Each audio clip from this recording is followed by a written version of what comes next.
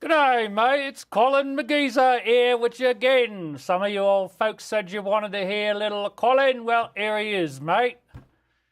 Some of you were making inappropriate jokes about the big one. There was no sexual innuendo intended or implied by what I was trying to say, mate. But if you live out in the bush long enough, you start seeing creatures that don't really seem to belong in the human gene pool. You've got these huntsman spiders, mate, and they're frickin' huge. They're like this big, and they'll crawl all over your sleeping bag while you're there at night, mate. It's not very nice. So my recommendation to you blokes and Sheilas out there is to stop worrying about what colour my shirt is, although somebody guessed it properly. It was going to be a new pink shirt. Thank you for guessing it properly, mate. It's Colin McGeezer. Welcome to the show. I'm here, I'm happy, and I've got my cigarette going up and down, up and down, up and down as I'm talking. And I know you like that kind of stuff, mate. So, my real name's David Wilcock. I don't actually have an Australian accent, but we like to liven things up a bit. You know, start the show with a bit of fun, bit of this and that. Fire up some things on the barbie for you, some bush meats, mate. There's lots of things you can eat when you're out there in the bush and you're all alone. You don't want to eat that huntsman spider, though, mate. It's bloody nasty, let me just tell you that. All right. You guys asked for some call, and I have to deliver. I have to deliver. So anyway, thank you. This is David Wilcock. I'm very happy to be bringing you today, again, the teachings of initiation before the big one. Now, what is the big one? The big one refers to civilizational events, events that will change everything about our lives and what we think is going to happen. Everything about what we know and believe to be true is going to suddenly be turned on its end, and we will realize that there has been a negative group in power that essentially controlled the planet for a long time, and they did not want you ever learning about spirituality. They did not want you learning you have a soul. They did not want you learning that you have a higher self that could communicate to you through things like synchronicity and dreams and psychic visions. They certainly don't want you to understand that we are living in a sandbox and that there are beings who are certainly far more evolved than they are. They like to be in control. They like to be the ones pulling the strings. They want you to look up to them with fear and with admiration. They certainly do not want you realizing. Bonnie Miller, thank you for donating. She says, what happens to our children when we ascend? Well, it's a different ascension than we thought, but let's get back to that. There are beings who are actually watching over us right now. And these beings are entirely real. This is not fictional. This is something that is actually quite amazing. If you don't understand this, it doesn't change the fact that it's there. So whether you realize that you are being governed by higher beings or not, doesn't change the fact that whatever you do, whatever you say, you have a higher self. You have a part of you that exists in the future as we would think of it. Roger Zabarik, thank you. And that higher self is actually governing the events that happen in your life. You think that the events that happen in your life are random, but they're really not. And that's what ascension is about, is coming to an understanding that you are living in an illusion.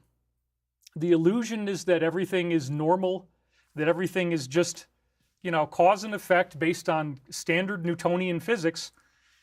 Nobody who's trapped in a materialistic or even a psychopathic viewpoint ever wants to believe that there are consequences for their actions. They think that they can get away with something.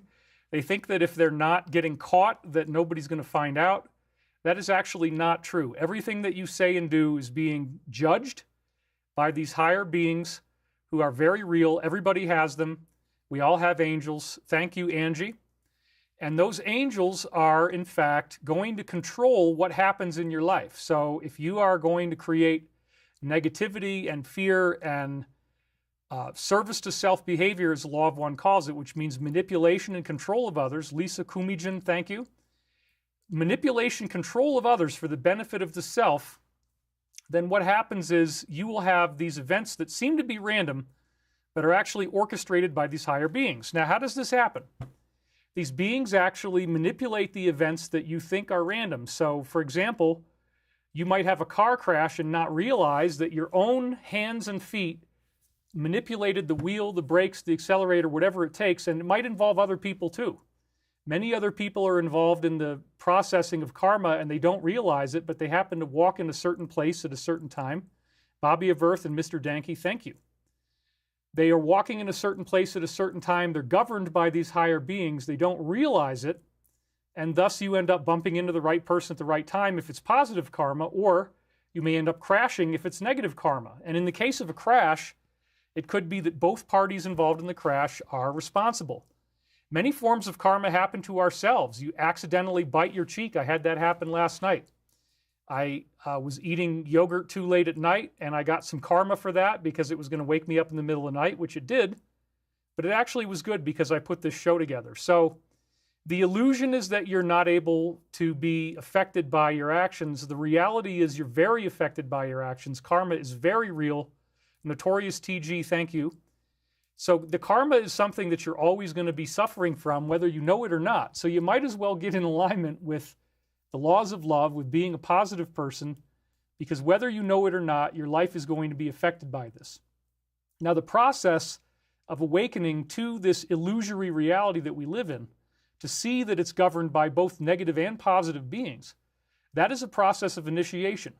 Hence the title, Ellison Carr, thank you, of our talk today.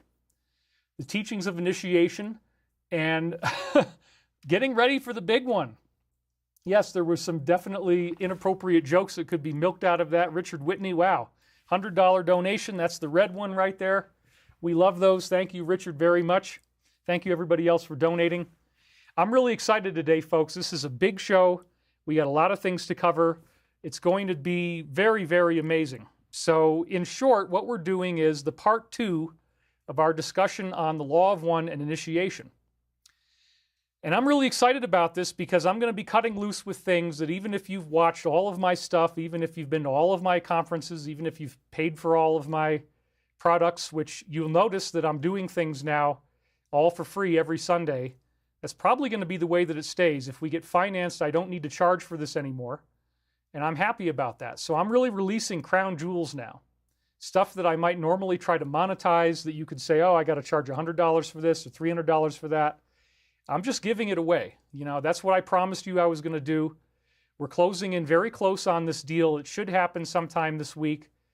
There's some final things that need to be done. The person who's providing the collateral for us is an attorney, and this person has flown into LA as of Friday. And so all of the final stages of getting ready to close are happening. And again, this is a direct conduit to us getting the money to begin hover car projects with real anti-gravity, not fans of propeller blades or jet engines, but real anti-gravity, and the power plants that will make it possible for us to have these hover cars. Your hover car is going to be able to power your whole house, and it will be able to fit in your garage. So the hover car project isn't the very, very first thing that we're going to do. The first thing we're going to do is called the SM-150, which is a really remarkable aircraft that has many different applications, including drone applications, as well as a Cessna type of private aircraft. But the point is, we are here now. I mean, this is happening. The plane is taking off, pun intended. We are getting financed, and I think part of why we're safe on this deal and it won't get collapsed like many of the others is because, frankly, the commissions for all the different entities putting it together, the brokers, the attorneys, they're getting massively paid. Some people are getting almost or more than $1 million in commission. So that actually works in our favor. You know, the fact that it's so lucrative for the people doing it, it's actually a really bad deal for us. It's almost like a 50% tax on the money we're doing. But up until now, we haven't been able to secure project financing. So as a result, we got more donations. Renegade Indigo, thank you very much. What about your factory? You said you would need workers. It would be my dream to work for you. Yes, there you see it there. Steve Rogers also, thank you. So we are going to be hiring people, and we hope to expand this a lot more in the future because there's many different things that we're going to do. So I do encourage everybody to reach out to us as we get this going. And if you have that desire, we're happy to try to find a place where we can put you. So again, the topic of today is initiation. I'm sorry if I missed some of the super chats, but I have to kind of focus on content here. But if I see it going by, and I do see it out of my peripheral vision a lot of time because of the big colors, I'll do my best to try to acknowledge you. And I thank you all for being here. The main donation that really matters to me is your kindness, your appreciation, your support. We have 2,500 people already, and it'll probably go up above 4,000 within a little while. But again, the main thing that we're dealing with right now is going to be the Law of One and the teachings on initiation, specifically the idea of the King's Chamber, which we talked about last week, and the fact that this is a global initiation. This is something that originally was done in the pyramid. The pyramid, as I said last week, please watch that show if you haven't, is a healing chamber. It's actually intended to produce ascension, which is essentially the same concept as healing in the Law of One. If you're new to my work and you don't know what the Law of One is, to me it is the tour de force of intuitively revealed teachings. It came through from 1981 to 1983. The questions were asked by a PhD in physics named Dr. Don Elkins, who had been studying UFOs very heavily since the 1950s. The channel, or instrument as they called it, was Carla Ruckert, and she was completely unconscious and did not remember any of the words she said. They went through at least 15 sessions before they even allowed her to read any of the material. So she had no idea what was going on. And then the scribe, the person who was transcribing everything, was Jim McCarty. And I ended up living with them, Carla Ruckert and Jim McCarty, who became married after Don Elkins' tragic death. I lived with them from 2003 to 2005. So I had a 2-year internship with the actual people who did the Law of One. That's how dedicated I was to this work. I moved from Edgar Cayce's birthplace in Virginia Beach, Virginia, to Louisville, Kentucky, where the Law of One was located, right near where Edgar Cayce was born, in Hopkinsville, Kentucky. And if you haven't heard of Cayce, we're going to cover him in a minute. His work was very similar to the Law of One.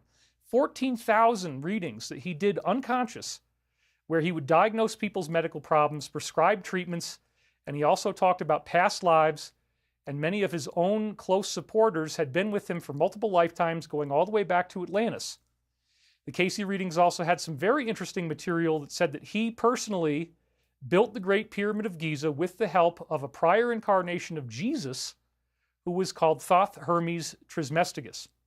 Trismegistus meaning thrice greatest, or thrice greatest Hermes is another term you hear.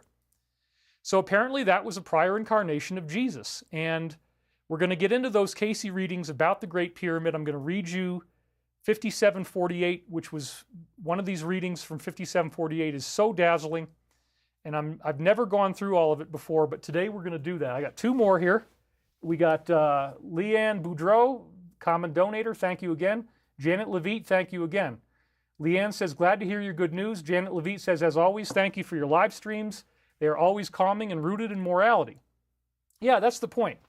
If I was, in fact, a demon, as the trolls would love to say, then there would be very obvious signs of that. I would be trying, I was offered billions of dollars in bribes by what you could call the deep state, specifically because they wanted me to talk about Lucifer. They said, all you have to do is say nice things about Lucifer, and we'll get you set up with one of these collateral accounts. All you have to do is come up with $16,000 cash. It goes into 2 accounts that are $8,000 each. Those accounts are then turned into bankable notes that come back as $100,000. You get that line of credit for $100,000. Then you invest the $100,000 into one of these trade programs, and from there you go up to a $100 million trade. That money is yours, and then you can begin investing in these weird things called the secondary market. So within a year, supposedly, my account would be over $1 billion of this stuff. And I did meet people there was a guy with a blood-colored snakeskin rattlesnake briefcase. It was the color of blood, and he had a very disturbing story about how they had trillions and trillions and trillions and trillions and trillions of dollars. Well, that's not really true anymore, because now they're selling off their yachts, they're selling off their houses. We're going to have more of those slides this week. But yes, I've been bribed at least 5 or 6 different times with fantastic amounts of money. And in some cases, they told me about this Lucifer stuff. In other cases, they just said they didn't bring that up yet. But, like in the case of Jacob, Uncle Jack, let's get the glasses back on again. He said, this is true. This is what actually happened to me. He said, mate, all you have to do is say some nice things about Lucifer. That's not so bad, is it? All you have to do is go out there, just say a few things here and there, and we'll have you, mate. Your family, David, we're your family. Your family loves you. We miss you. We miss you, David. We want you back with our family, mate. You need to come back to your family, David. We'll give you all the money you need. All you got to do is just say a little bit about Lucifer, and you'll be fine, mate. This is really true. Somebody, nutrition lady, says, I look forward to Sunday's talks. I have followed you for years. Paul Cannon says, offered bribes, but not bribed, hopefully. Right, that's the whole point. If I was going, thank you, Ridgeline Remote Team. We do have new support in customer service and here. So, Barbara Vadas, thank you for donating. I like to pay for each of your Sunday shows. I've learned a whole lot, so thank you. It's like a movie ticket. Thank you, Barbara. Yeah, we have a new team that's helping us.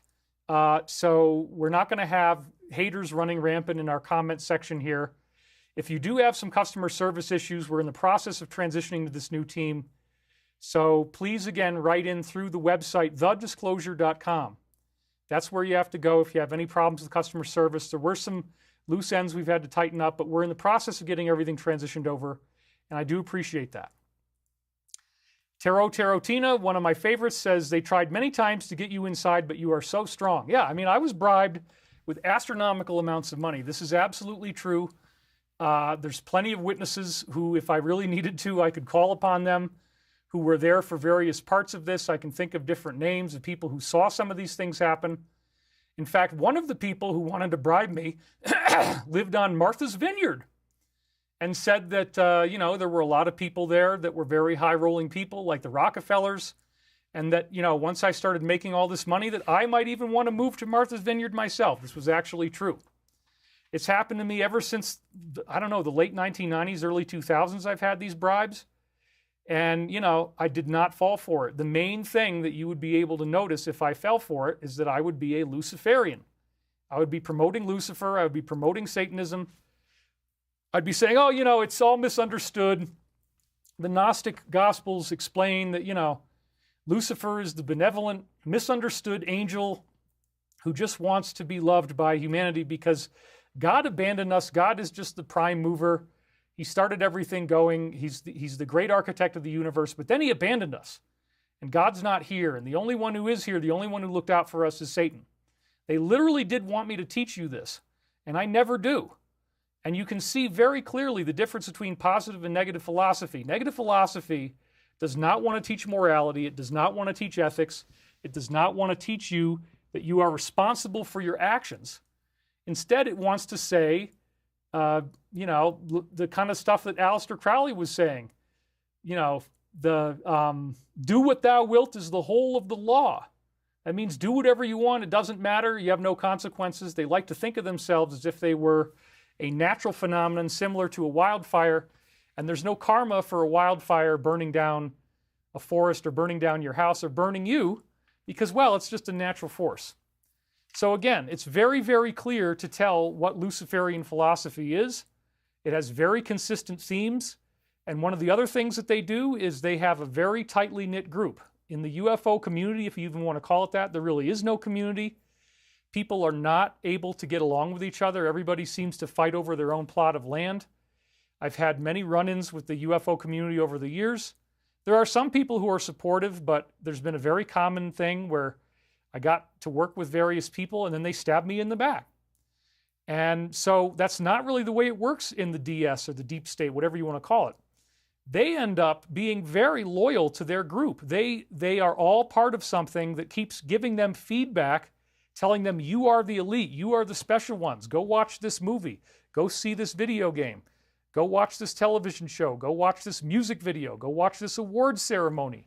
They're pumping this stuff in your face, people with devil horns, with fire around them, with blood coming out. You see these in very popular music videos. You might go to the grocery store or some type of common supermarket chain or some type of, Target or whatever. It doesn't matter what it is. I'm not blaming any one group. But you go to these stores and you hear this, what I call Illumipop.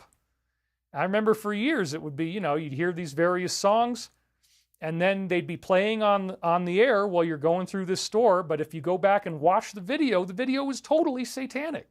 Just disgusting, ridiculous. And this has been going on all along. I mean, it all goes back to rock and roll. As I've talked about before, the Rolling Stones, Sympathy for the Devil. It goes right on up through Black Sabbath. And it goes right on through all different types of bands.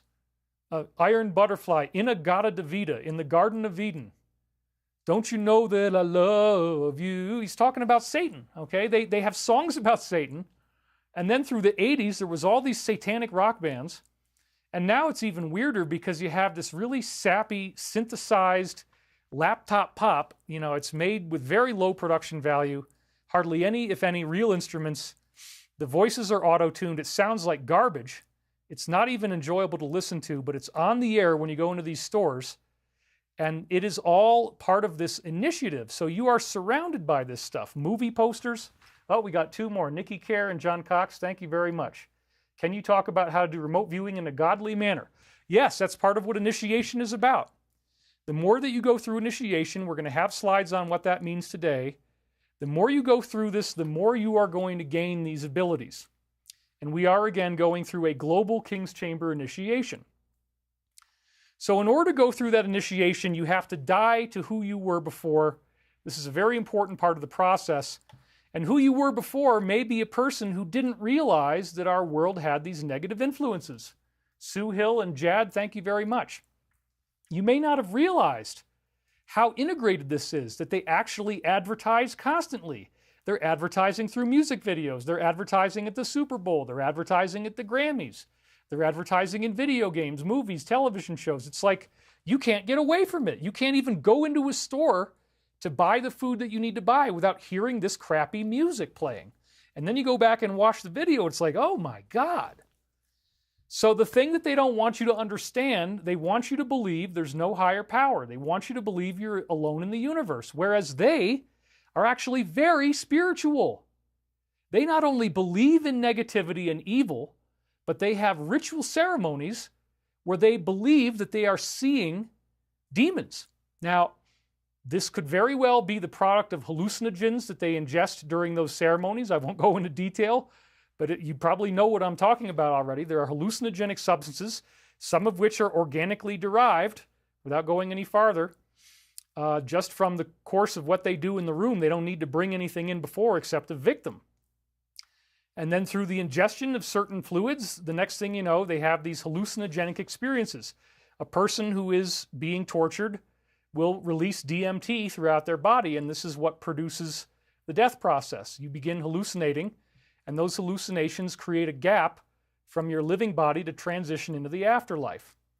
So the point is they ingest hallucinogens. This is actually very serious, very scary stuff. And then once they're under the influence, you will start to see members of the circle. Their faces might turn into animals. Their whole body might turn into an animal. This is apparently where the werewolf legend comes from. Again, it is a hallucination. I do not believe any physical shapeshifting is taking place. But the hallucinogens get you into this liminal space where you are now kind of on the threshold between the living and the dying worlds.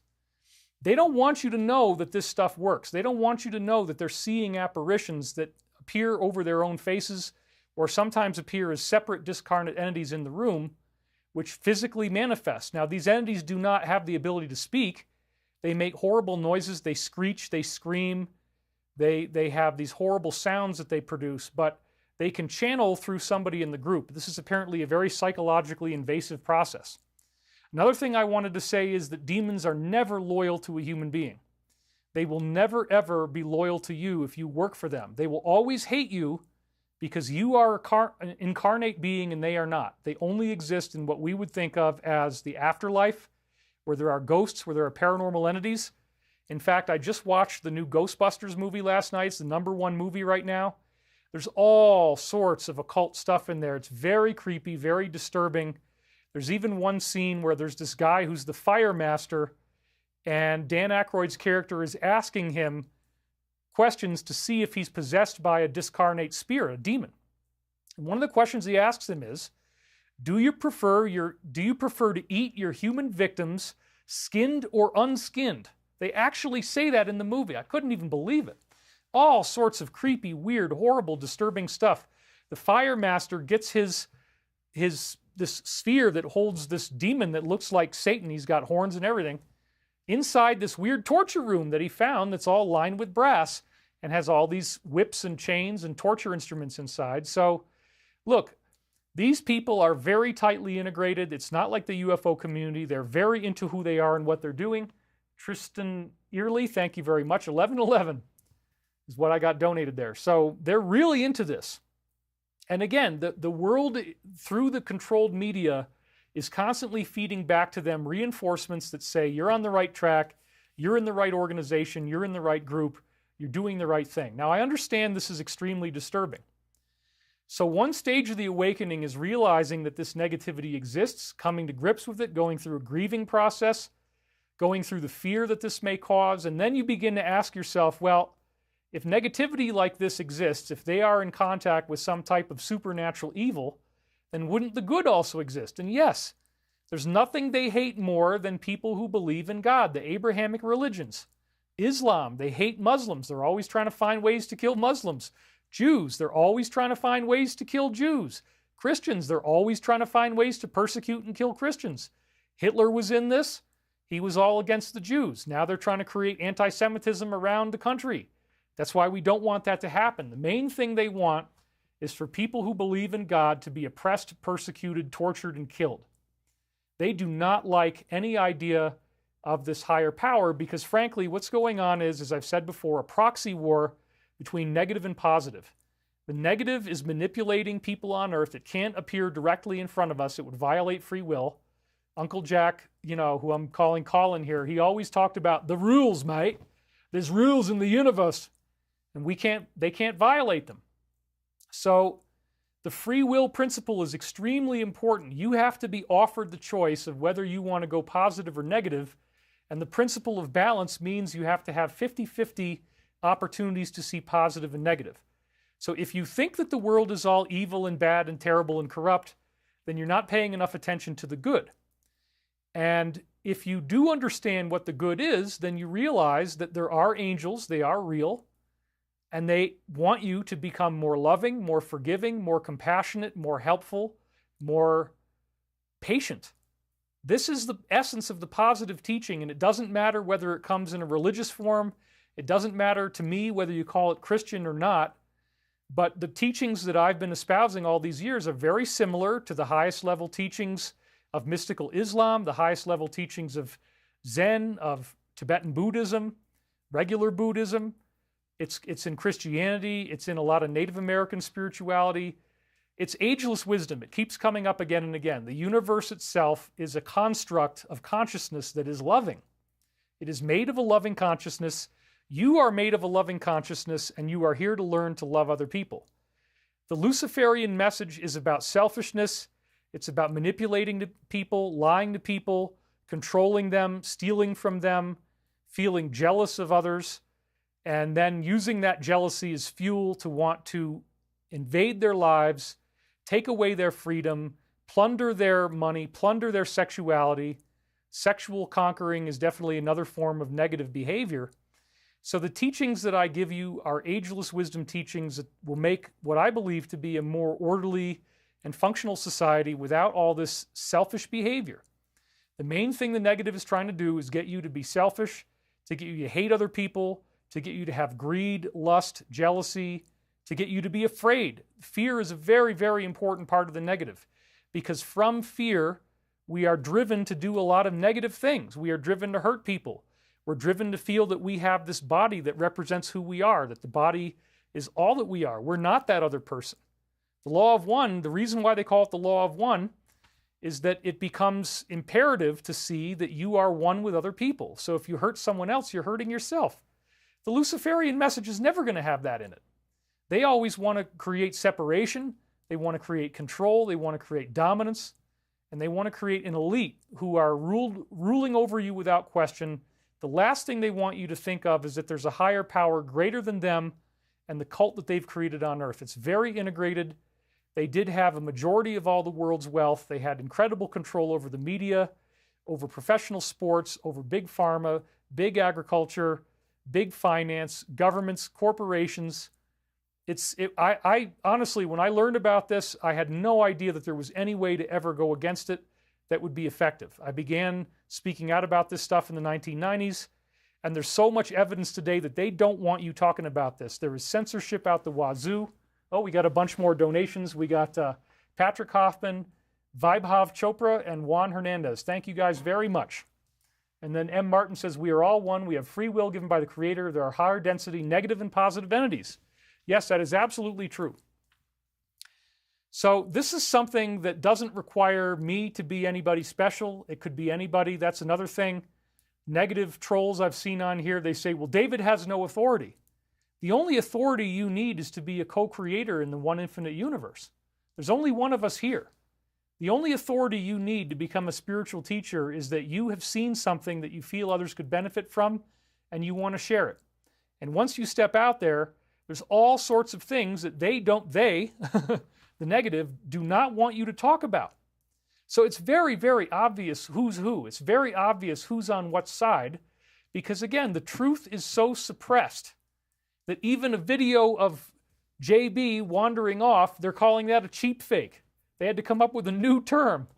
And it's such an ironic projection because everything that they tell you is a cheap fake. None of it is true.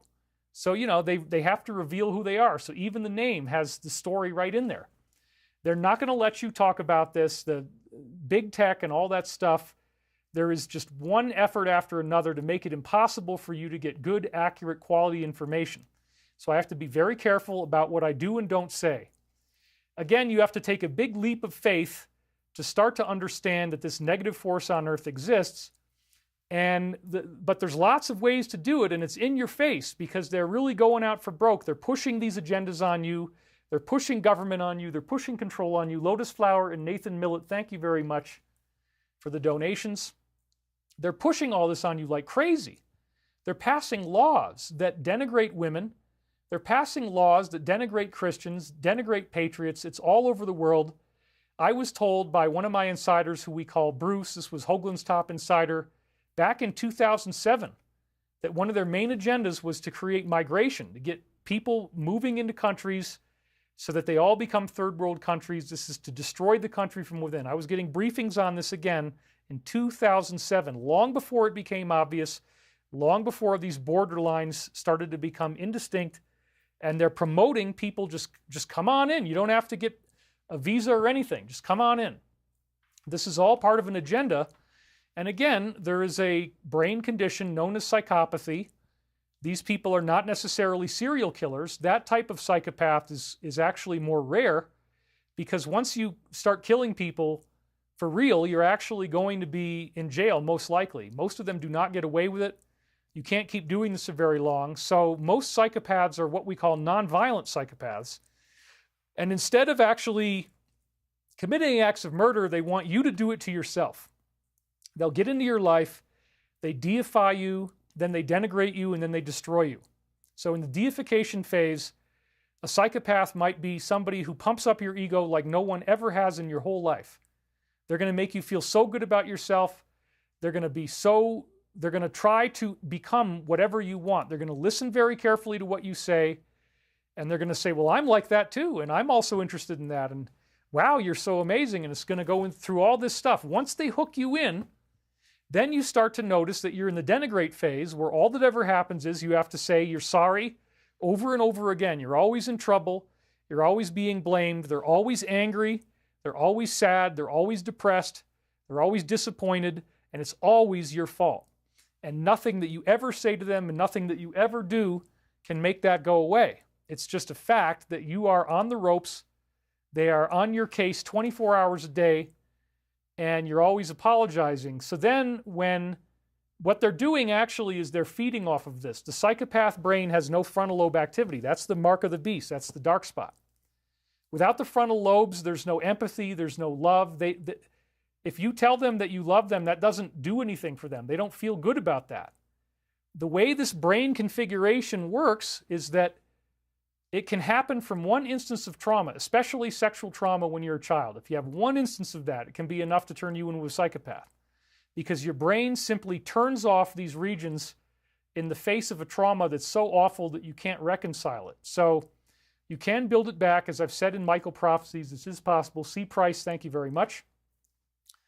But it's not usually going to happen. So once the brain goes into this strange configuration, most of them are now in like a fight or flight mode. Most of their activity comes from the reptilian core of the brain.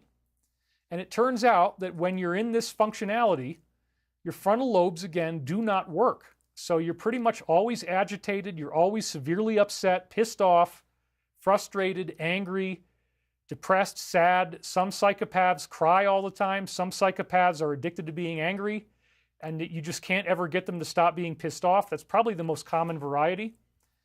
And they're always blaming. They're always setting things up. Tension resolution cycles. They feel bad inside themselves. They start goading you and prodding you. They want you to do something. And then once you make a mistake, once you actually do something selfish or something evil, something moderately evil, even tone policing, raising your voice. That's all it takes. They'll be like, oh my God, you're yelling at me. Well, look at what's just happened for the last half an hour. You push me to the breaking point. Yeah, I'm raising my voice. I can't believe it. And then they just have a tantrum. Tantrums are another aspect of psychopaths. This is a person who's going to act like a child. They're going to get extremely angry or extremely sad, and they will become destructive and sometimes even physically violent. This is stuff that I studied in college, okay? There's whole methodologies of how we categorize different types of psychopathy. There's a spectrum that you put people on in terms of where they are, how bad it gets, and one of the most difficult things for somebody is if you have somebody in your life who's a low on the spectrum psychopath, and you think that you understand this type of person because you've gotten to know this person very well. But then there are other psychopaths who will go much farther down that spectrum, and they'll become much more aggressive. They'll actually physically beat you. Most of the people who are doing physical domestic violence have a diagnosis of psychopathy. If they're committing acts of physical violence, their frontal lobes are shut down, they get into this very agitated tantrum, and then their brain is rewired so that they gain pleasure off of suffering. This is probably the most important discovery I ever made about psychopaths, as I keep saying. An area of the brain next to the corpus callosum, which is the connective tissue between the two hemispheres. That part of the area of the brain I'm talking about is called the striatum. And what we know is that the striatum is associated with pleasure, including sexual pleasure. And there have been scientific studies. I document them in Michael Prophecies, available at thedisclosure.com. We have a discount code, which is Revelation. You get 70 books for 70 bucks. Until my deal comes through, this is still available. Please support us through that method if you can.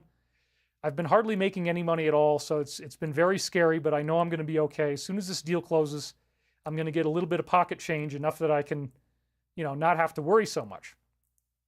The striatum is the part of the brain associated with sexual pleasure, and we know for a fact from scientific studies that people who are on the psychopath spectrum get the striatum lighting up, meaning they're having pleasure response when they see, for example, a photograph of somebody whose hand got stuck in a car door, or somebody whose face is screaming. Anything that involves violence, torture, terror, etc., they like it. They enjoy being deceptive. They enjoy being manipulative. They enjoy hiding who they really are. They enjoy using your love and using your compassion as a weakness, luring you in, lying to you, getting you to worship them by giving you enormous compliments. That's the deify stage. Then they go into the denigrate stage, where all you ever are is in trouble. And the reason why you're always having a fight, and the reason why you're always arguing, and the reason why you're always having to say sorry is because they love that, and they don't love being loved. They don't love compassion. They don't love forgiveness. They don't love any of the normal stuff that people would enjoy. What they really love is torturing, destroying another human being's life. It's just a very sad thing, but it's true. And then they go into the third phase, which is the destroy phase, where in most cases they will just dump you in a heartbeat. And you can be very traumatized because you really would have laid down your life for this person. You really became attached to this person. You get an attachment disorder. And they are ready to just walk away from you. And when they finally cut you off and they dump you, you're just left like, oh my God, what the hell? I did everything I could for this person. I tried so hard to make them feel loved. It's like, no. What they really enjoy is torturing you. And once you gain boundaries and you don't let them torture you anymore, once you gain some masculine qualities, once you gain this strong personality, now they're pissed off. They don't enjoy it. The only thing they enjoy is the arguing. If they can keep you always arguing, if they can keep you always blaming yourself, saying you're sorry, then they're happy. But if you start standing up for yourself, saying this is not right, you are a bully, you cannot do this to me, I refuse to accept that you are trying to tell me that everything is my fault. Where are you in all this? The more that you keep pushing back on them, and that the denigrate phase doesn't lead to you being afraid of them, doesn't lead to you saying you're sorry, doesn't lead to you falling on your sword anymore, now they got to get out. And so what they're going to do is they're going to catastrophically get out. They're going to take all of your money if they can. They're going to destroy your entire social circle, destroy your reputation. They will destroy you in every possible way. So again, it's like a Hannibal Lecter, but they're not going to actually kill you. They'll just go everything up to that point on the line. And again, one instance of severe child abuse can turn somebody into this and put them somewhere on the spectrum. And so this is a very, very interesting thing, because these people who are on this type of spectrum, they have created a group that is ruling the earth. And they use murder, they use dirty tricks, they want all the money, even though they hate being alive and they hate other people. They want all the money, they want all the power, they want to torture you, they want to tear you down. And everybody on this spectrum is going to find out sooner or later that, you know, there is somebody else out there who's like me, and it looks like they're organized and powerful. To go down to the level of ritual magic, you have to go very far down the psychopath spectrum to the point of actual criminal behavior, murders, torture, where this is done in a ceremonial setting with robes, masks, black candles, chanting, all that kind of stuff. And this is very freaking real. And again, they ingest hallucinogens and they see negative entities. So psychopaths, this is like the ultimate way to go to Mecca for them, or to go to Disneyland for them. There is a group that supports the way they think. There is a group that encourages their behavior and wants them to act this way. And they're very loyal to each other. They're very tightly knit. That's why they go into a fighting mentality. They believe that they are the chosen ones. They are the elite. They are the superior beings of society. They have access to spiritual beings that you don't. In this very contorted philosophy, they think the devil is good and God is bad. So they hate Christians, they hate Muslims, and they hate Jews. They kind of tolerate Buddhists. They don't hate them quite as much. But again, it's not really them who's doing this. It's the entities that they're working with. And those entities want them to think this way. The negative entities are controlling people by proxy. And what I've been getting from my dreams is this concept of demonic cloud computing, which is that everybody on the psychopath spectrum is being telepathically influenced to varying degrees by negative entities. And they're almost never aware of it. But when they're torturing you and denigrating you, when all you have is one argument after another, you can't even go more than a 24-hour period without an argument. You're just always defending and fighting. And again, until you get boundaries, until you start standing up for yourself, they love it. So if you are in a situation like this, it could be with a family member, it could be with a boss, it could be with a coworker, it could be with a friend or associate, it could be in some type of romantic partnership, or a partnership that was romantic and now it collapsed. If you're having arguments every day, then you are not the problem. They are the problem. And if you think that you can talk your way out of it or argue your way out of it, you are totally lost in the matrix. They will never stop arguing with you. They will never let you win an argument. No matter how many times you explain yourself, they're going to keep bringing up the same stuff over and over again because, again, the only thing they want is for you to be in fear, for you to be denigrated, for you to be in a diminutive position to them. They want to tear you down. They want you to apologize. Everything is your fault. You're always saying, I'm sorry, I'm sorry, I'm sorry, I'm sorry, I'm sorry. I'm sorry I said this. I'm sorry I did that. I'm sorry I haven't done enough. I'm sorry I'm too fat. I'm sorry I have lines on my face. I'm sorry I don't look good enough for you. I'm sorry I'm not making enough money. I'm sorry my job sucks. I'm sorry, everything. No, you are not sorry. You are not sorry. You are not a sorry person. You are a valuable person. In fact, the law of one says you are a being of infinite worth. So if someone, in order to live with someone, thank you, Earth Angel, she says, we are not of these bodies, you are me and I am you. And Plants 011, thank you. If you are arguing every day, and that's all it is, then you need to start standing up for yourself. You need to stop taking blame and stop thinking that you can out-talk this. You cannot out-talk a psychopath. They will never, ever let you win an argument. They will never, ever accept your argument. It's not even about you winning the argument. It's only about the fact that you're in the argument. That's all that matters. That's what they feed on. That's their pleasure. They're getting pleasure off of you looking scared. They're getting pleasure off of you being sad. They're getting pleasure off of making you angry. They're getting pleasure off of your depression, off of your despair, and they're getting pleasure out of destroying you. The greatest thing you could do for these types of people is actually to destroy your own life, to kill yourself. That would be their highest goal, to actually get you to destroy your own life. Because you are manipulated into thinking that they love you. They really don't. They will say, I love you, and for them, they believe it.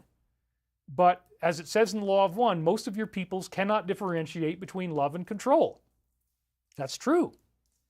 Psychopaths will only have you on the ropes. They will never let you win. You will never be treated well. You will always remember back when they treated you well, but they only do that to entrap you in the deify phase. They will treat you better than anybody ever has before, but it's all a lie. And they're only luring you into this game. And again, once you get boundaries and you start having them consistently, then they go into a destroy phase. Not everybody will try to leave you. Some of them will hang on. But most of them will now try to utterly ruin your life. And when they've ruined it as much as they can, then they suddenly pull the plug on you and they leave you a shattered mess. And you might become very depressed, and it might take you years to trust anyone. You might lose your ability to trust other people.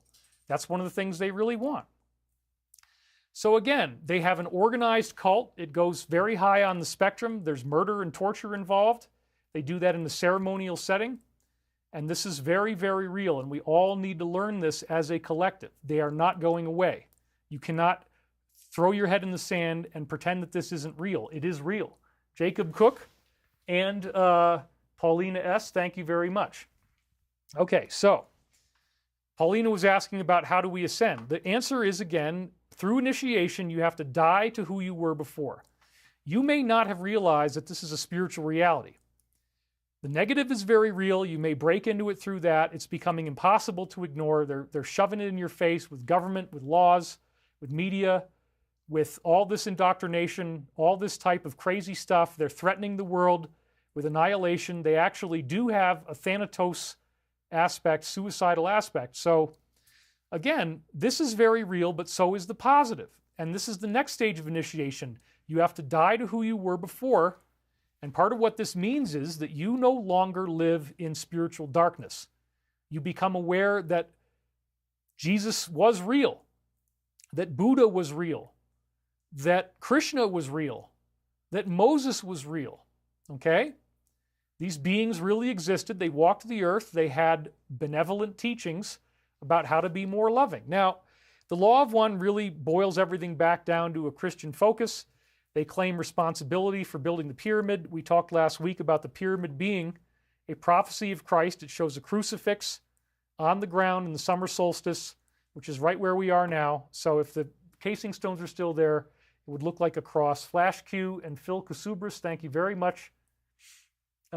He says something cool here. Phil Kasubris says, maybe the old Star Wars Christ mythos said it best. My ally is the Force, and a powerful ally it is. Luminous beings are we, not this crude matter. Yes, absolutely. That's why George Lucas is not happy with what they've done with the franchise. Good was good and bad was bad. In the original movies, it was very clear to see what is the dark side, what is the Force. Okay? So part of dying to who you were before, to say that phrase again, this is what we're going through as initiation. You are going to be reborn. You are going to be resurrected in the understanding that you're in a spiritual reality. In fact, if the negative is as real as it is, and it's in front of us in every direction, there darn well better be a positive to counteract it. And there is. My life is living proof of this. Most people do not understand that their dreams are coming from their higher self, but a big part of ascension is starting to remember your dreams. And there is a language of dreams. Everything in the dream is about yourself. Every character is a reflection of yourself. Every scene has to do with you. It's all telling you a story about how you need to grow and evolve. And again, Michael Prophecies, the 7-book series at thedisclosure.com. 70 books for $70. Once you get into book 4 and from then onward, I have very detailed dreams and I analyze them, and that is an excellent way to understand your dreams. It's only $10 a book. It's my masterpiece, and if you haven't already got it, please do, because for the time being, I'm still in this cliffhanger where I need more money. Stephanie Casino, or Kasanek, she says, this money is actually for Girly. Well, thank you. Yeah, Girly is really at the end of her life now. She's very, very ill, and that's a whole other story. She can't really get off the floor. She's peeing all over the place. She has very, very bad gas. Just the last 2 days, I've had to stop giving her any cooked food at all, which she really loved to get pieces of fat off of my steaks when I have a steak, bison steak, but I can't give it to her anymore because the farting was so bad that it was waking me up in the middle of the night, and it was like either a 7, 8, 9, or 10 on the scale of horror of how bad a fart could ever smell, and I'm smelling them every single night.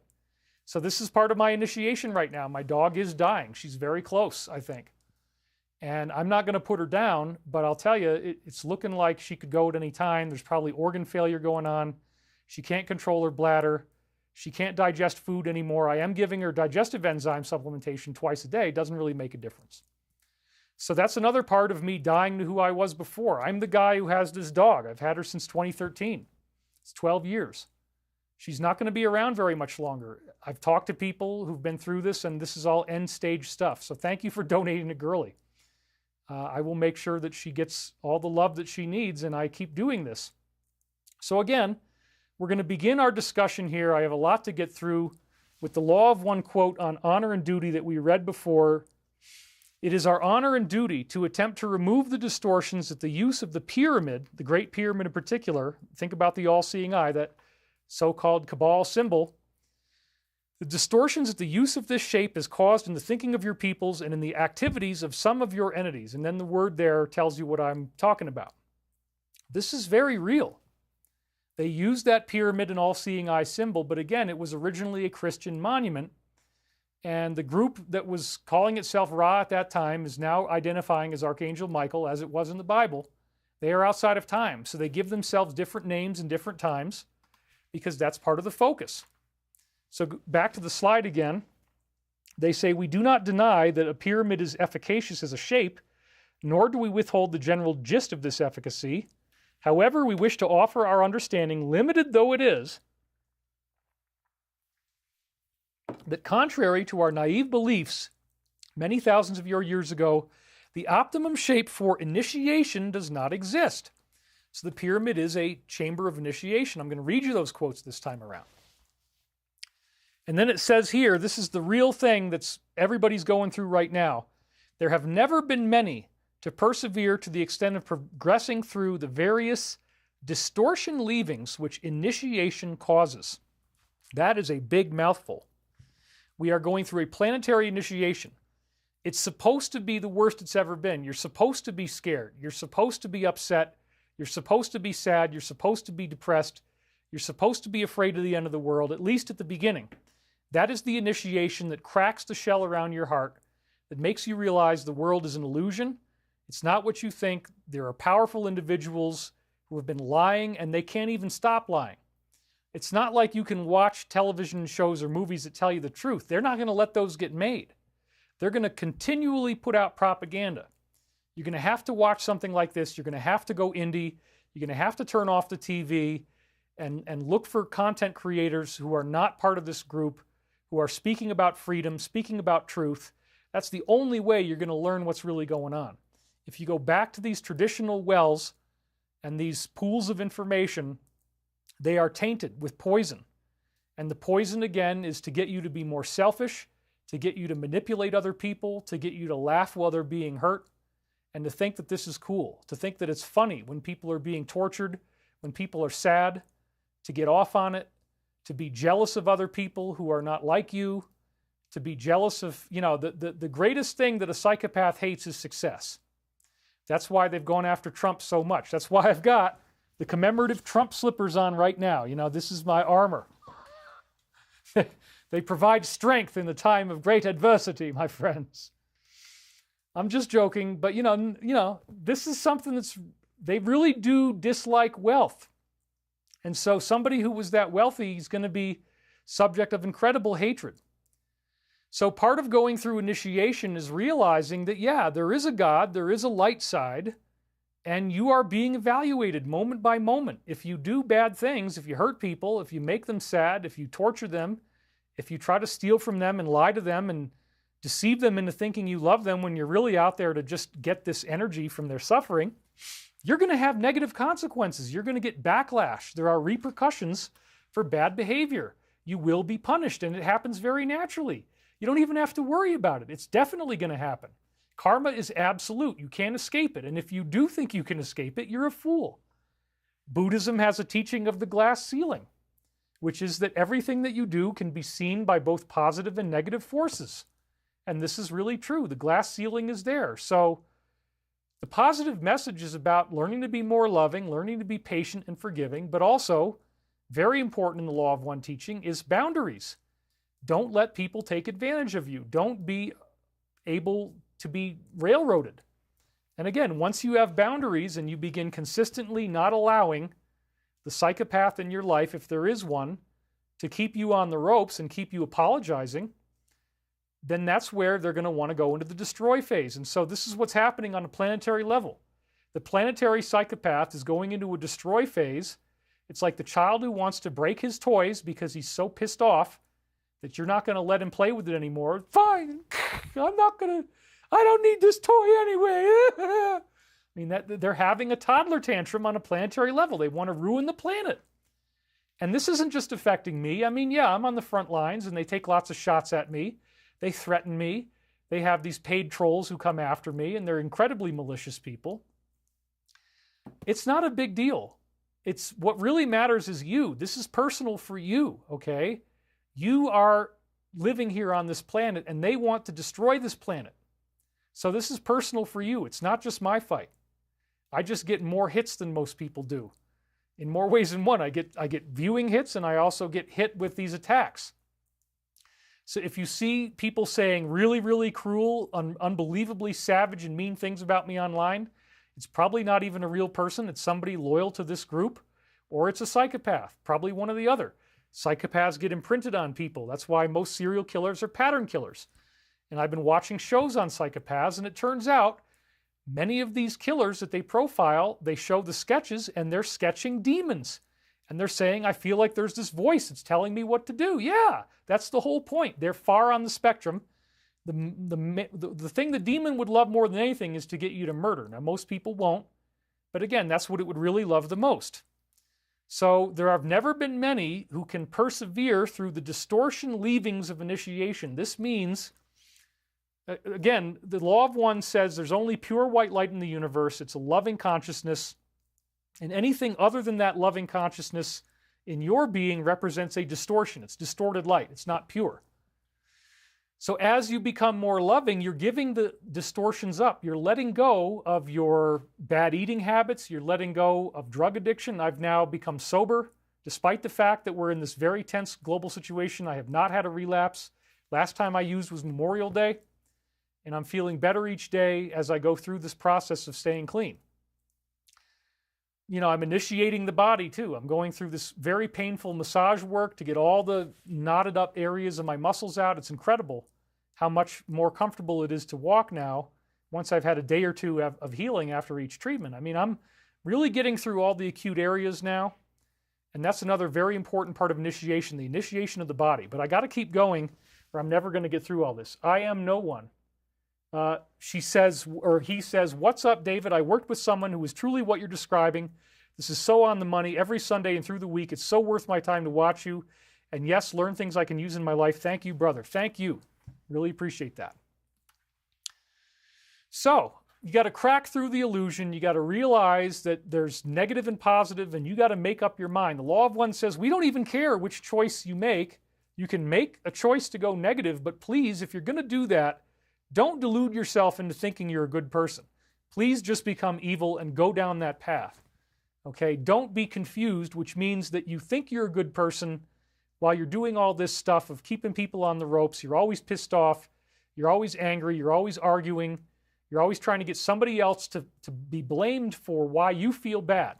If you feel bad inside, if you can't reconcile all these negative emotions, and then it makes you feel good to go after somebody and say, you make me feel this way, you did it, you did it, you did it, no, it's all your fault. No. That's negative. You're on the negative path. If you are not treating people with compassion, if you are going to bed angry, if you create a fight at night and then you don't allow the person to go to sleep without it being resolved, all this kind of stuff is negative behavior. If you're always upset and you're making it somebody else's fault, then you really need to take a look in the mirror and say, okay, am I really being in alignment with the universe or not? Earth Angel, can you speak about out-of-body experience? Well, we're going to get into that again with the King's Chamber. So, the distortion leavings that initiation causes. Initiation is very intense. And probably the most difficult part of initiation is letting go of fear. Again, being more loving, that's all fine and good. But when you let go of fear, that's really when you get into honest communication, which is the throat chakra, as we talked about, wisdom, honor, and will, and communication. Honest communication, because what the psychopath always wants is the hidden. Alcoholism, addiction, addictive behavior, pathological behavior is always about the hidden. There's something going on that you can't really talk about. And if you try to talk about it, you get Darvo. If you try to tell the psychopath what they're doing, if you try to confront them, they deny, D, attack, A, reverse victim and offender, RVO. We got Carl Moffat and we got Andy Chuang. Thank you both for donating. That's Darvo. Deny, attack, reverse victim and offender. You can never have the conversation that you would probably have before a divorce or a breakup because they'll never let you talk about what they're doing. They will never allow you to be heard. They will always flip it around. Well, you did this and you did that, and no, that's your fault. It's your fault. You're never going to be able to say, look, I'm noticing that you're being very hostile to me. I'm noticing that you're always attacking me. You're always telling me that I'm at fault, that I've done something wrong. You're always telling me my behavior sucks. I'm not good enough for you.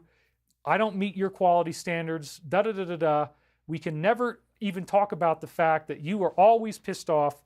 You're always attacking me. You're always upset, and you're always saying it's my fault. And if you try to do that, they will just destroy you. So it's like you can't even talk about their behavior. And that's the way that the psychopathy that we see on a global basis is. You're not allowed to talk about it. We will censor you. You can't even post it. Your post isn't going to go up on the internet. It's going to be immediately deleted.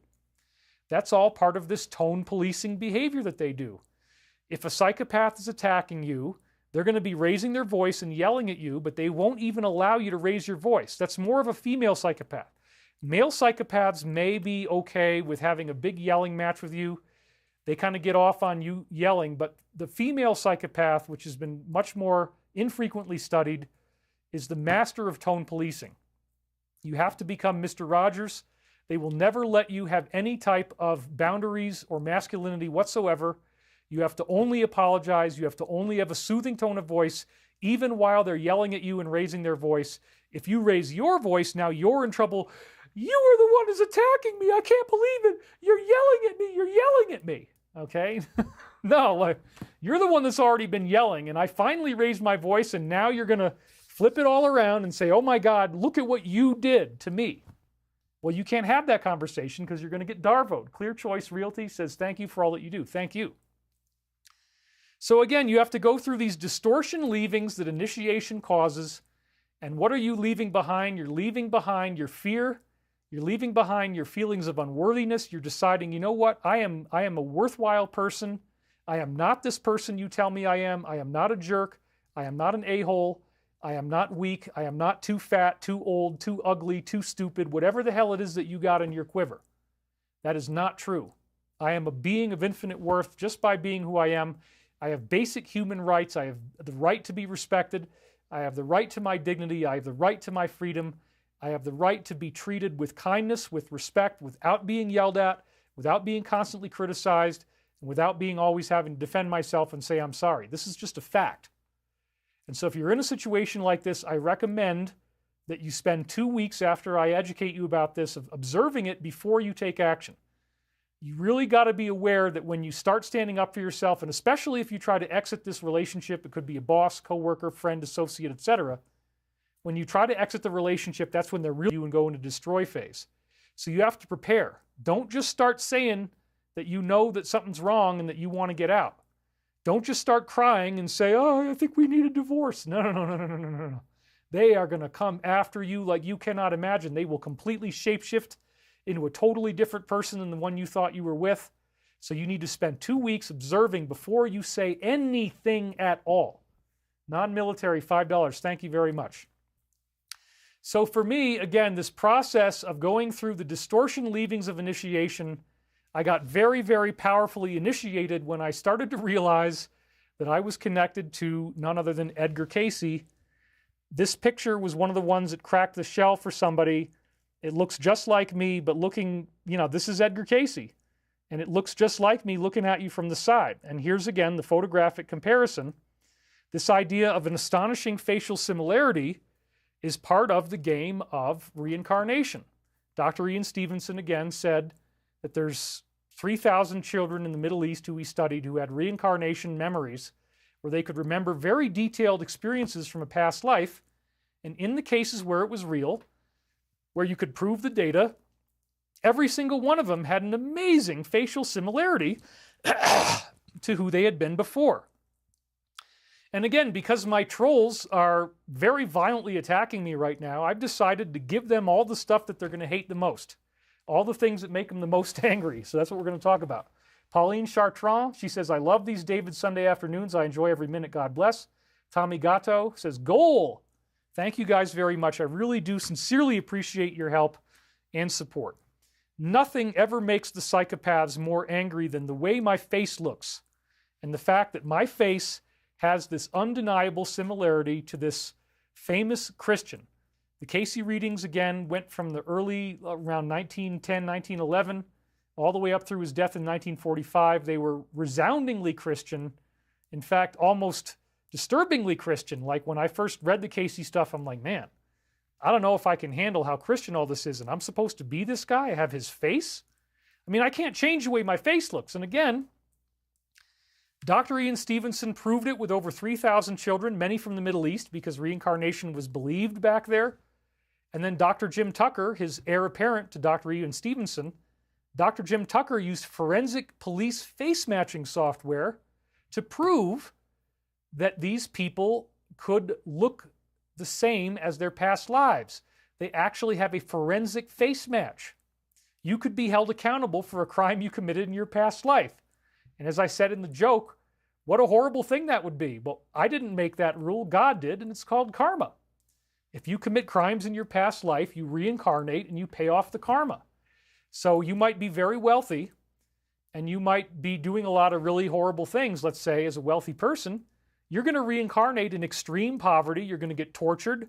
You're going to be starving. You might have your skin covered with this horrible rotting disease, leprosy, God knows what. You can have a very, very nasty series of incarnations if you're that significantly evil. Non-military donated again. Thank you. Not only do we have this bizarre, very bizarre facial similarity, multiple reincarnation researchers have told me this is like the best facial similarity they've ever seen. It's also an astrological similarity. So I wanted to show you this letter that got sent in by Johnny Barnett, and I haven't found the original email. I threw this in at the last minute. But he said that the friend of his who did this, his name was Ray. And so this is the chart that they sent me. This is a three-way chart of, as it says here, the inner circle is Edgar Cayce's birth chart. The second circle is the transits on the day that Cayce died. The third circle is the progressions at the time of Cayce's death. And then the outer circle is my birth chart. So there's 4 charts in here. First is Cayce's birth. Second is death transits. Third is death progressions. And the fourth is my natal chart. And there are these astonishing astrological similarities that are really very, very tight. Lita just donated, thank you very much, between these charts. And so it's not only the facial similarity, it's the astrological similarity. So I want to read you what Ray wrote in this letter from Barnett. The sun.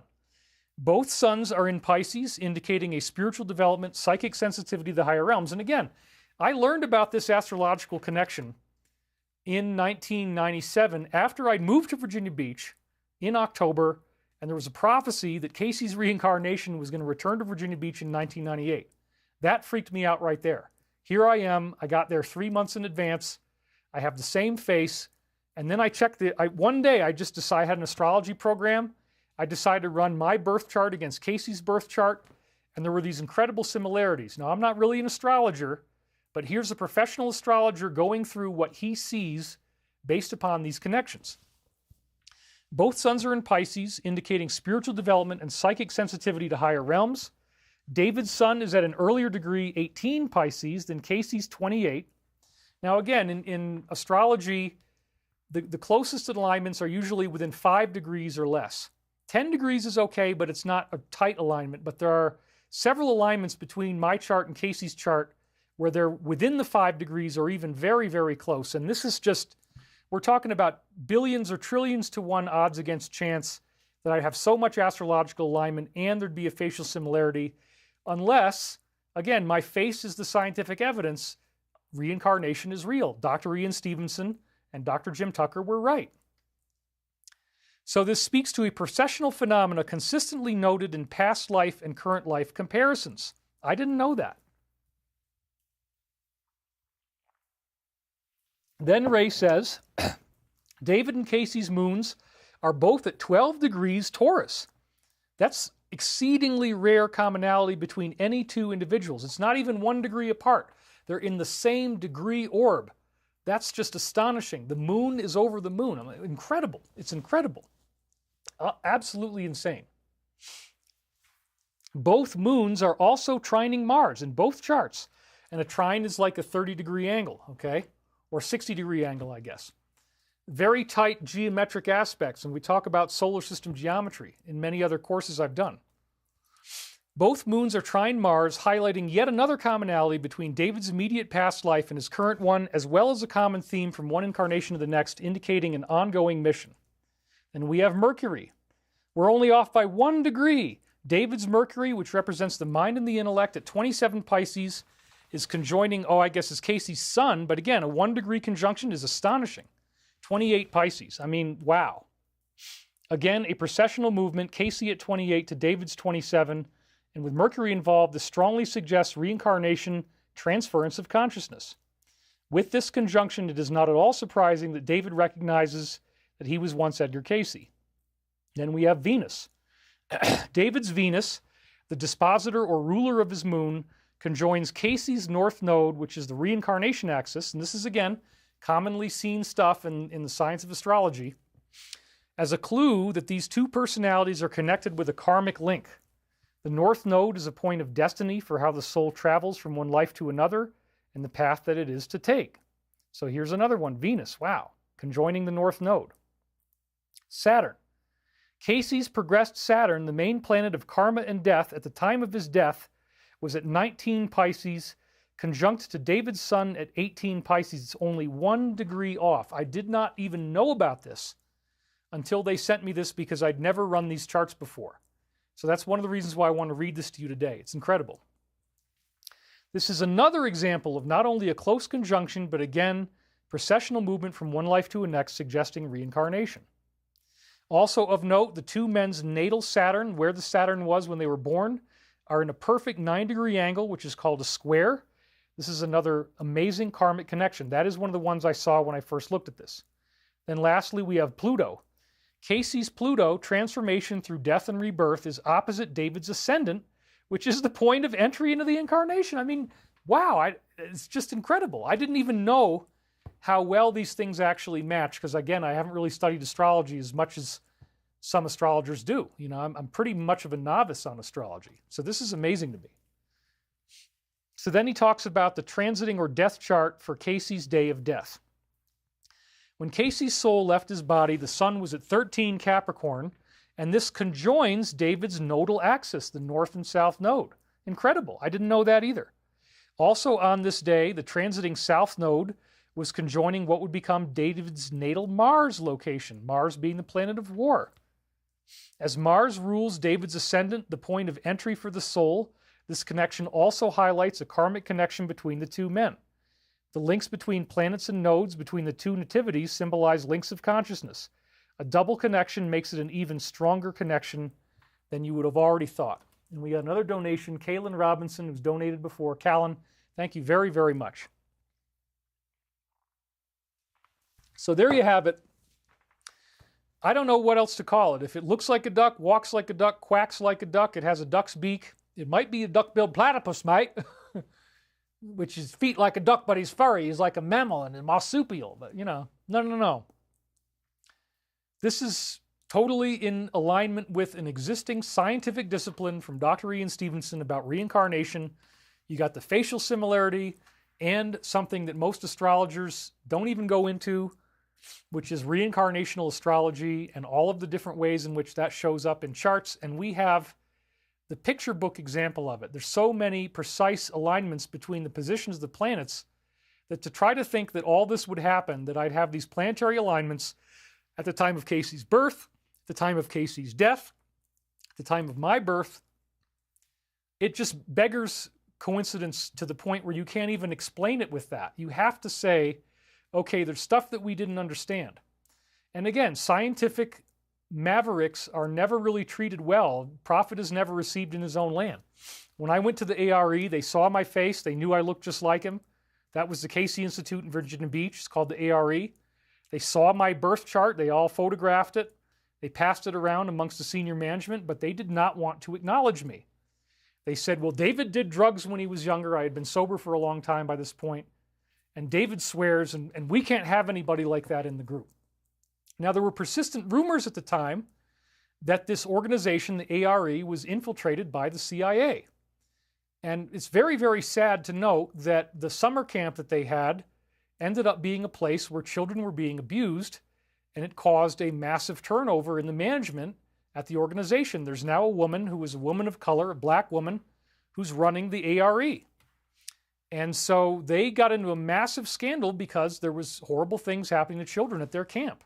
Now they've cleaned it all up, and I applaud them for that, and I would hope that at some point we could have a healing with this organization because, you know, the rumor was that they were infiltrated by the intelligence community, and it very likely was true. I talked to people who were very concerned about this. They had scientific evidence. I've never even mentioned that before, but what the hell, I'm doing it now. Look, the bottom line is the intelligence community is going to infiltrate everywhere they can. We got Tracy Shetler. Thank you, David, for your inspiring teachings and learnings. I love your beautiful light. And Carl Moffat says, you deserve every success, my brother. Thank you both. I really appreciate that. So again, I was treated very, very badly by the ARE. I had the face, I had the astrology. They wanted absolutely nothing to do with me.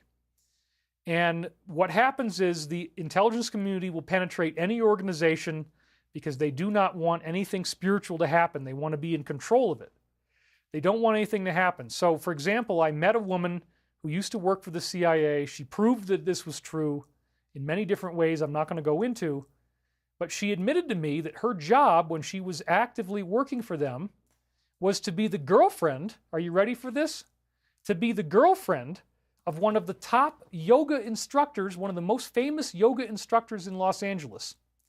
And he never knew, for the entire time of their relationship, to the beginning to the end when she dumped him, he never knew that she was anything other than his girlfriend. And she had a lot of shame and a lot of regret about having done that job. She didn't feel good about it anymore. And she confessed that, yeah, you know, my responsibility was to observe everybody that was talking to him, to take notes on all of it, to pass this back to the administration, to make sure that he never really stepped out of the bounds, to stop him from getting too famous, to stop him from getting too far ahead. Because again, they want to infiltrate anybody who's doing the right stuff. They want to infiltrate anybody who's a leader. They do not want you to make it. They do not want you to succeed. So this is very disturbing, you know. Somebody could be working for the intelligence community and they will never tell you the truth and they will infiltrate your life and they will have a sexual relationship and you'll never know that anything happened. And again, I had I met with her for days at a time in person and we had long conversation about this. So this is absolutely real. I have witnesses who explain the whole thing to me, how it's done. And again, internet trolls, same thing. If somebody specializes in attacking me, it doesn't necessarily mean that they work for this group, but they might. Or they might be on the psychopath spectrum. And again, psychopaths typically imprint on one pattern. They're usually pattern killers. And so because I am probably one of the most visible people out there talking about spirituality, UFOs, extraterrestrials, higher consciousness, and especially because I have this reincarnation thing with the face and the astrology, the psychopaths just can't stand it. Their whole worldview relies upon the idea that there is no God, that they don't have to be accountable for all the crimes they're doing. The last thing they want is to be finding out that they were wrong For them, it's like they got an F, they're a failure, they got a failing grade, they didn't get the class that humanity is supposed to teach them, and they like to believe there is no God. They like to believe they can get away with whatever they want to do. So let's go back to Casey now, because Casey was really into these medical readings and unusual treatments. Again, 14,000 people were given these readings, and there was profound information. All they had to do was say their name and address. Casey would diagnose their medical problems, which is statistically impossible because they didn't tell him what it was in the letter. They just said, I'll be here at my house on such and such day and time. Casey would do the reading, but he diagnosed the problem even though they didn't tell him what it was, and he prescribed treatments that saved many people's lives who were written off for dead by the medical establishment. The weirdest thing about the Casey readings was when Archangel Michael showed up, as I've said before, because his body started levitating. So this is a thing I got off of the ARE's own website, July 15th, 1928. When Archangel Michael's message was given, his son, Hugh Lynn, said, quote, "The intensity and volume of his voice was overwhelming." This is the voice of Archangel Michael. "It was given with such force that I could hear windows rattling in their frames in our home. I could even hear cups rattling in the dish drainer in the kitchen.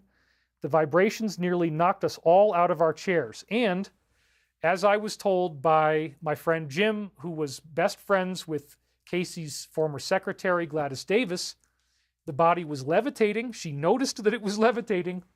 There were objects flying through the air and doors were slamming. So there was telekinesis going on. There was levitation going on. The voice became very loud, similar to if you had massive bass booming speakers with amplification. This is what people were experiencing, okay? It was incredible. So how ironic that it was only when Archangel Michael identified himself by name through Casey that this phenomenon would happen, but it happened several times with multiple eyewitnesses. This is an absolute fact. The levitating body, the booming voice, and when I started to really take this seriously, it wasn't until, again, 2022 is when I began writing the Michael prophecies, putting together these psychic readings that I received beginning in 1996. I did these readings for a year before the Casey connection was revealed to me in the readings, which again was in October of 1997.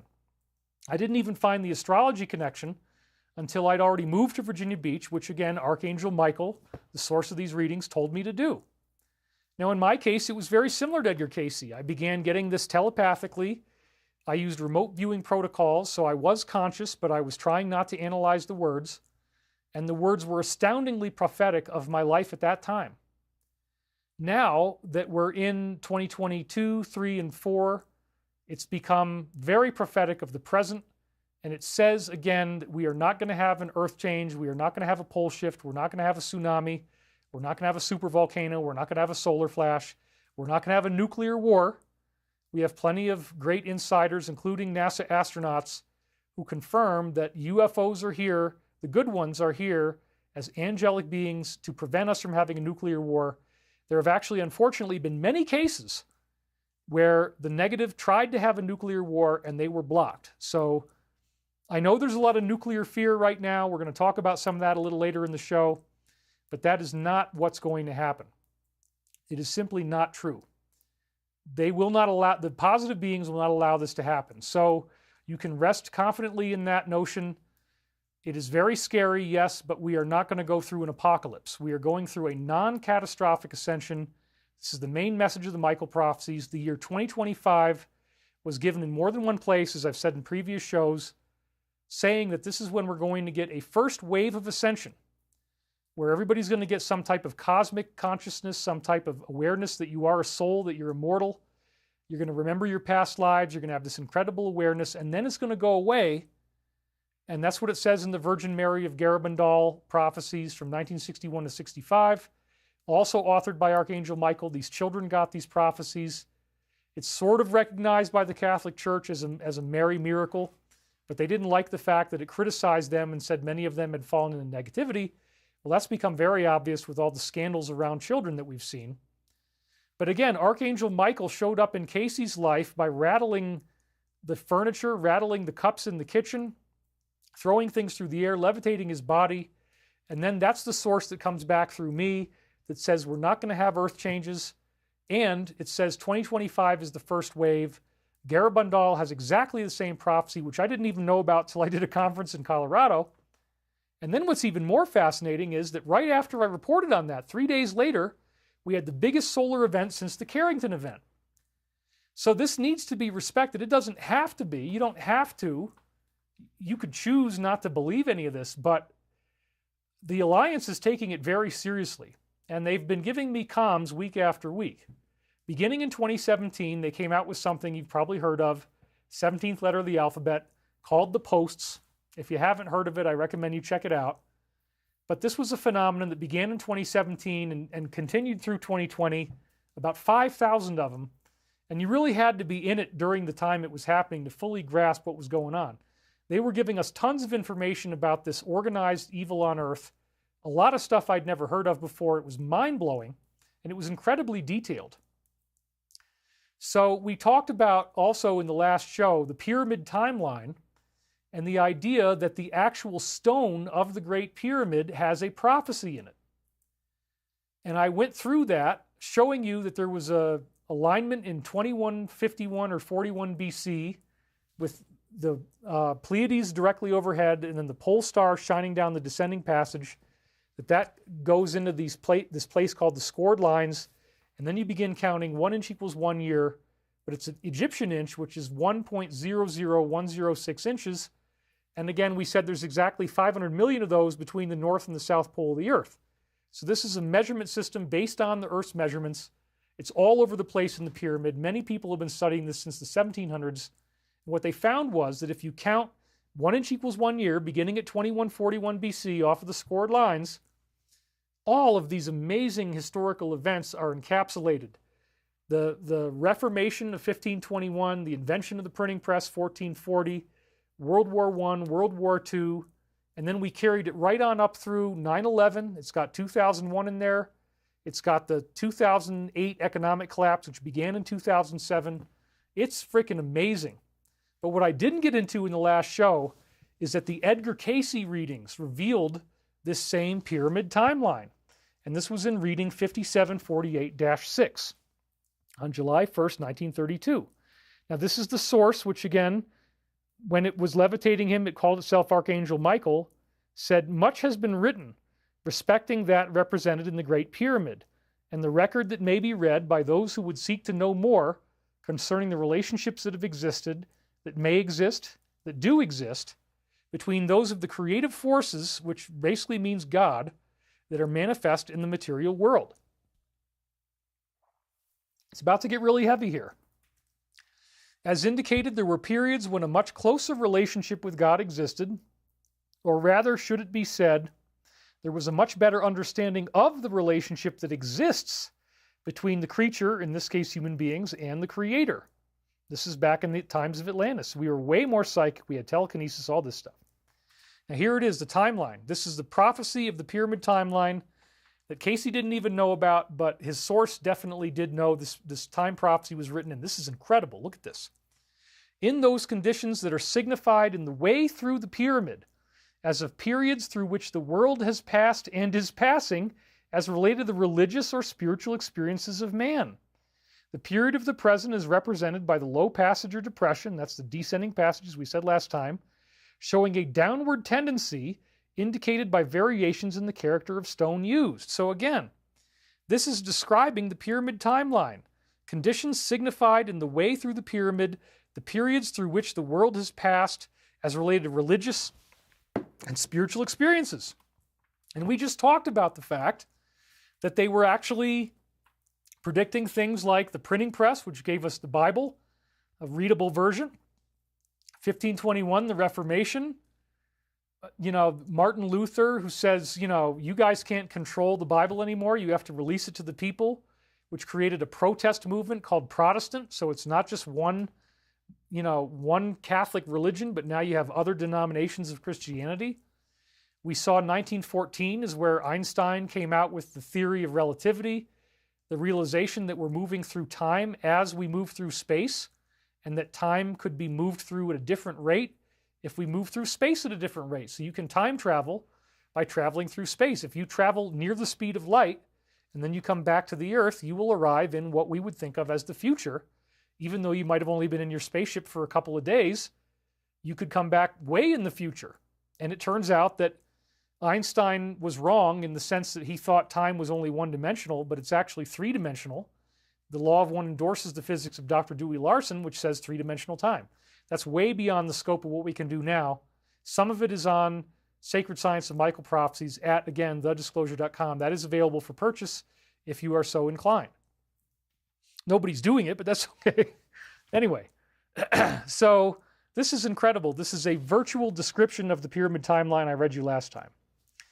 This might be termed in present as the Cruciterian age. He's talking about, that we're all being through a planetary crucifixion, planetary initiation, in which preparations are being made for the beginning of a new ascended subrace. That is talking about the global ascension we're going through, folks, as we learn about the negativity. Or a change which, as indicated from the astronomical or numerical conditions, dates from the latter or middle portion of the present fall of 1932. So again, a new race. This is all about the ascension, and it is non-catastrophic. We're all going through a cosmic crucifixion, the Cruciterian age. At the correct time, this is incredible. It's exactly what we saw last time. Accurate imaginary lines can be drawn from the opening of the Great Pyramid to the second star in the Great Dipper, called Polaris, or the North Star. This indicates it is the system toward which the soul takes its flight after having completed its sojourn through this solar system. So I guess we are going towards Polaris there's something going on there with the processing of souls. I don't know. I mean, that's what it says. You can speculate what that means. But again, accurate imaginary lines drawing from the opening of the pyramid to Polaris. This is exactly what Le Mesurier said in The Great Pyramid Decoded, the alignment of the pole star and Pleiades, as we went through last time.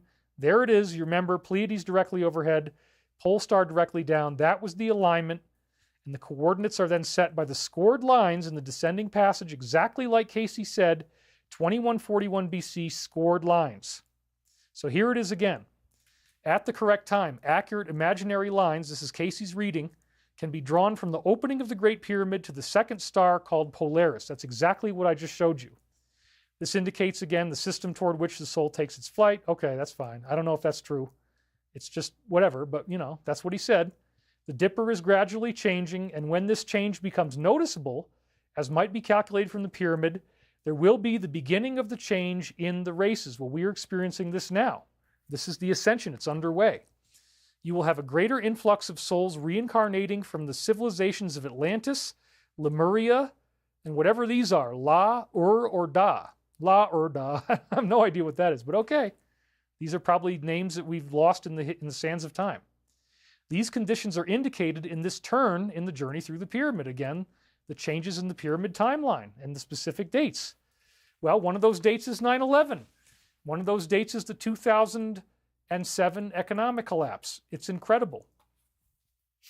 How was this begun, says the Casey reading? Who was given that this should be a record of man's experiences in this root race? For that is the period covered by the prophecies in the pyramid.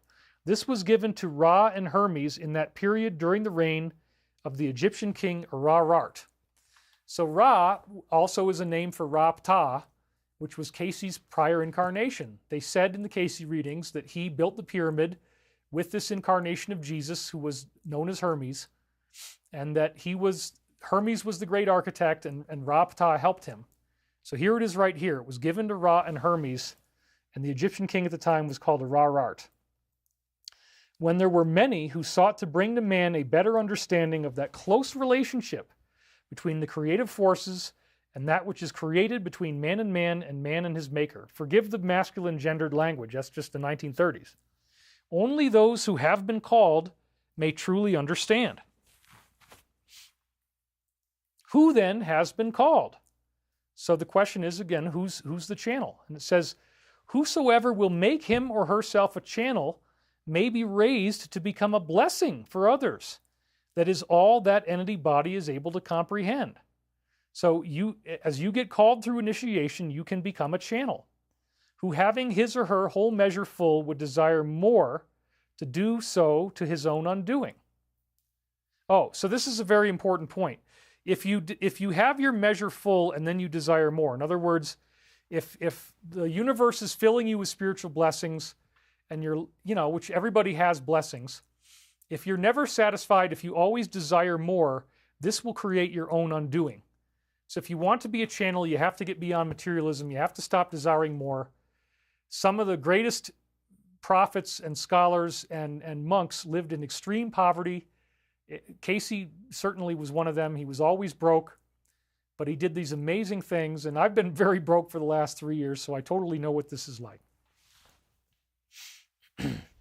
What was the date of the actual beginning and ending of the construction of the Great Pyramid? They said it was 100 years in construction, began and completed during King Arart's time, and it was done by Hermes and Ra. And here's the big one, folks. What was the date in the BC of that period? 10,490 to 10,390 before the prince entered into Egypt. I had certainly read multiple books about Edgar Cayce and especially stuff on Atlantis. This was not at all what people thought. Wait a minute, 12,500 years ago, 10,490 BC. Then you say we're around the year 2000, plus 2000 is 12,500 years ago. So here it is again, right here in 5748.6. I had read this, and then all of a sudden, we have Robert Bauval, who wrote the Orion Mystery, and this came out in 1996, and he also fixed the alignment of the pyramids, which Cayce did not know about, at the exact same time, 12,500 years ago, or 10,500 BC. I could not believe this. And what he was doing, again, this is the cover of the book, Orion Mystery, Unlocking the Secret of the Pyramids. His main conclusion was that the three pyramids, the three main pyramids, align with the three stars in the constellation Orion's belt, but only at 12,500 years ago. It was literally within 10 years of the time that Cayce spoke about. The book came out in 1996. So yeah, 12,500 BC, or 12,500 years ago, 10,500 BC. You have this weird Giza alignment, which nobody had ever even discovered before Robert Bauval. And in the first book, I read the whole thing, and I couldn't even believe it. He didn't know about the Cayce reading. It wasn't even in there.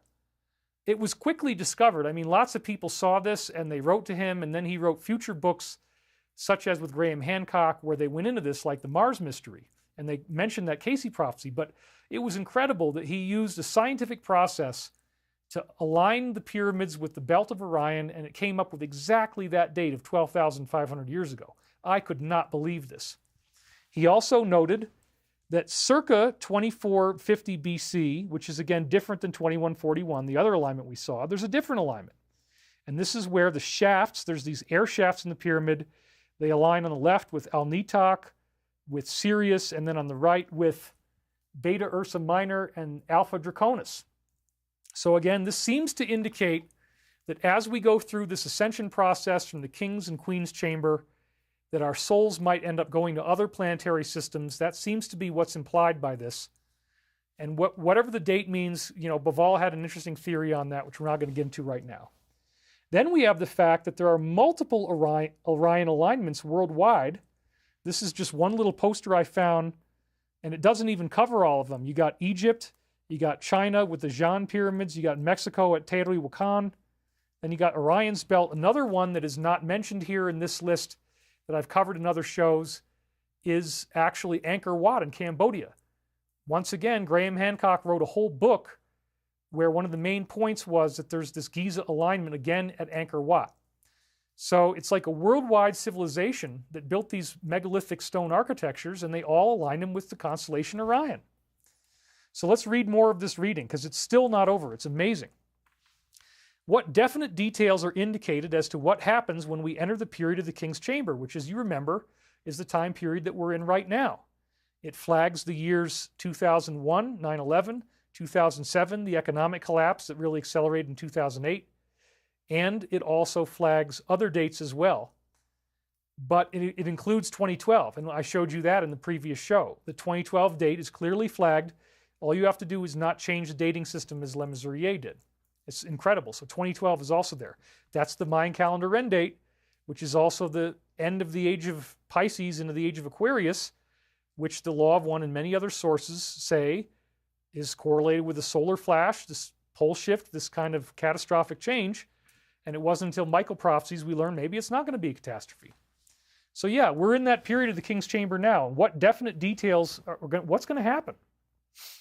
And then it says, when the bridegroom is at hand, all do rejoice. This is a biblical metaphor of the coming of the bride and the bridegroom, which literally represents the marriage of flesh to spirit.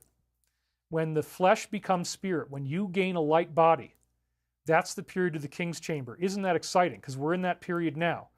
As we tear down the illusion, as we learn that spirituality is real, that God is real, and we learn the negativity is real because they're shoving it in our faces, there's going to be a massive planetary awakening correlated with the big one, as I called it, the title of this show, when the arrests actually happen. When the bridegroom is at hand, which is symbolic of us becoming spirit and not flesh, wedding of flesh to spirit, all do rejoice. When we enter that understanding of being in the king's presence, that's Jesus, the Christ consciousness, with that of mental seeking, joy, buoyancy, new understanding, and new life. So this is the goal. I mean, it may not be happening right now because we're all going through distortion leavings and initiation, but the point again is to have joy, buoyancy, new understanding, and new life. This is where we're all going to be going. We're going to be completely remade, as they said, a new subrace. Then they say, what is the significance of the empty sarcophagus? And he says, there will be no more death. Yeah, because you have a light body activation. Then he says, don't misunderstand or misinterpret, but the interpretation of death will be made plain. Isn't that interesting? This suggests that we will now be able to understand the worlds of the living and the dead. We're kind of going to be in both at the same time. That's what angels really are. We become like angels. If the Armageddon is foretold in the Great Pyramid in the timeline, then please give a description of it. When does it begin and when does it end? This is a very interesting answer. The Armageddon is not in what is left there. It will be as 1,000 years, like what the Bible said, the new cycle. With the fighting in the air, this is between positive and negative extraterrestrials, folks. That's what they're talking about. Evil, Draco, demonic reptilians, and positive angelic humans. Sorry, I have to do that again. That was an accidental button press. I've been making hardly any mistakes on this one. Fighting in the air, and as has been between those returning to and those leaving the earth. So yes, as we've said, the COVID debacle has caused many deaths to occur from the disease and the inoculations. And there is a battle going on between those who are leaving the earth, who are going to be reincarnating on another third density world through this natural process. Well, it's not really natural, but they die what appears to be naturally. Maybe it is, maybe it isn't. And those who are staying with the earth and becoming part of this bridegroom, wedding of flesh to spirit phenomenon. So this is, again, talking about extraterrestrials battling. And it also highlighted the year 1936 in the Law of One, 45 years before 1981. So this is something that we're going to see in the Casey readings as well. Right now, you say we have green energies activated. They've been activated for the last 45 years. And again, this was said in 1981. Minus 45, you get 1936. And he was asking, I'm wondering about this transition through the period once green ray is totally activated and yellow is in potentiation. So again, the Casey readings very clearly talked about 1936 as well. This is one of those fascinating connections between the two sources. And again, we're at the midpoint now. I would call this the midpoint. So if you want to come back, if you need to go to sleep, we've got 4,278 right now. Some people are staying up really late. This is our midpoint. So we're an hour and 44 minutes in. And we got a lot more to cover, believe it or not. We're not done yet. We're still getting going here, but it's amazing stuff, isn't it? This is just fascinating. So again, the Law of One talks about 1936, and the Casey readings did as well, right here. What will be the type and extent of the upheaval in 1936? Because he describes there's going to be an upheaval. He says wars and upheavals in the interior of the earth and the shifting of the earth in its interior by the differentiation of its axis, respecting the position from the Polaris center. Isn't that wild? I mean, wow, we're talking about an earth change. It's going, I gotta clean my screen here. It's got some boogers on it or something like that. I don't know what that is. But I got a little cloth here. Just it'll make me happier, so just bear with me. I can't have a dirty screen. I'm thinking, this is a really legendary classic show I'm doing. I ought to clean up my screen and have it look nice. So I just did that. Anyway, So what Casey's readings are saying is that the fourth density energy comes in stronger in 1936, that it causes some type of shift in the interior of the Earth. There is something called Chandler's wobble, and Chandler's wobble represents the vibration of the Earth's interior. It does appear to have shifted in 1936. So there was a noticeable change in Chandler's wobble beginning in 36, okay? So it's a fascinating correlation between the law of one and the Casey readings again, because Carla Ruckert did not know about this. She had no idea. I was the first one to bring it to her attention when I got there and moved in with them, and I guess it was 2003. In February or March January is when I first arrived. She had no idea about this. I couldn't even believe it. I wrote about it on my website. The channel The Law of One gives you the same year, 1981 minus 45 is 1936. Here it is in the Casey readings, saying that as this new green ray, fourth density energy comes in, that the Earth's axis shifted to a new pole. And we go much farther into that discussion in Michael prophecies. The Casey readings also predicted that the Earth's axis would shift beginning in 2001. And there was a Chinese scientist named Xiaodong Song who actually demonstrated, yes, the Earth's axis did start shifting on 2001, and it was complete by 2013. Which is right after the end of the Mayan calendar in December 2012. I mean, this is crazy. And I go through all that stuff in the books. Again, thedisclosure.com, 70 books for $70, $10 a book. They're all digital PDF copies. Use the discount code REVELATION and order that book package. You'll get the deal. This is absolutely incredible, the connection between these two sources. Then the questioner says, is there not a verse in Isaiah and Scripture mentioning the rock of the Great Pyramid is built on everlasting rock? It says, not as we find, this is Michael speaking, rather the rock on which John viewed the New Jerusalem. That is the entering of the king's chamber in the pyramid. So once again, the New Jerusalem is now. We are in the timeline phase of the king's chamber, started in 2012. We are in the New Jerusalem. The new world is being formed right in front of your eyes. The guy who built the pyramid, who came in as Edgar Casey, talked about it then, proved it with all this accuracy, comes back with the same face, the same astrology. Here I am talking about it again. It blows me away. This has been my initiation. My distortion leaving is to kind of come up with like, wow, you know what? I do need to talk about this, even though it's humiliating, being somebody else, being a reincarnation. We're in the King's Chamber period. We're in the New Jerusalem now, folks. That's what this is saying. It's incredible. What is the significance of the character of the Sphinx mentioned above? This is a very interesting answer.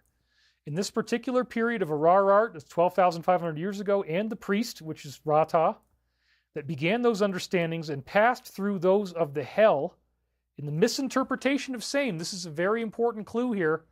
The misinterpretation of Rata's work, the misinterpretation of the pyramid led to hell on earth, led to the creation of the dreaded Illuminati, the Cabal, whatever you want to call it.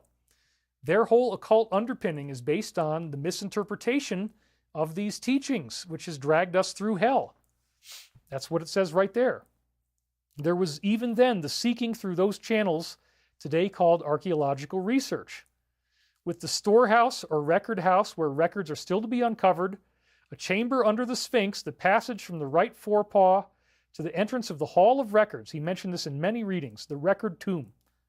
This may not be entered without an understanding. For those who were left as guards may not be passed until after a period of their regeneration in the mount or the fifth root race begins. Well, that's the ascension. The regeneration in the mount represents the pyramid.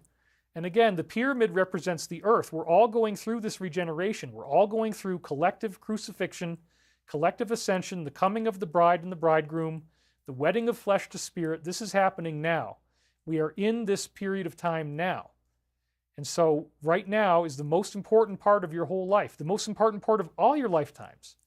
If you choose to be more loving now, you can erase all of this karma that you might have had. You can get back into alignment with the universe. It's a really amazing thing. The fifth root race is beginning, and it's going to be non-catastrophic, as Michael has now said. In the building of the pyramid and that which is now called the Mystery of Mysteries or the Sphinx, this was intended to be a memorial, as would be termed today, to that counselor who ruled or governed or who acted in the capacity of the director in the material things in the land. This is talking about Hermes. Again, it's a representation of Jesus. Ironically, that's what the Sphinx is. With the return of the priest, as it had been stopped, this was later by Isis the queen, the daughter of Ra, turned so as to present to those peoples in that land the relationships of man and the animal or the carnal world with those changes that fade or fall away in their various affects. So, what again is saying here, the priest is Ra-Ta, and what it's saying is that, Julia in Georgia, she says, I know it is you. Ra-Ta came through my eyes and soul when I visited the pyramid in 2019. Thank you. Therese Wade says, David, can you direct me to where in the Law of One it says Jesus was the mind of the Milky Way galaxy? I haven't been able to locate it. Well, Therese, all you have to do is look up the fact that the Milky Way galaxy is referred to as the Logos. And it's not actually written in the Law of One, but again, Logos in the book of John is I am the Word. The original Aramaic is Logos. So therefore, when they say Logos is interchangeable with love, it's actually all there. So you can read the Michael prophecies. I go through all this in great detail throughout the books. Marty Stevens is also giving me a donation. Thank you very much. Miracle Hands says, it's so aggravating that academia does not acknowledge these findings on the pyramid and Sphinx. I got shot down by one of my professors asking about the Sphinx's chamber under its paw. Well, yeah, mainstream people are never going to take this seriously. You just have to deal with that reality. I'm sorry about that. But, you know, you have miracle hands, so you can get over it that way. Just joking. Okay, back to the slides here. So, again, the Sphinx is a representation of how we are not fully divine. We're part animal. So the lion represents the triumph over the material forces, the king of the animals. So the Sphinx represents that we're in a transitional phase between animal and human, the true human, the pure human, the ascended human, the light body activation. That's what the symbol really was. That's why they took it so highly. Isn't that interesting? I didn't know that till I read this. These may be seen in a different manner presented in many of the various sphinxes as called in other portions of the land, the lion with the man, the various forms of wings, or characterization of various developments. These were as presentations of those projections that have been handed down in their various developments of that which becomes man as in the present. And again, it's gendered language. Give them a break. It's the 1930s. So here's the next thing I want to show you. I didn't even catch this last time, but remember, both the date 2010 and the date 2007 are both flagged because you could read it as either one. And we're going to go right back to the interpretation text from Le Mesurier's book that we read last week. Again, I read all this stuff. 1968, we talked about the years 1914 to 1918. We'll see a steep material decline. He's interpreting the pyramid prophecy. Between 1921 and 32, civilization technology will achieve a great deal. Temporary setback between 32 and 39, a deep 12-year trough. There will be another period of rapid potential progress between 1951 and 1965, and that was the booming 1950s. Everybody had roads, cars, summer, the jobs. People are able to work, and you can have your family at home, et cetera, et cetera. Then 1968 is when the economy starts collapsing, starting of a decline in the achievements of our advanced societies. The downward slope steepens dramatically in 1971, which is, again, the pyramid precisely predicted Watergate and the sudden economic downturn beginning with the gasoline crisis. It's incredible. By 1978, there will be a further collapse to what may be termed subsistence level. This did happen. Civilization will survive the collapse and show only a slight downward tendency for 26 years. Then in around 2004, and remember you got to shave off 3 years, this is 9/11, and again, this book was written in like 1981 or something like that. So 2001, when you do the -3 calculation we had last time, he explains it in the book. So in 9/11, the bottom will fall out of the world. I was always wondering what the heck is going to happen in 2004. 2001 was the answer. Then I went back and read the book again. I'm like, oh my God, there's the adjustment of 3 years. So 2001, 9/11, the bottom will fall out of the world. Both world civilization and its technologies will quickly collapse to rock bottom by 2010 and will remain at that level for at least 15 years. Well, hello, 2010 plus 15 is 2025. I can't believe I didn't catch that before. But again, this is like I'm doing the research and I'm learning these things, and it's absolutely amazing. 2010 is one of the accepted dates. It said 15 years. That gives us the exact same date that Archangel Michael gave us of 2025. So that's when 2025 is when we're no longer at rock bottom. And that's derived of the 15-year period that's right there between 2010 and then the bottom of the descending passage, the subterranean chamber, and then the pit in the subterranean chamber, as I showed you last time. So this is another mind-blowing synchronicity of what Archangel Michael said through me as an instrument and what he actually said built into the masonry of the pyramid. It gives very great support to the connection between 2025 and 2012, because again, 2012 is also in the pyramid. Now here's another thing. This is extremely, extremely contentious. The Illuminati whistleblower, who you all know and love, if you've ever been aware of my work, you know, she is probably the top level person to have ever come forward. The material is incredibly disturbing. I'm giving you the link to the website here in a minute. But let the reader beware. This is probably going to be, if you go through it, the most upsetting stuff you'll ever read. It's very, very hard when you really learn what these people are up to and how sick it all is. It's just, I mean, I had incredible trauma going through her material. But she actually talks about the return of Ra-Ta Osiris, because Osiris was another name that was given to Ra-Ta, that they talk about that in the Casey readings. So literally, you have the Casey readings in the Law of One saying that this was positive Christian material that got co-opted by the negative. I'm going to show you that quote in a minute. And now you have the top whistleblower from this organization, this negative organization, saying, yes, our teachings talk about the fact that this person who built the pyramid would return. They had a prophecy about it. We apparently created that prophecy all those years ago, 12,500 years ago. They kept it hidden away in the Egyptian priesthood. It was very important to them. And now they're all pissed off because I am not at all what they wanted. I am not the person they thought I would be. There's nothing evil about this. Again, I made a clear distinction between Luciferianism and what I teach. This is ageless, positive Christian wisdom teachings. They do not want you to worship Christ. They do not want you to use the name of Jesus at all. So I am not what they wanted. The pyramid is not what they really wanted. They have their symbol with the all-seeing eye. That represents the return to the spirit, the wedding of flesh to spirit, all that stuff. The pyramid is a six-sided object. If it has a flat top, that means imperfection, evil. When you put the capstone back on, it becomes a five-sided object. 5 is the number of the initiate, which is what all of us are going through. The great initiate, we're all becoming messianic. Okay, so this was incredible. What she said on the radio with Greg Szymanski back in 2005. And I actually transcribed this, and now it's on the Savali Speaks website. So she says, the I completely believe that Atlantis is real. They teach it to their children as part of their oral history. Isn't that interesting? Same thing Casey was saying. They believe it was one of the greatest civilizations that ever existed, as well as one of the most advanced. What they teach, remember, this is the whistleblower. She was in this very evil group. Their take on it is that Atlantis was a great race of highly intelligent people who had a highly advanced faith and were highly enlightened. Now look at this. What they teach their children is that this prophet of the enemy, who was a prophet of God, and right here she's explaining, this was the good guy. This is going to be Ra-Ta. He was a prophet of God. They consider him the enemy. They consider God the enemy, okay? He foretold the destruction of Atlantis, that Atlantis was going to sink. This is exactly what the Casey reading said. She didn't know about this, by the way. It's incredible. Prophet of the enemy, who was a prophet of God. If it's their enemy, it's our good guy.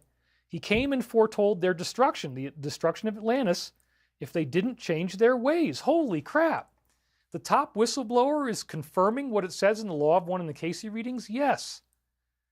And this could be very easily misconstrued. So, you know, wow, it's just incredible.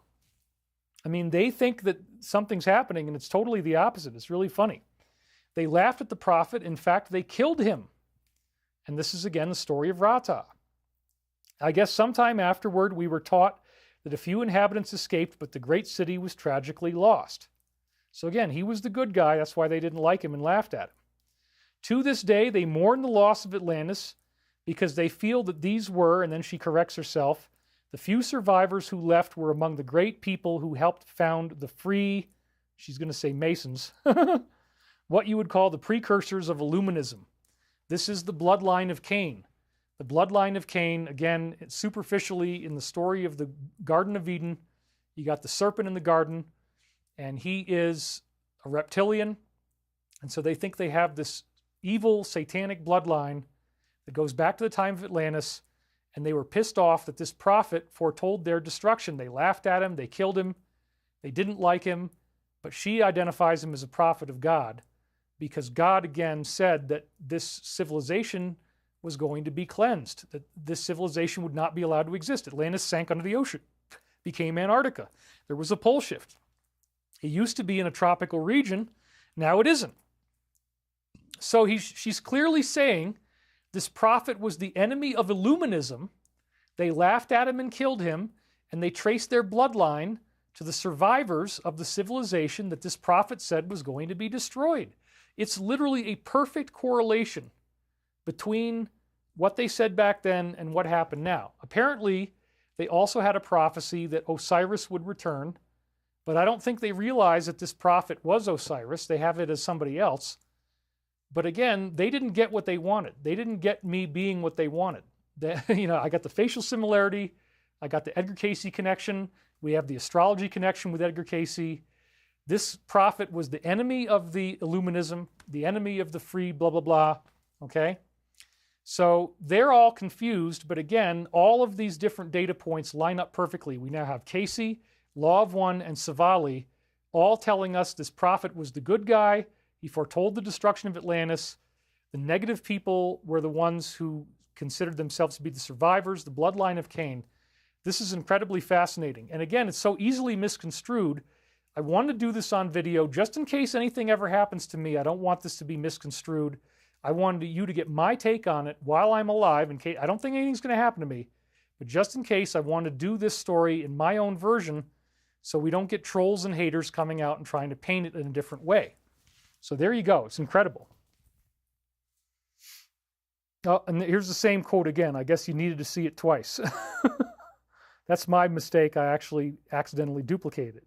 So they mourned the loss of Atlantis because they felt that the survivors who the priest, the prophet was against, were the precursors of Illuminism. And then immediately after she said this, guys, immediately after she said this, and she's talking about me in my past life, which she didn't know, we got a bunch of, somebody says, Kiki, hit that like button. Thank you, Kiki. Yes, I mean, they're probably never going to let me go up to 500,000, but please hit the like button. Please hit the subscribe button. Do it now if you haven't already done it. Just while you're thinking of it, do it right now. It'll really help me out. So thank you very much.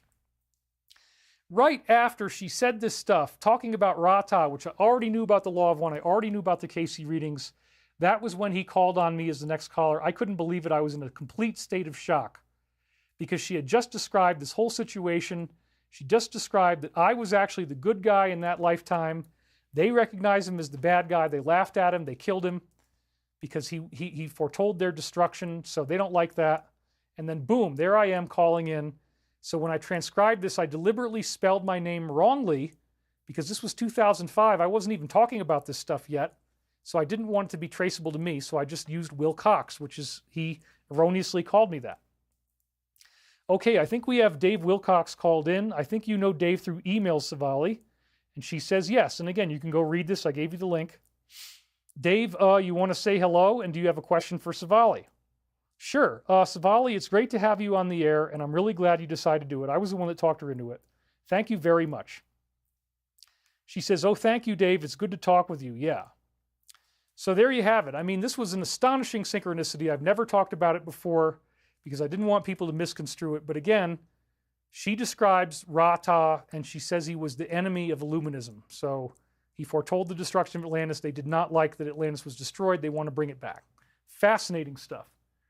And we got Kaizen Gaming says, David, when I was 21 years old, I stumbled onto Cosmic Disclosure 2018. Because of that, I found out about 17 and other rabbit holes. I express my sincerest gratitude for you. Much love. Thank you. Thank you, Kaizen. We really, really appreciate it. Okay, we're going back to the slide now. So this was a moment that really just changed my whole life. When she said that stuff and then I came on the air, I was in a state of shock. So now we're going to go back to what it says about Rapta, and it's going to exactly conform to what Savali just indicated. This was in session 1.5 when they first introduced themselves. The identity of the vibration Ra is our identity. We as a group, or what you call social memory complex, made contact with a race of your planetary kind, which you call Egyptians. Others from our density made contact at the same time in South America. The so-called lost cities were their attempts to contribute to the law of one. We spoke to one who heard and understood and was in a position to decree the law of one. This is obviously Rata. It's in the Casey readings. It's exactly the same thing. However, the priests and peoples of the era quickly distorted our message. This is why the whole thing turned negative. This is why the pyramid turned into an evil prophecy, right? It was quickly distorted. They took out the Christianity part and robbed it, so the quote says, of the, shall we say, compassion with which unity is informed by its very nature. I love that. So this is what happened. It got distorted by the negative. They began doing demon summoning ceremonies. It all went into human sacrifices inside the king's chamber. Very bad stuff. Since unity contains all, it cannot abhor any. All right, so finally now, we're getting into these slides on initiation. This is the part 2 of our discussion about initiation, where I'm now going to read from you the quotes from the Law of One about initiation and the pyramid, so you can see how beautifully the Casey readings, what Savali said, the secret teachings of this weird mystery school that's running the world, and how they believe that they're the good guys, but they really are just working off of a distorted message. And now we're all coming into this global understanding, the King's Chamber, the New Jerusalem, the wedding of flesh to spirit, the fifth root race, the new sub-race, the prophecy of Garabandal, the first wave of ascension, 2025, written into the pyramid timeline. It's very, very incredible. So let's read what the Law of One actually says about the pyramid initiation. There are 2 main functions of the pyramid in relation to the, there it is, initiatory procedures, initiation. One has to do with initiating the body. But before the body can be initiated, you must initiate the mind. And this is the point at which most adepts in your present cycle find their mind-body-spirit complexes, or what we would superficially call bodies, distorted from. So the mind must be initiated. What this means is that you first begin to become, initiation begins in the mind. So you're seeing the government heavy-handedness, you're seeing the pushing of an agenda, you're seeing that they clearly are promoting satanic stuff everywhere. This is very, very in your face. You can't get away from it. You can't deny it. They're threatening to destroy the planet. This is the initiation of the mind. What I'm going through right now with massage work and all that kind of stuff, getting all of the, when you do yoga, when you do Pilates, when you do these various disciplines, these ancient disciplines that many people are practicing, that is the initiation of the body. So if you're already doing yoga, if you're already stretching, if you already get some type of body work or therapeutic massage, congratulations, you're going through the initiation of the body. If you're exercising, if you take good care of your health, if you're eating a healthy diet, that is the initiation of the body. You're not eating sugar, you're not eating wheat, you're not eating processed food anymore. You go to single ingredient foods, you cook your own meals, you're not living off of fast food takeout restaurants, that kind of stuff. This is the initiation of the body. You're learning how to breathe, you're learning how to meditate. That's another part of initiating the body. The breath work. All of those things represent how you initiate the body. So the exercise disciplines are very important. Yoga is an excellent practice. I highly recommend it. The idea is you want to get all the tension, all the spots out of your muscles. You got to stretch, stretch, stretch. I've been doing this a lot lately by recommendation from my guides. This is all very important stuff. But again, before you start learning to treat your body like a temple and do these sacred practices, it usually begins with the initiation of the mind. And that's when you start to realize that the world is an illusion. You've been lied to. Nothing is as it seems. When the character and personality that is the true identity of the mind has been discovered, again, this is the logos, the idea that God is love, the body must then be known in each and every way. You really learn your body. Thus, the various functions of the body need understanding and control with detachment. Of course, diet is one of the most important ones. You have to eat right. Casey was all about this. The first use of the pyramid, then, is going down into the pyramid for sensory deprivation. It's dark in there. You got to crouch down. I said the descending passage, you have to crouch. And even in the beginning of the ascending passage, it's only when you get to the grand gallery that it becomes tall enough to walk in. I showed you pictures of that last time. The body may, in a sense, be dead, and another life begins. This is an incredibly important point.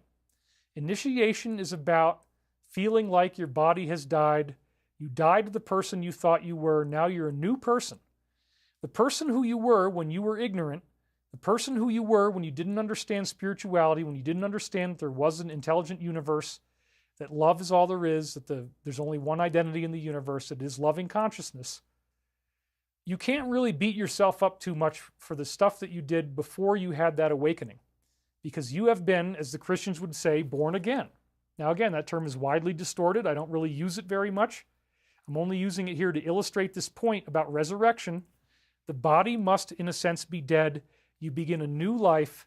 Once you have that new life, you're not going to make the same mistakes anymore. You're not going to do stupid things. You're not going to hurt people. You're not going to be foolish. We got Flowing Brook 1 donated. Thank you, David, for sharing your knowledge with the world. Thank you. So this is very interesting. You know, this concept of resurrection, that's what Jesus was all about.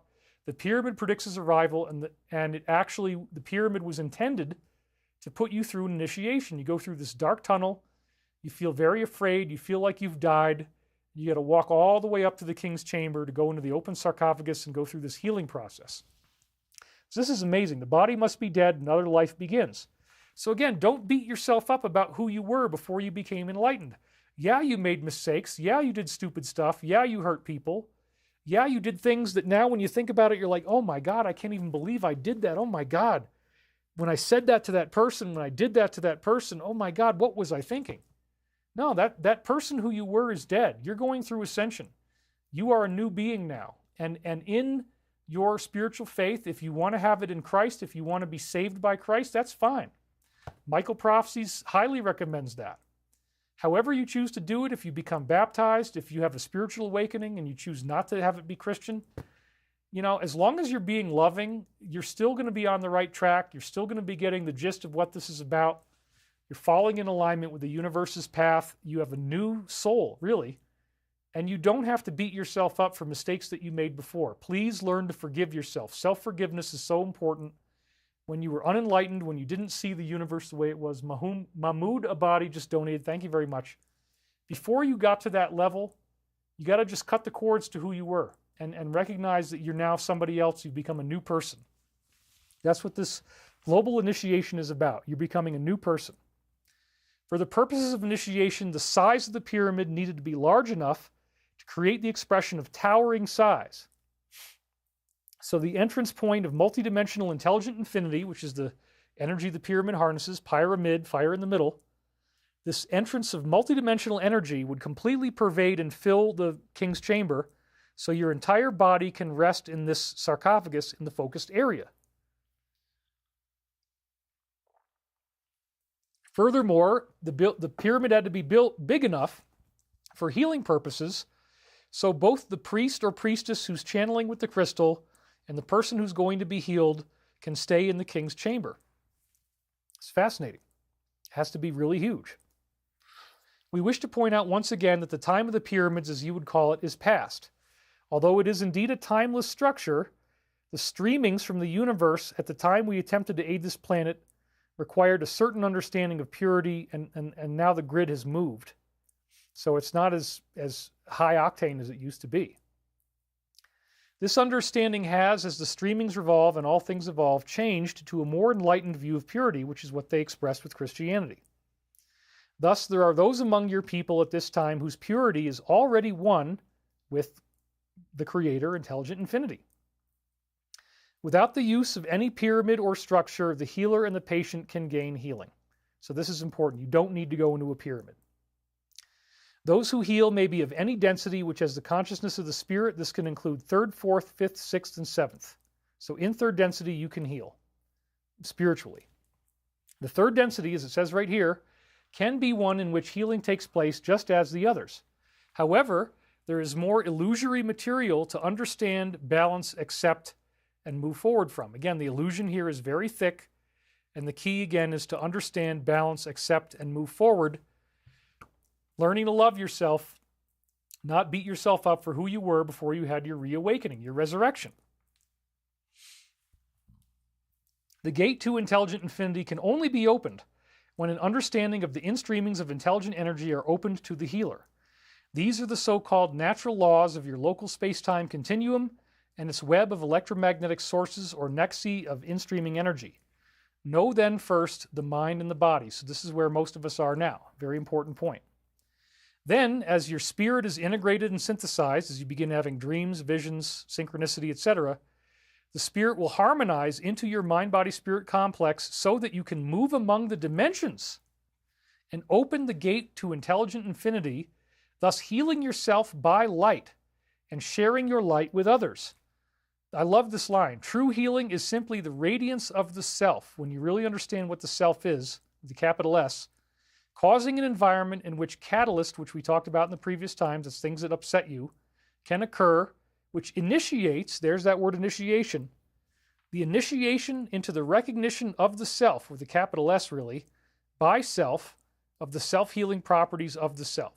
So again, true healing is simply the radiance of your true self as the one infinite creator, and then you are initiated into recognizing that you are the creator, you are the light, you are the love. So then he says, was this training the same type of initiatory training that was done with the Egyptians? He says, this training was different in the social complex was more sophisticated during that time, less contradictory and barbaric in its ways of thinking. Therefore, these temples were temples of learning, rather than an attempt being made to separate and put the healers on a pedestal. This is what we do now. We're all too commonly going to worship people who are healers or prophets, priests, mystics, spiritual leaders, and then we create religion. That's not what we were supposed to do. We were just supposed to get healed, to take their advice, and then have that process happen to ourselves. So we were much more sophisticated and less barbaric in that sense. In 56.3, they say the pyramid shape does no work in reality. It does not work. It is an arrangement for the centralization and diffraction of spiraling upward light energy, which is really in the form of gravity, and then this kind of prana that's all over the universe, as you are using it as a mind-body-spirit complex. The spiraling nature of light is such that the magnetic fields of an individual are affected by this spiraling energy. So again, pyramid, fire in the middle. The pyramid harnesses spiraling light energy to heal you. And now this is happening to everybody on Earth because of the global effect. Certain shapes, like the pyramid, offer an echo chamber, shall we say, or an intensifier for spiraling prana, as some have called this all-present primal distortion of the one infinite creator. If the intent is to intensify the necessity for an entity's own will to call forth the inner light in order to match the intensification of spiraling light energy, the entity will place in what you call the Queen's Chamber position in the pyramid. And this is something that you do by yourself without a priest or priestess. This is the place of initiation and a place of resurrection. So here they're saying you can actually go through the King's Chamber or the Queen's Chamber. Wendy Linton has donated, thank you. She says, you are amazing. Well, I appreciate that very much. Thank you. So again, this is the place of initiation and resurrection. There's the word resurrection. So initiation leads to resurrection. You have to die to who you were before. We have a global King's Chamber effect, which is creating the New Jerusalem. We're going through a global ascension phenomenon here. This is incredible. And it's about calling your own inner light forward, realizing that you are the creator. What is the aid or the mechanism of the aid received for meditation of an entity positioned in the so-called Queen's Chamber? And then he says, consider the polarity of your mind-body-spirit complexes, which is what a human is in their definition. The inner light is that which is your heart of being. At the heart of your being, you are, there's only one of us here, you are the one infinite creator. You are the Christ. The strength of your inner light equals the strength of will to seek the light. So again, will and initiation are very importantly interconnected. You have to have the will to seek your own initiation and to seek this inner light. The position or balanced position of a group intensifies the amount of this will, the amount of awareness of inner light necessary to attract in-streaming light upward, spiraling from your south magnetic pole of being. Thus, this is the place of the initiate. Again, initiation. Many extraneous items and distortions will leave your entity as you intensify your seeking, so you may become one with the centralized and purified incoming light. So once again, this is talking about the idea of the distortion leavings, that quote I gave you at the beginning, the distortion leavings that you have to go through. It says right here, many extraneous items and distortions will leave you as your seeking of the inner light, which, could be called the Christ consciousness, intensifies. You actually become the Christ. That's what the Casey reading said. It's a Christ pattern. We are here to embrace loving consciousness. By saying that the Queen's Chamber was a place of initiation, there's that word again, could you tell me what you meant by that? This is a very interesting answer. The question is a large one. We cannot describe initiation in a specific sense due to our distortion towards the belief and understanding that the process we offered with the pyramid many of your years ago was not balanced. Because again, it got distorted in the Illuminati. However, you are aware of the concept of initiation and realize that the whole focus is to demand that you center your being. This is your mind and your body. You got to eat well, do your stretching. Demanding the center of your being on the seeking of the Creator. There you go, seeking the inner light. We have hoped to balance this understanding by enunciating the law of one, that is, that all things are the one Creator. Thus, seeking the Creator is done not just in meditation and the work of the adept, not just in meditation and the work of an adept, but, this is very important, in the experiential nexus of each moment. This is one of the most important Law of One teachings. Every moment of your life, you want to stay in alignment with loving consciousness. They always said, guard your alignments carefully. This is why religions are very misleading if you think that you can get saved and all you have to do is go to church on Sunday and say, I'm a sinner, please forgive me. And then you go out and you steal from people and you hurt people and you verbally abusive. No. You got to do it moment by moment in the experiential nexus of each moment. This is what really coming into this resurrection is about. If you really want to be, quote unquote, born again, it means that you have died to that person who was a jerk, who was abusive, who was verbally harassing other people. You've died to that person who lacked the courage to speak up when somebody is constantly pissed off at you, arguing and abusing, like in a psychopath spectrum situation. Not everybody who argues with you all the time is a psychopath, but they might be. If you're just constantly apologizing, then you're definitely more apt to be in one of these kind of situations. You got to really analyze what's going on. Look at the psychopath checklist. Do they have the malignant narcissism? Do they have a sense of grandiosity? Are they glib, which means they're always talking, they're always just going on and on, long monologue? Do they always seem to have very easily hurt emotions, that they're very hypersensitive? The slightest thing that you say is going to trigger them into being angry. These are all very good signs that they might have psychopathy. Are they lying, cheating, stealing? Are they sexually promiscuous? All these things are interrelated. So again, this is a discipline where in the experiential nexus of each moment, you want to practice being loving. You don't just do it on Sunday in a ceremonial setting at church and then go back to being a lying, cheating, thieving fool. Okay, you got to actually become a good person. That's what this is really about. It's the core of the Christian message too.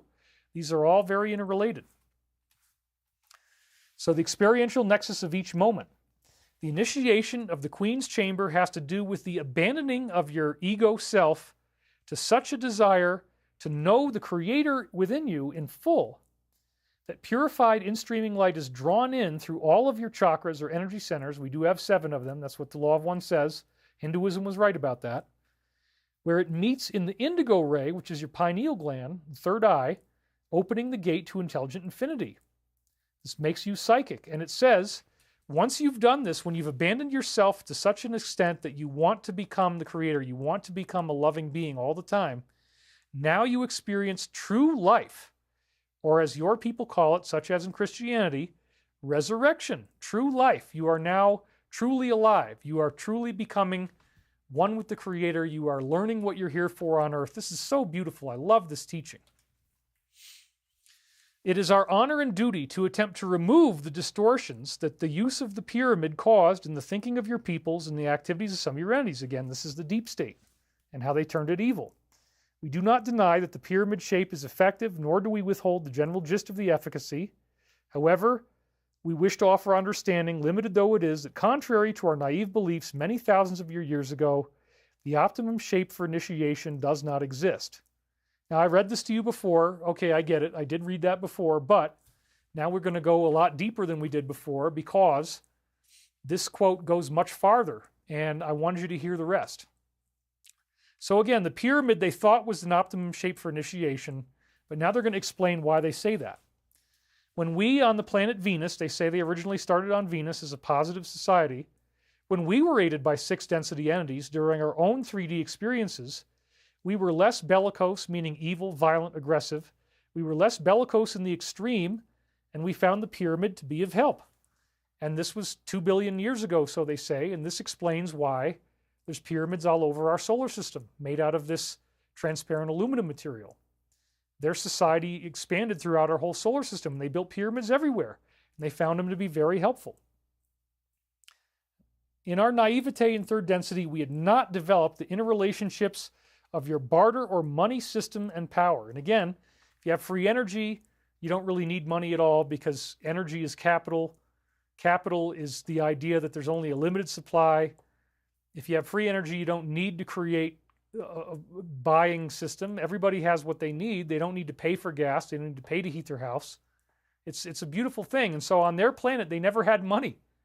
They just had free energy devices and they all could live independently. Nobody was controlling other people financially. That would be amazing. And we're working towards that here. When we release these forbidden technologies, you'll be able to live without money. If you want to go be an artist, you can do that. That's what my company's working towards. That's why it's so amazing we're finally getting funded. So they did not have a money system. We were a more philosophical 3D planet than yours. Our choices of polarity were much more centered about, shall we say, understanding sexual energy transfers and appropriate relationships between self and other self. Basically, what they're implying is that they were polyamorous, they had multiple sexual partners, and that was really where they ran into trouble, not so much having a money system. But that still created a lot of trouble for them. They had to learn to be monogamous. That was their third density challenge. We spent a much larger portion of our space-time working with the unmanifested spiritual being. In this less complex atmosphere, it was quite instructive to have the pyramid to learn and teach with. As a device, a learn-teaching device, we benefited without the distortions we now find occurring among your people.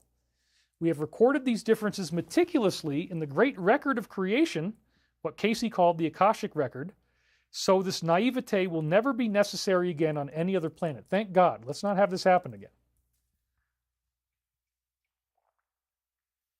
At this space-time, we may best serve you, we believe, by stating the pyramid for meditation, along with other rounded, arched, or pointed circular shapes, is of help to you. This includes the teepee, going to church, all this kind of stuff. This is why I got a log home. The logs are, pyramidal because there's no metal, and it has an arched roof. That's why always, whatever house I get, I want to have cathedral ceilings, if I rent or whatever, because again, this creates the pyramid effect. You don't want to have a flat roof. You want to have a cathedral ceiling, if at all possible. So that's very, very interesting. So let's go on now and read the rest of this. It is our observation that due to the complexity of influences upon your unmanifested being, at this space-time nexus among your planet, it is best that the progress of the mind-body-spirit complex takes place without, as you call them, training aids like pyramids. Why, you ask? Because when using a training aid like a pyramid, you then take upon yourself the law of responsibility, which I talked about in a previous show, for your quickened, increased rate of learned teaching.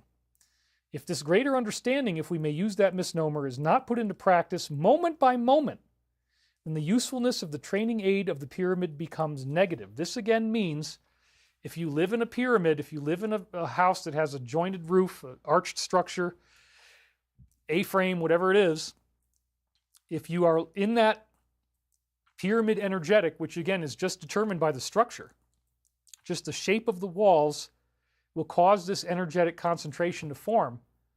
If you're not going to seek the inner light and seek to be a loving person moment by moment, then you get accelerated karma. You start to have more karma at a faster speed. All this bad stuff happens to you, and the effect becomes negative. And so sure enough, if you're in a negative relationship and then you're living in a house that has this type of a roof, it's going to only make the arguing worse. The fighting is going to get worse. You're going to have more car crashes, more bad karma. So don't live in a house like this unless you're ready to be a good person all the time, because it will speed up your karma and you're going to get hit and hit and hit. And that, believe me, I've experienced this. It is true. Living in this house, karma goes really fast. I'm much more accountable for everything. So I always am trying to live moment by moment as a loving person because I have to. Otherwise, I'm in this law of responsibility and the usefulness becomes negative. So then we're getting towards the end of these Law of One slides, and we're going to do a little Ezra, and then we're going to be done. During the space-time of the Egyptian teach learning, we work to bring the mind complex, the body complex, and the spirit all into the initiated state, all three of them.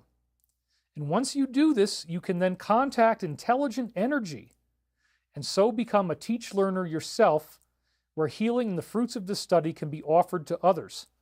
So as you initiate the body, mind, and spirit, you go through initiation, and now you become a healer and a spiritual teacher by necessity, because whatever your job is, even if you're working a regular job, the point is you're going to now be offering people love, and you could do this just working at the movie theater and selling tickets.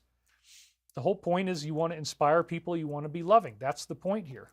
That's what happens as you realize that there's only one intelligent universe and you are the light. The study of the roots of mind is a portion of the vivification of the mind complex, and as we have noted, the thorough study of the portion of the roots of mind called archetypal is interesting and necessary portion of the process of the whole. We're not going to get too much into this, but we're going to talk a little bit about the archetypes in just a minute. I'm just going to read you one of those quotes. There's many, many of them in Book 4. In the third density, entities are attempting to learn the ways of love. That's what we're really here for. If you're not working on this now, you should be, because that's what you're here for.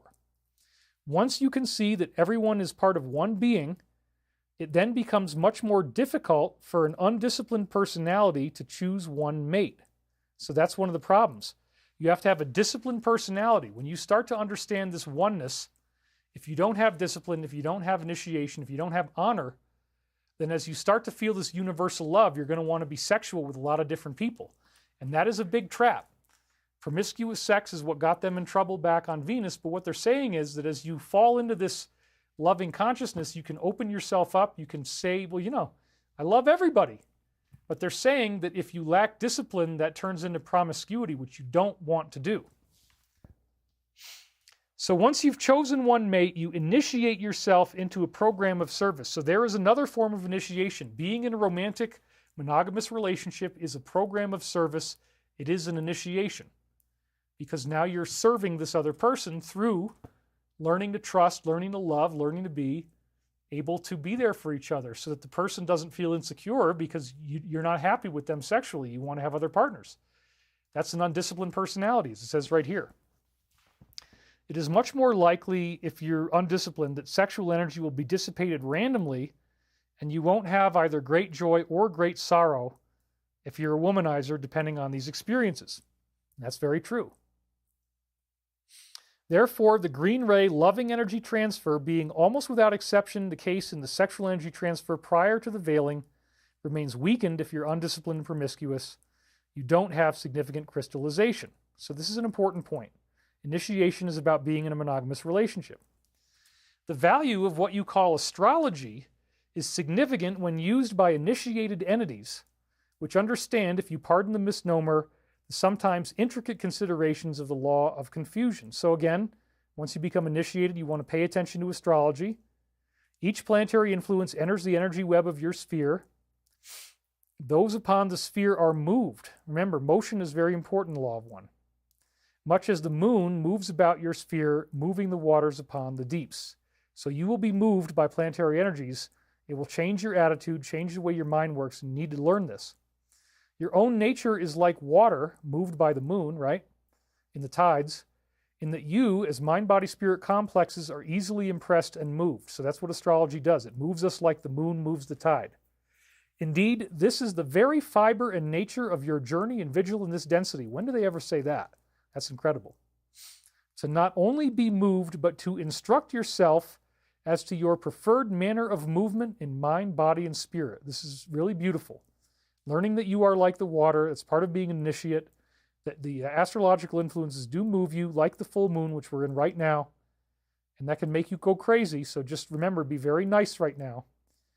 Therefore, as each entity enters your planetary energy web, it experiences two major planetary influxes. There is one astrological alignment when you are conceived, which is the physical yellow ray manifestation of your incarnation, and that of the moment at birth, which is specifically the moment that you first draw breath into your body complex of chemical yellow ray.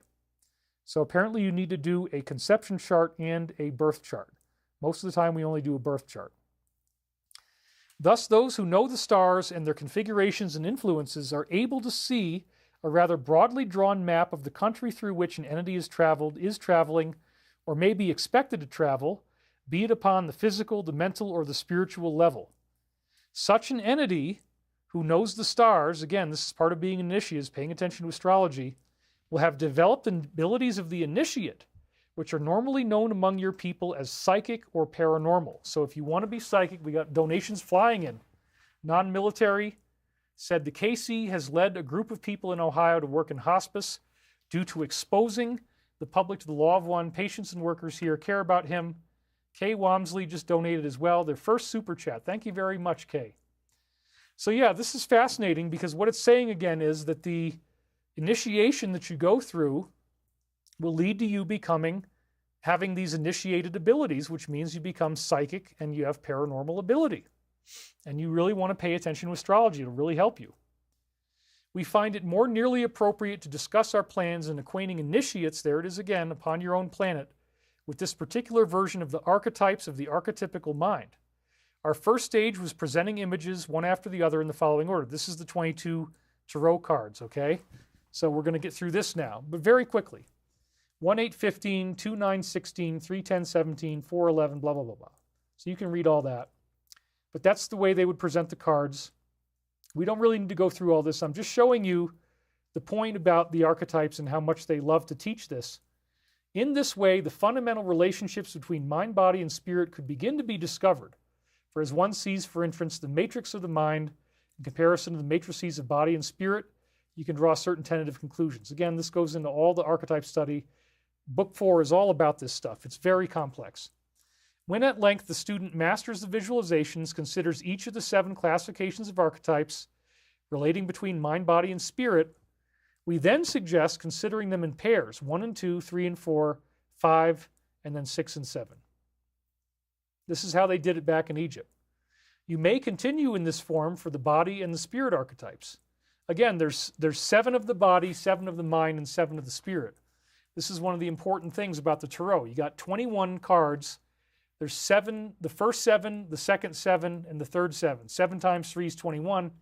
Then you have the 22nd card is the Fool, which stands apart from the other 3. So what they're saying is you might take the first 7 tarot cards and then the second set of 7, the third set of 7. You look at the first one in each set, the second one in each set, and so on. That's what they're describing. And I'm not going to go into a bunch of detail, but I just wanted you to see what they're saying here so you know what they talk about. Because this is part of the work of the high initiate. So again, the significator was left unpaired. It's paired with archetype 22, which is the Fool. At the end of this line of inquiry, Peter Skilvis just donated. Thank you very much. Do you see the edges of the Merkaba as straight or curved? It's both. It's straight line geometry and then curving lines around the outside. But anyway, back to the slide.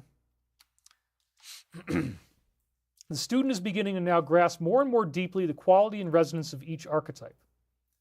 At this point, using various other aids to spiritual evolution, we encourage the initiate to learn to become each archetype.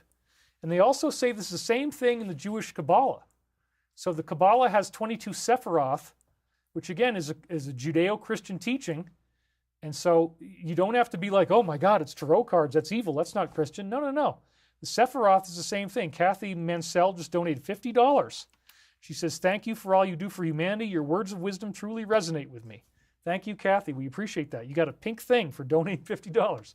Makes it very easy to see. It's flashy color.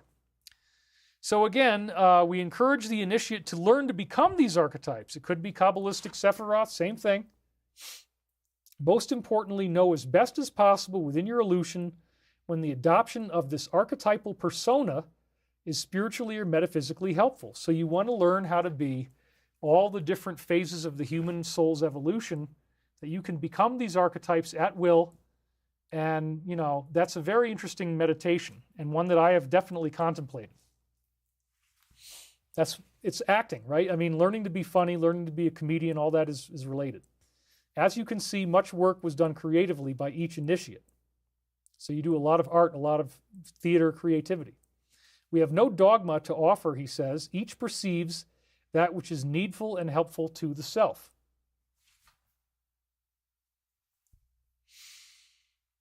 The kidney distortions are subject to affirmations, meaning you can heal your kidneys if they're failing by affirmations, talking to yourself in a loving way. That's cool. The entity, when it begins what may be called initiation, will be releasing toxins. So there you go. Getting toxins out of your body is part of the process of initiation. Okay, it's a very important part of the process. And therefore, larger amounts of liquid drinking water to aid in the dilution of these toxins is helpful. So again, going through initiation is dietary purification, drinking more water. You will be releasing toxins, which also correlates with releasing spiritual toxins. The allergies are already being this is Carla's allergies they were asking about, are already being largely controlled by affirmations and the near constant aid of the healer known as Bob. She was getting healing treatments.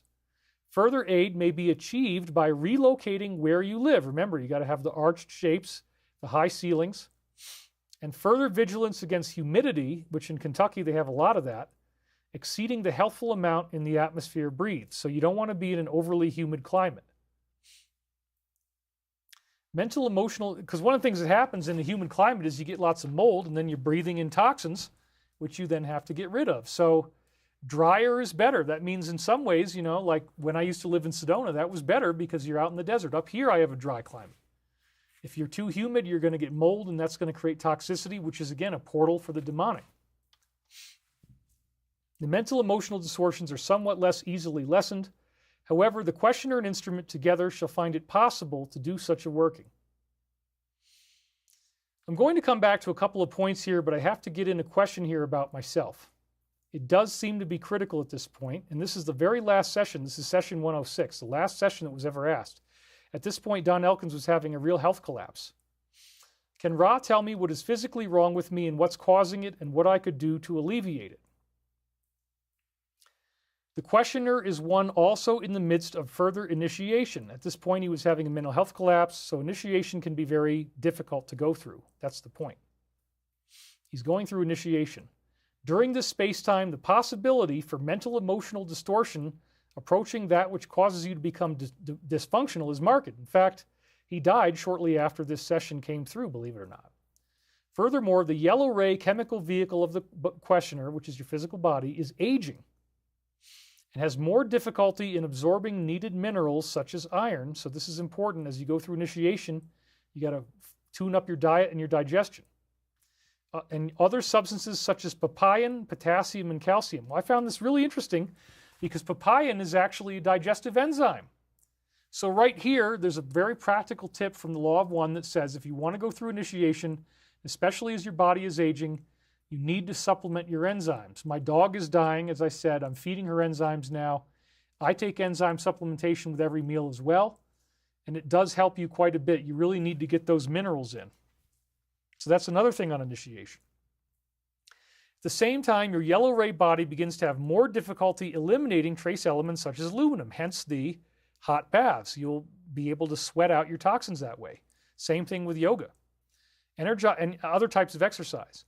The energizing effect has occurred in the colon of the questioner, and the distortions in that area are increasingly substantial. So colon cleanses, that's another thing Casey constantly recommended.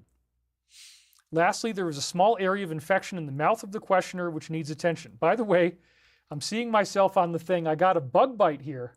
This is not a zit, actually. I got bitten by a spider in my bed. Another negative greeting. So there's this weird little lump on the side of my eye. That is a spider bite, folks. It's just more of the typical negative greeting that happens, okay? That's what it is. So my point in saying all this is we are undergoing a global initiation. The negative side is working directly with spiritual entities. This is one of the things we're having to learn. That's what Ezra keeps teaching us.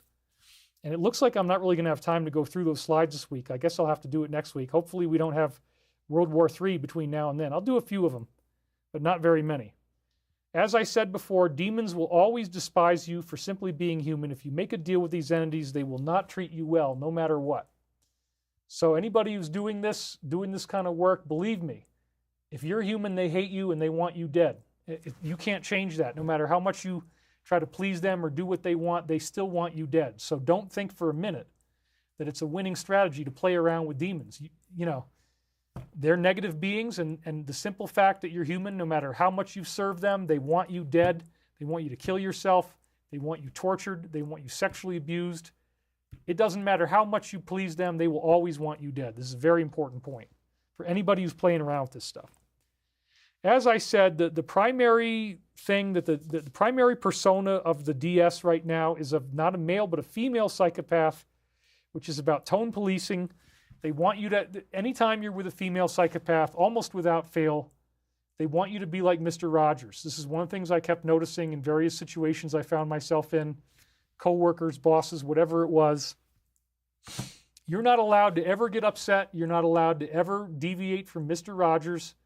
They think it's okay to yell at you, but if you raise your voice, now all of a sudden you're screaming at them, you're yelling at them, you're being abusive.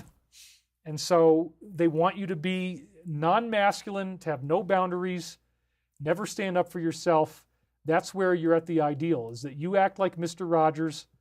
So remember, it's okay to be forgiving and patient and compassionate, but you also need to be honest, and you also need to have healthy boundaries. That's another very important part of the teaching.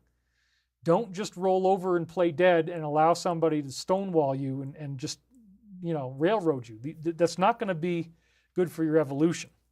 So tone policing means that they will moment by moment be abusing you, but if you ever raise your voice or your tone changes, they're like, oh, everybody's saying, yep, stay away from demons. I know a female psychopath. Oh no, please continue with your Ezra slides. Yeah, we'll do a few of them. We got 15 minutes. We got to get through at least some of them because there's very important stuff going on. So we are reaching the apex conclusion. This is the big one. It's coming into view. So let's blow through some of these latest Shadow of Ezra posts because there's a lot of stuff to cover.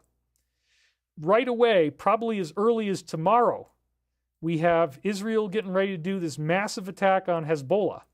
This could trigger many events. And we just had the UK, as I like to call them, attack Russia. You know what I'm talking about, UK. It starts with those two letters.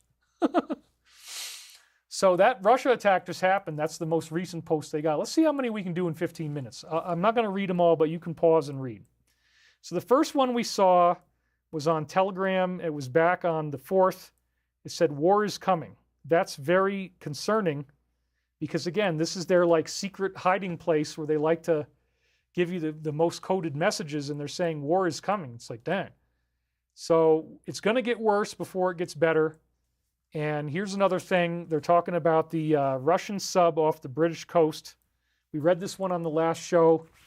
And so let's go to that slide now. This was from June 15th. Russian sub spotted off the United Kingdom's coast. Nuclear-powered attack submarine sailing off of the UK, sparking an emergency meeting. He's promised to punish the West for funding UK with long-term and using frozen Russian assets.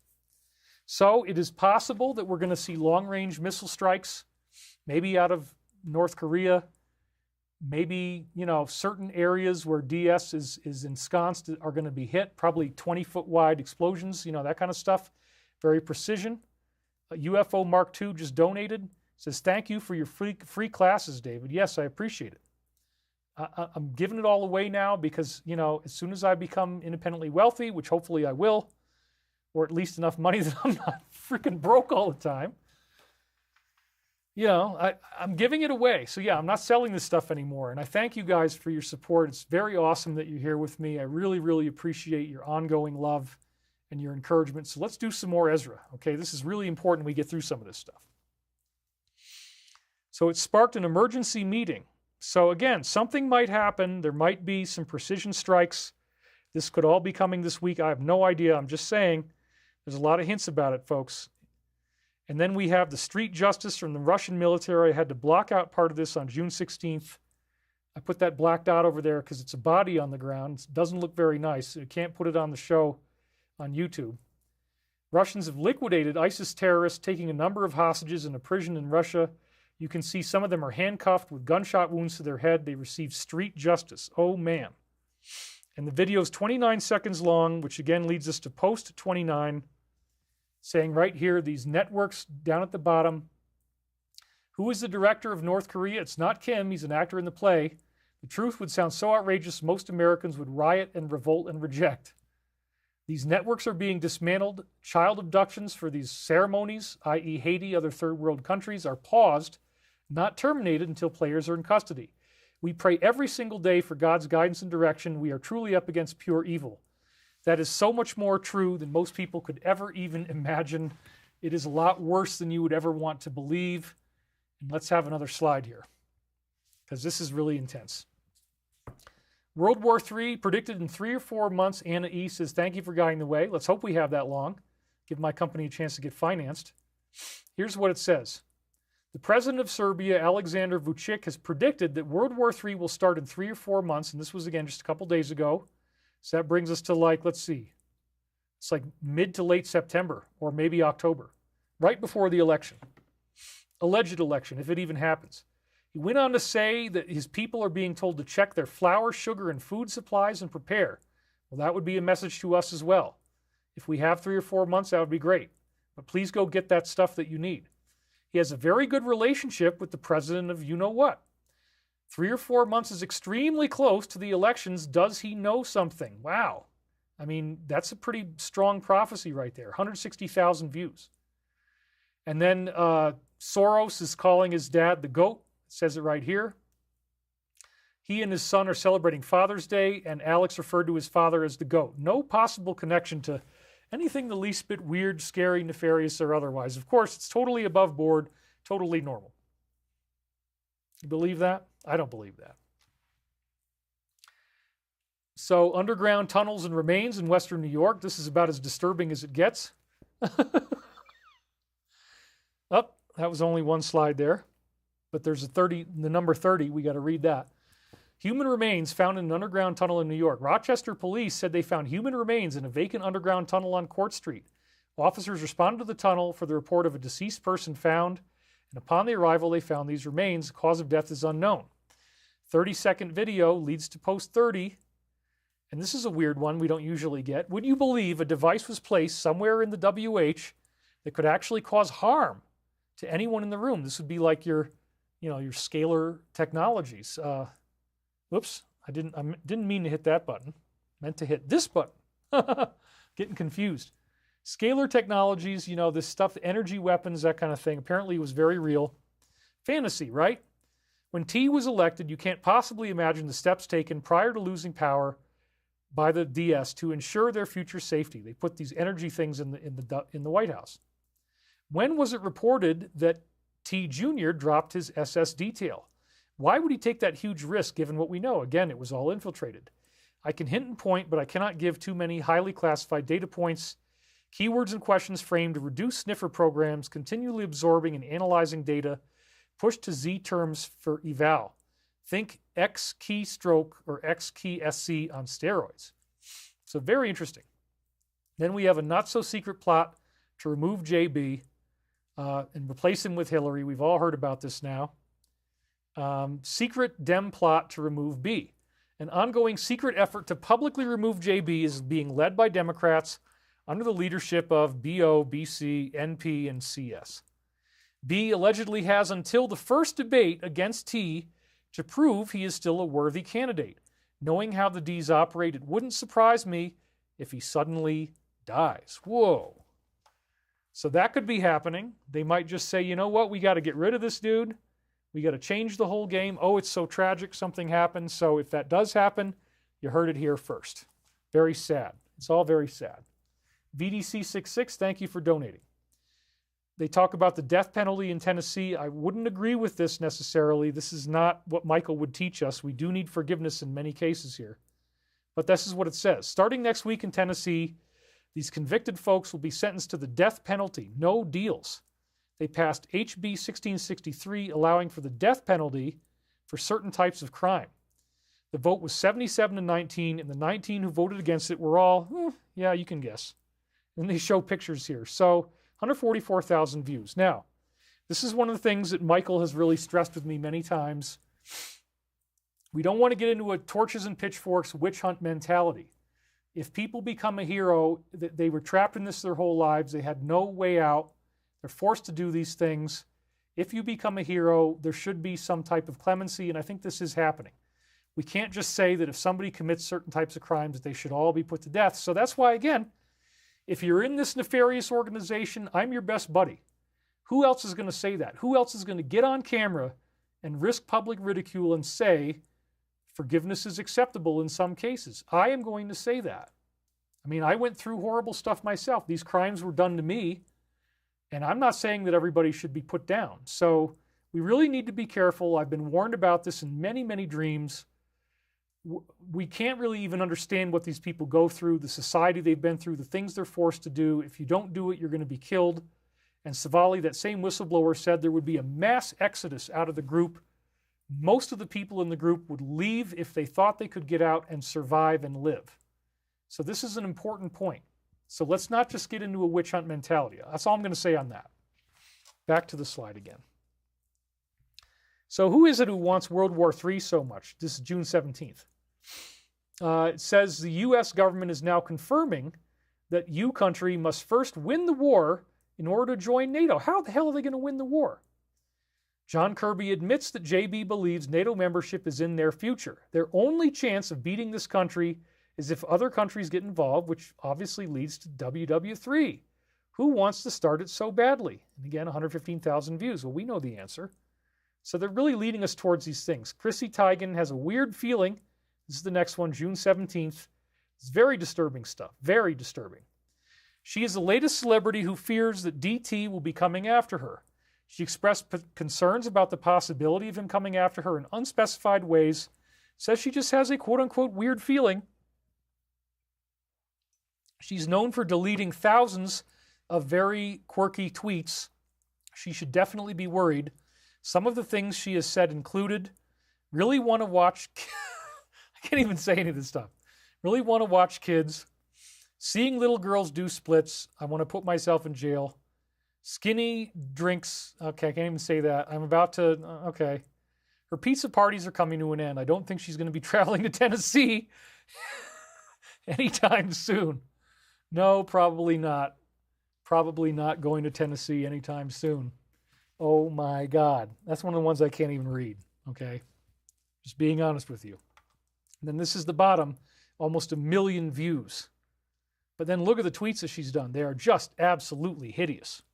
Wow. I mean, this just, what it really shows is that they're hiding it out in the open. It's right in your face. Very public people are joking and laughing about these crimes. And now they're worried. Well, then you probably don't want to go admit criminal behavior on social media, okay? Let's just try not to do that. Might not be a good idea.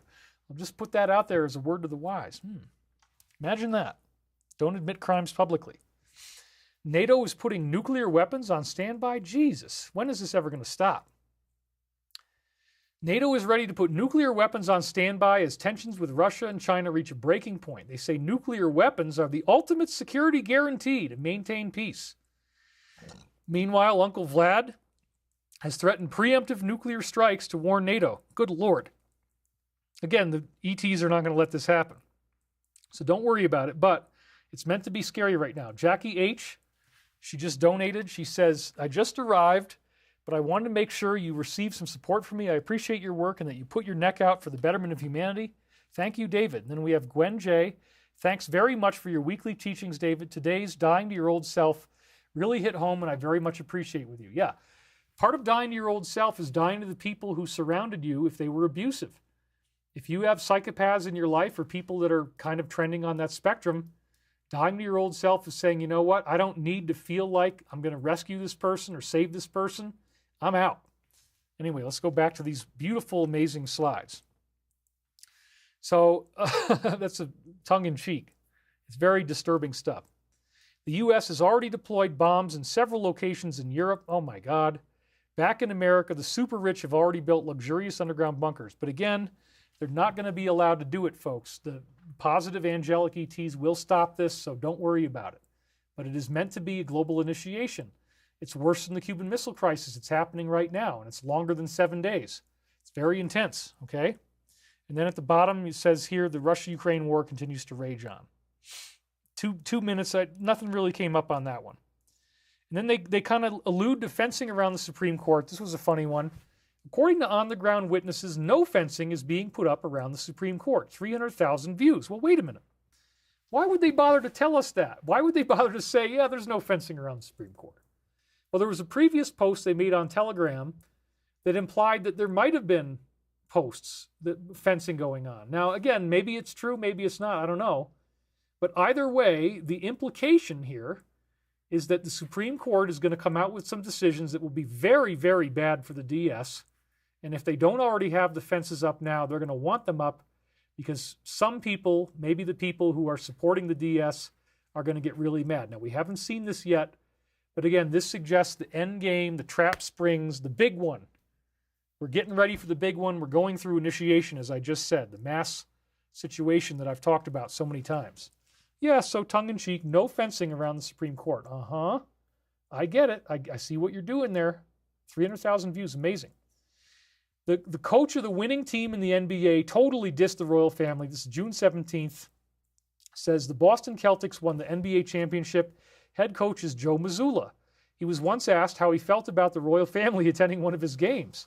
He said, Jesus, Mary, and Joseph? And the reporter said, the Prince and Princess of Wales. The coach replied, no, I only know one royal family. I don't know too much about that one. That was a big diss. This one had 315,000 views, and the video was 20 seconds long. He was very brave to do this. He totally knocked down. And again, they won the NBA championship. This is, again, Lynn Hanzelik just donated. Thank you very much, Lynn. He won the NBA championship, and that means this is going mainstream. The DS is just falling apart at every level. Everybody is pissed off. Everybody is speaking out. They're becoming more and more brave. And again, he had a 20-second video here, which, leads to post 20. And so let's read that one. Who did POTUS meet with yesterday? Was AG Sessions there? How many MI generals were on the WH list to attend a separate meeting? Could these meetings be combined? And then this is the part that ties in with what they just said on the other one. Why were certain rooms in the White House renovated? Well, we just heard about these energy weapons. So yeah, they renovated them before T got in there to become the 45th. They couldn't let it go in there because otherwise people would have been hurt by these things. Where was the meeting on Monday? Why did they not allow phones in the room, one of many? What firm did they contract to conduct these renovations? So again, this is kind of like pulling the curtain back and showing that they use these weird weapons, and all of a sudden you're going to come out with this really fast advancing cancer, that kind of thing. And they had to take all that stuff out of the White House. It's very interesting. Very, very interesting. Then, because we had some weird stuff about Saudi Arabia, we got Mohammed bin Salman, and he wants accountability. So this shows, he might have taken, I believe the Roths, actually, as we discussed last time, some of the people in this family are trying to go forward. They're trying to redistribute their wealth to countries that can use it proactively to stop this evil from happening. So that would be an example of heroic conduct. Some of the people in this group, we just got Mahmoud Abadi donated. Thank you very much, Mahmoud. Some of the people in this group are on the positive side. So we can't just stigmatize Saudi.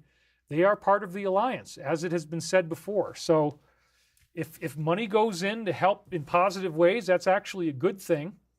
And there's a lot of chatter about the alliance and how it's been part of this group. Here's another one. Zavuya says, David, did you hear that the WEF stopped the unearthing of Göbekli Tepe? They said they're going to leave it for the next generation. This could be the frequency we need to keep the Earth vibes in balance. It's very interesting. Hadn't heard that. Barb just donated $20. Thank you very much. So let's check this out. This is wild. Saudi Arabia Crown Prince MBS calls for N to be held criminally responsible for crimes against Ps. Whoa! This is huge. A public standoff between these two countries is freaking huge. Huge. Okay, so even if he's taking money from the Roths, he came out with a very, very bold public statement here. Wow. The Saudi prince also called for an end to the illegal occupation and the recognition of the state of P with borders from 67 and J is its capital. Whoa. And 500,000 views, 485,000. But then again, we got 34 seconds. Check that out, which is post 34. So let's read that one. And there's the link. If you want to go to this site, you can find all of them right there. Okay. November 1st, 2017. It says clearance patriot, certain letter. Whoa, here it is again. We've read this many times, folks, and it's very provocative because it could be meaning that big stuff is going to happen this week. The big one is coming. and it could lead to arrests, okay? Over the course of the next several days, that's not weeks and months, that's several days. He said 3 months to World War III, but it might be a lot faster than that, folks, because this is a coded communication, 34 seconds. And it was just talking about, you know, the small country. He was taking a big stand against that. You will undoubtedly realize we are taking back our great country, the land of the free, from evil tyrants who wish to do us harm. Wow. And destroy the last remaining refuge of shining light over the next several days. Kwang Hong Chan just donated. David, thank you very much for your weekly live streams. Do you have any plans for more public appearances and conferences soon like you did earlier in Colorado? The threat profile is so high right now, I'm really trying to avoid that. I don't trust that I would be safe necessarily, so I'm not sure. I'll see what I can do. I'll let you know when something comes up. Right now, there's nothing on the schedule. I'm sorry. That was the big one, Colorado. On POTUS order, we have initiated certain fail-safes to safeguard the public, meaning there's not going to be a nuclear war from the primary fallout. That's a nuclear reference. Okay, so we're not going to have a nuclear war. Slated to occur 11.3 upon the arrest announcement, actionable 11.4. I have some slides on those numbers, but we're going to have to do that next time because I've totally ran out of time. We're already over 3 hours, but I'm going to run enough that we can get through these slides, okay? Get up to date on Ezra as much as possible. Again, this is the law of war protocol, devolution, interregnum, continuity of government. That's what those codes really mean. We'll do that next week. If there is a next week, right? If I can still broadcast, I don't know what's going to happen, folks. Confirmation to the public of what is occurring will then be revealed and will not be openly accepted. Yep, people are going to get all upset. Public riots are being organized in serious numbers. Didn't they just talk about, well, there's no fence around the Supreme Court, is there? Yeah, right on. Public riots are being organized in serious numbers to prevent the arrest and capture of senior public officials. Woo! On POTUS order, a state of temporary military control will have to be actioned, and they will carry out special ops, and it may include precision strikes, and I'm just connecting the dots here. I don't ask for those things, but that's what they're saying might happen. Okay, I just want to read the tea leaves. False leaks have been made. That means not everything they tell you is going to really be true.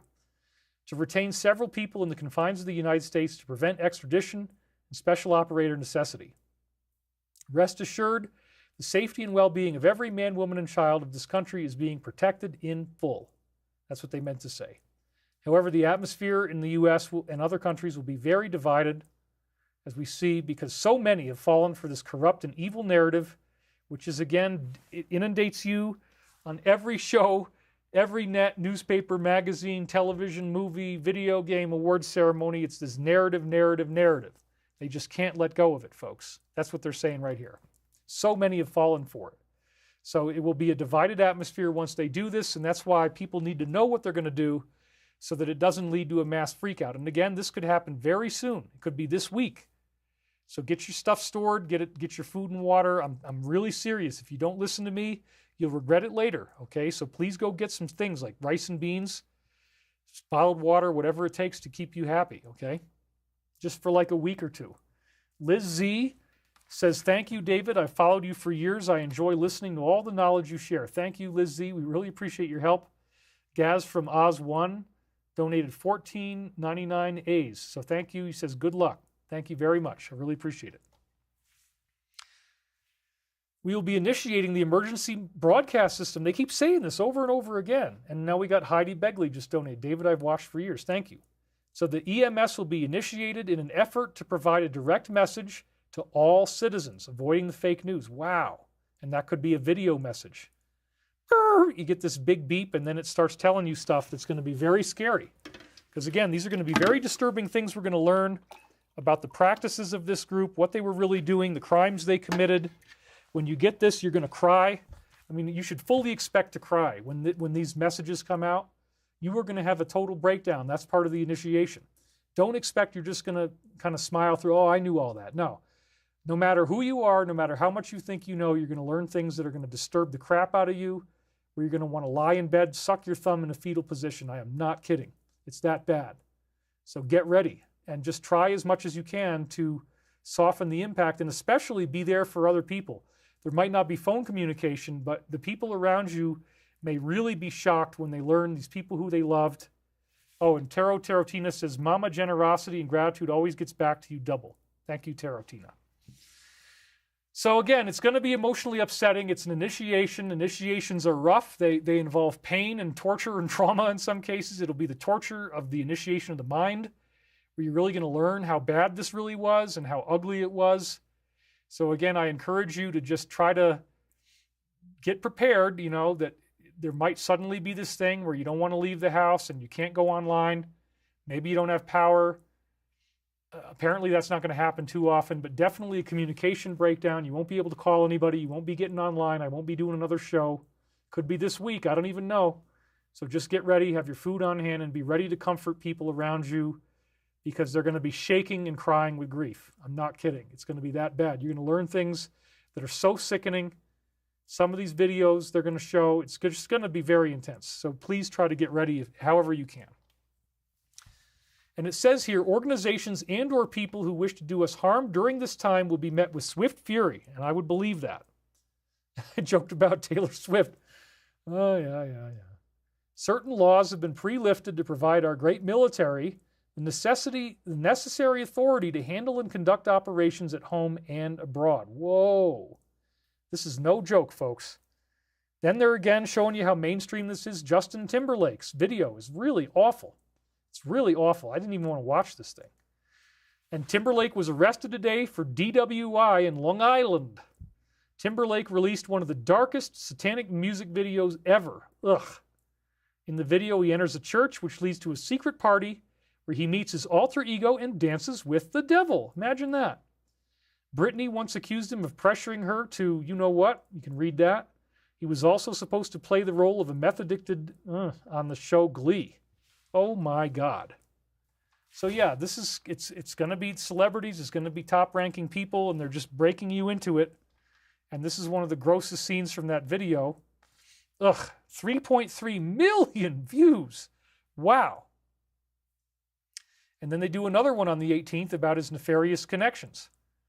And it says he's mingled with some of the most nefarious people on the planet. B.O., H.W., J.K., and D. Imagine that. And they got some pictures here that shows the proof. So again, I feel sorry for this guy. He was one of those Disney kids. Started in it at a young age, as did Britney. If you go through all that stuff, it seems very likely that very bad things happen to you. Again, he's been through this his whole life. There's probably nothing he can do about it. I do really feel sorry for him. I hope he can find healing and peace. And again, what happened to me, what I've taught in these teachings is, it's not just, you're not unredeemable. Everybody can be redeemed. Everybody can find forgiveness. We're all part of one infinite creator. We can all get through this and be rescued by the angelic beings. So please don't think, if you're a member of this group, that you're just doomed to be cast away. They're going to teach you that. It's absolutely not true. Salvation is available to everyone. That is a fact. Then they do a post that was suspended just as we posted about funding. Their post got suspended. This was really disturbing. And we have Jackie Baby. Thank you, David. You just donated $10. So happy I found you. I brought your books last night. I'm looking forward to reading them. We got 4,500 people watching right now, 3 hours and 12 minutes in.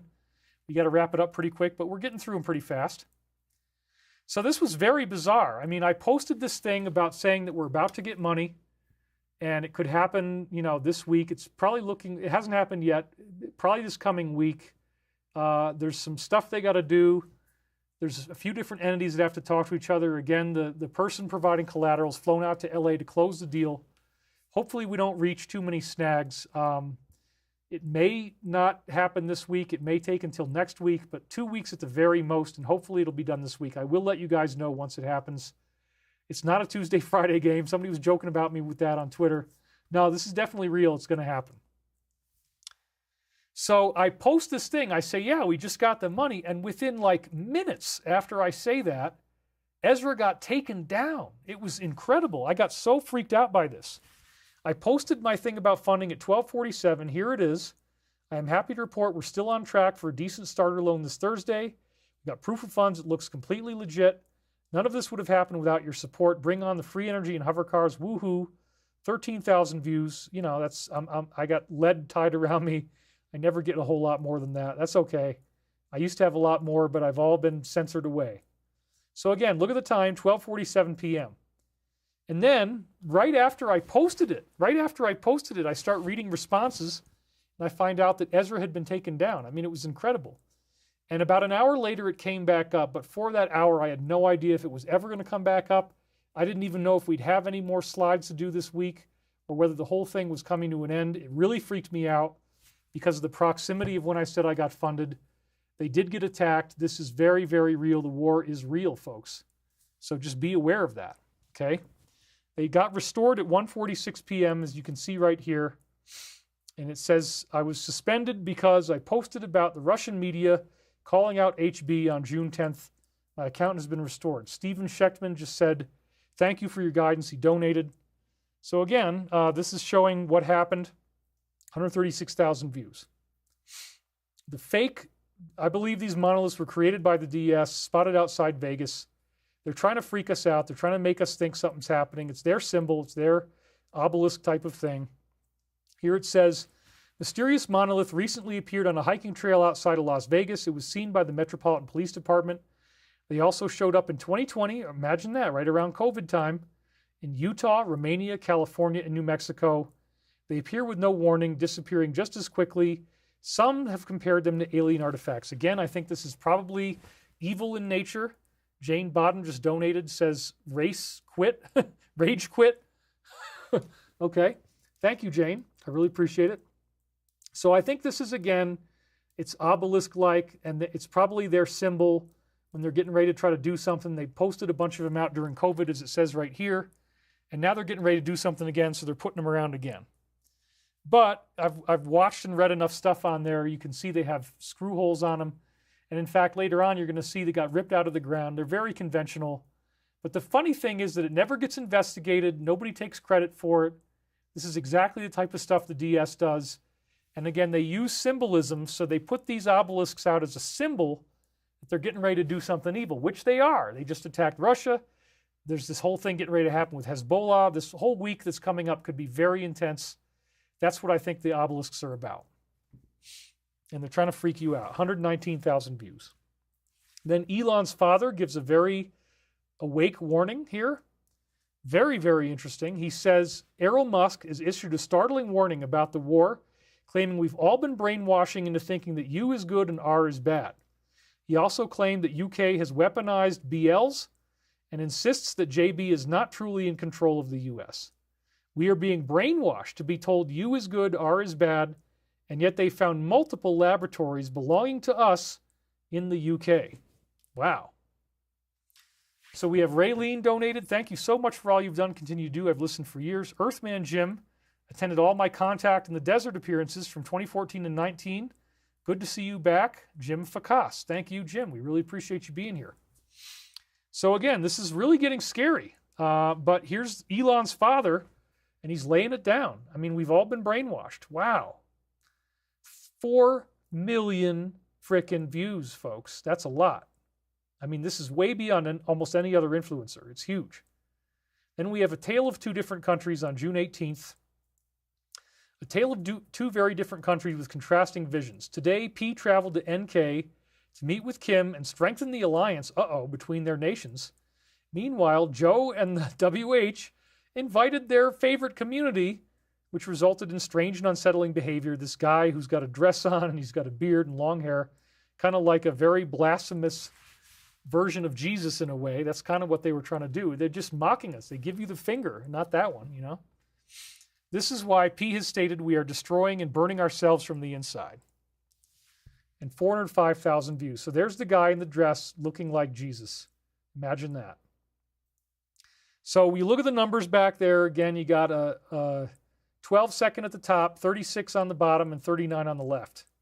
So let's check out 12, 36, and 39. That's probably what they want.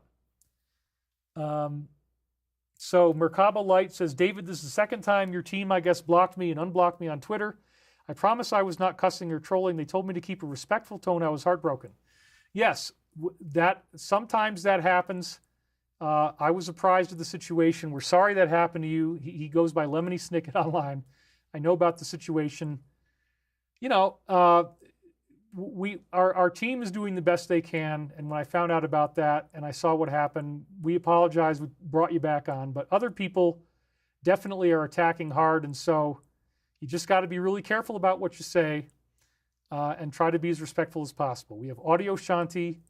David, realize the power of your word. It's instant constant. Poverty consciousness is third density, isn't it? There's nothing poverty conscious about explaining that I've been dead broke for the last 3 years and that we're about to get money basically through one source. So it's going to happen. It's going to happen, folks. Okay, let's check out these posts. This is pretty cool. So 12, military intelligence referred to above is absolutely the biggest inside drop we have ever received on this board. Think about why Antifa plays right into the plan, always ahead, the good guys are winning. So they want you to know the good guys are winning. Don't be afraid, good guys are winning. That's very important. Then here's another one we've read many times. This is, I guess, the next one, which was 34, I believe. If T failed, we failed, and HRC assumed control. Oh, we got 2 more donations. Teresa Gregory and Tiger and Leon. Love you, David. Watch Billy Carson about the Sphinx face. He says it's been changed 3 times. Yeah, it has been resurfaced. That is true. So if HRC assumed control, we as patriots were prepared to do the unthinkable. This would have been more like a coup. That's not going to be happening. They leaked it internally, kept the delegate recount scam and BO from declaring fraud in 2016. Dig deeper. You're missing critical points to paint the full picture. This is the main line here. There's simply no other way than to use the military. It's that corrupt and dirty. Please, again, be safe and pray for those in harm's way as they continually protect and serve our great country. We got Stegozor donated as well. Deborah Smith, $100 Australia. Wow. Thank you from Australia for your dedication and talks. You're an inspiration and my teacher. Thank you, David. Thank you, Deborah. We really appreciate it. Good on you then, Sheila. All right. So again, they keep signaling this stuff over and over again. Get ready, get ready. We're going to use the military. Emergency messaging system. I don't believe these warnings are in vain. Anything could happen at any time. Get ready for the big one. It's coming, folks. Oh, that could be an innuendo. I didn't mean to say that. Oops. Okay, never mind. Who feeds... would it blow your mind if I told you BO has been to NK and might even be there now? Why did his administration do so little to slow their capabilities? Who feeds him with strategic intel? What deal was done with I under BO? Why was this sealed under... This is so treasonous, right? If this is real, oh my God. Sealed under top secret? Why didn't they notify Congress? Why, after he left office, suddenly NK has this technology and can miniaturize it for payload delivery within the U.S.? That's so treasonous. I guess we're going to learn about this. What about NSA, all confirming tech won't be in place for 5+ years, as they said in 2016? Why is all of this relevant, and what does it tell you? The big picture is rare. So yeah, nobody's really fighting a war against each other. That's the thing. It's all kind of inside dirty stuff. Blissful Sharasrars donated $20. Audio Shanti, would you do a scientific historic debate with mainstream scientists, Neil deGrasse Tyson, Greg Braden, or something to that end? Well, Neil deGrasse Tyson probably never worked with me, but I've talked with Greg Braden. We've been on stage together. He would totally be down, and we'd all kind of agree on everything. So I don't think that would be a problem. But somebody like a mainstream television guy, they'd never want to talk to me. Never want to talk to me. Because with the IQ I have, I mean, it would be, they'd be very embarrassed. Let's put it that way. They would be very embarrassed. So those are the 3. Now right again, the very next thing he posts about is their long-range missiles. Oh my God. June 19th. So he already warned the cabal to their faces in 2007 when addressing the Munich Security Conference about red lines. They thought he was bluffing. Fast forward to 2024. Now, as we just saw, that this country was armed. Now you can see the amount of respect with which this country welcomed him. He will most likely arm them with long-range missiles, and they, as in the DS, know what's coming. So again, we might see precision strikes, little explosions that are like 50 feet wide, and somebody's house just is no longer there all of a sudden. I mean, I would be very worried if I was these people. I wouldn't be pushing it. I would try to back off. I would think that would be a very good idea right now. You don't want to push this, you know. There could be a whole bunch of events that happen really quickly, and it's all going to be blamed on some little country, and they're showing you how this could happen. So again, I think it would be a very good idea for these folks to not keep pushing it and back the hell off. That would be my recommendation as my own, you know, my loving recommendation would be don't screw around. Monica says, David, you're a gifted orator. Thank goodness you're on the good side, relaying the necessary information we need. Thank you, Monica. She got 7 likes in seconds. Wow. Alba says, thank you, David, sharing your beautiful energy with us. We love you. Thank you, Alba. And you're celebrating your first super chat. Thank you very much. So this is very frightening, very frightening. 92,000 views. Janet Yellen says, oh, it's not stealing if we seize money. No big deal. United States Treasury Secretary Janet Yellen claims that stealing sovereign assets is not theft since these assets generated income for the institution. You know what institution she's talking about. If you apply the same logic, Veronique Moirmont just donated. We appreciate you, David. Thanks for all you do. Thank you, Veronique. She got 18 likes. If you apply the same logic, interest income earned on any investment held at a financial institution or even your savings account could be taken from you because the quote-unquote institution considers that your money is its income and not yours. 90,000 views. Then on TG, they had major panic in the deep state, and I believe that. I mean, they're getting ready to get hit with precision munitions is what it sounds like. Yeah, I would not be screwing around if I were them. I would back the hell off, realize a whole bunch of things could happen really fast. Don't be stupid. Don't get yourself killed. Just surrender. It'll be a lot better. Okay? I hope they do that. I really do. Because a whole bunch of things are about to happen otherwise. Then they're doing the old switcheroo where they're going to sneak one in behind the scenes, make her the new VP candidate. Hillary already has a website titled The Office of Hillary Rodham Clinton. Oh my God. The Dems already have a secret plan to remove Joe if he fails to deliver in his first debate. We already talked about that plan could include his death. Whoa. Earlier this year, a top JP Morgan analyst predicted Joe would resign for health reasons. Well, that might happen. At the Tony Awards, Hillary appeared to look younger. Could she possibly be his replacement? Yeah, I think that's what they're trying to do. The most hated politician ever, but she's the most loyal, so they got to try to get her in no matter what, whether you like it or not. They got to squeak her in. We got Koyman McKaysey donated $50 and says, thank you, David. He got 18 likes. Thank you for keeping the lights on. We need the lights to be running in this house so that these cameras will work. And I thank you for donating, Koyman. Thank you very much. Back to our slides. We're trying to blow through this thing. 3 hours and 25 minutes. We're doing pretty much the same as last time. What really happened in Vietnam? They asked this question, and I hope he gets to the bottom of it. Well, yeah, there was a lot of weird stuff going on where they attacked her at Hamburger Hill over and over again. I remember hearing from various inside sources that they were dropping unexploded munitions in the ocean, and they were used as sonic charges to find where oil deposits were. And sure enough, as soon as the war was over, the U.S. says, we want this land, this land, this land, this land. They immediately started drilling, and they hit gold. It also has to do with the Golden Triangle, heroin, drugs, all that kind of stuff. So there's a lot of weird things we're going to learn about. And good old Wild Bill, yeah, I'm happy to sell my yacht. I'm so sorry, I can't seem to afford it anymore. Yes, I'm making fun of him. I've done it before. He likes it. He actually is a masochist, so it doesn't bother him that I do this. Bill is the latest billionaire selling his super yacht. He's put it up for sale for $59 M. Why would he have to do that if he had money? Well, the answer is his assets have been seized, and he can't even tell anybody. It's all behind the scenes, but he doesn't have any money, folks. He needs money. Known as the Wayfinder, it featured all kinds of luxuries on the inside, best described as military-inspired, rugged, and very competent yacht. Well, there you go, 115,000 views. Then we have a public diss of Drake from another rapper, Kendrick Lamar. Over 17,000 people came and saw him call out Drake in a very awful way. Drake will never be allowed to walk down the street again. Almost 300,000 views. The video is 55 seconds. I caught it at 54 right here. Leads to post 55, which says, my fellow Americans, the storm is upon us. Look to Twitter. God bless. Again, this is yet another indication something could be about to happen.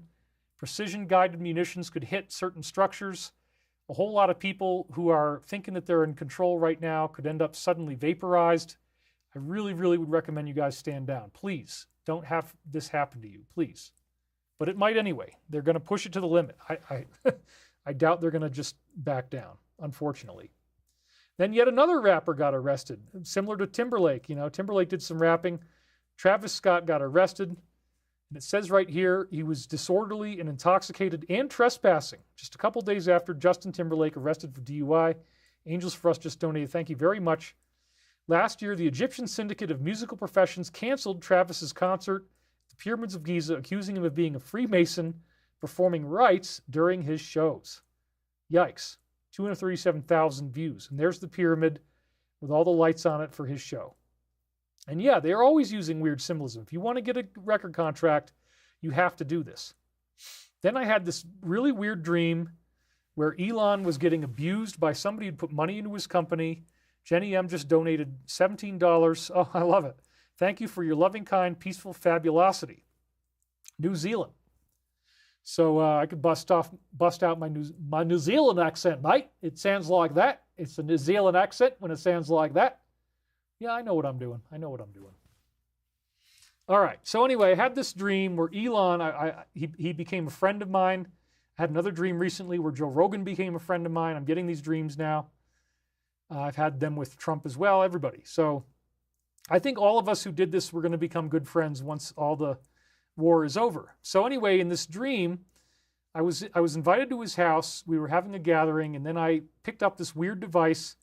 He left the room, and the device somehow had a microphone on him, and I'm listening to this conversation he's having, and somebody who had given him investment money was very mad at him, was saying the electric cars aren't selling anymore. You don't have a return on investment. I want my effing money.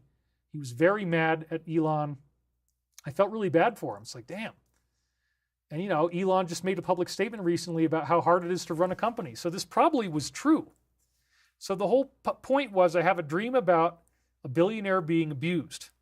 And then they posted about this exact concept with two different billionaires, which is one of these insider things that they keep doing for me. You know, in these posts, it's very obvious that something's going on as a communication. So first they talk about Zuckerberg and his unsavory recommendations. This is really gross. Recommending videos to accounts for 13-year-olds. Dear Lord. And they gave him a black eye for a reason, obviously.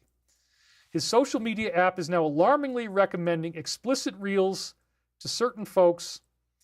This is not the first time that one of his apps has faced such allegations. Last December, New Mexico Attorney General Raul Torres claimed that Facebook and Instagram are enabling certain types of criminals to find and contact others. These predators would force them into providing photos of themselves and participating in videos. Yuck.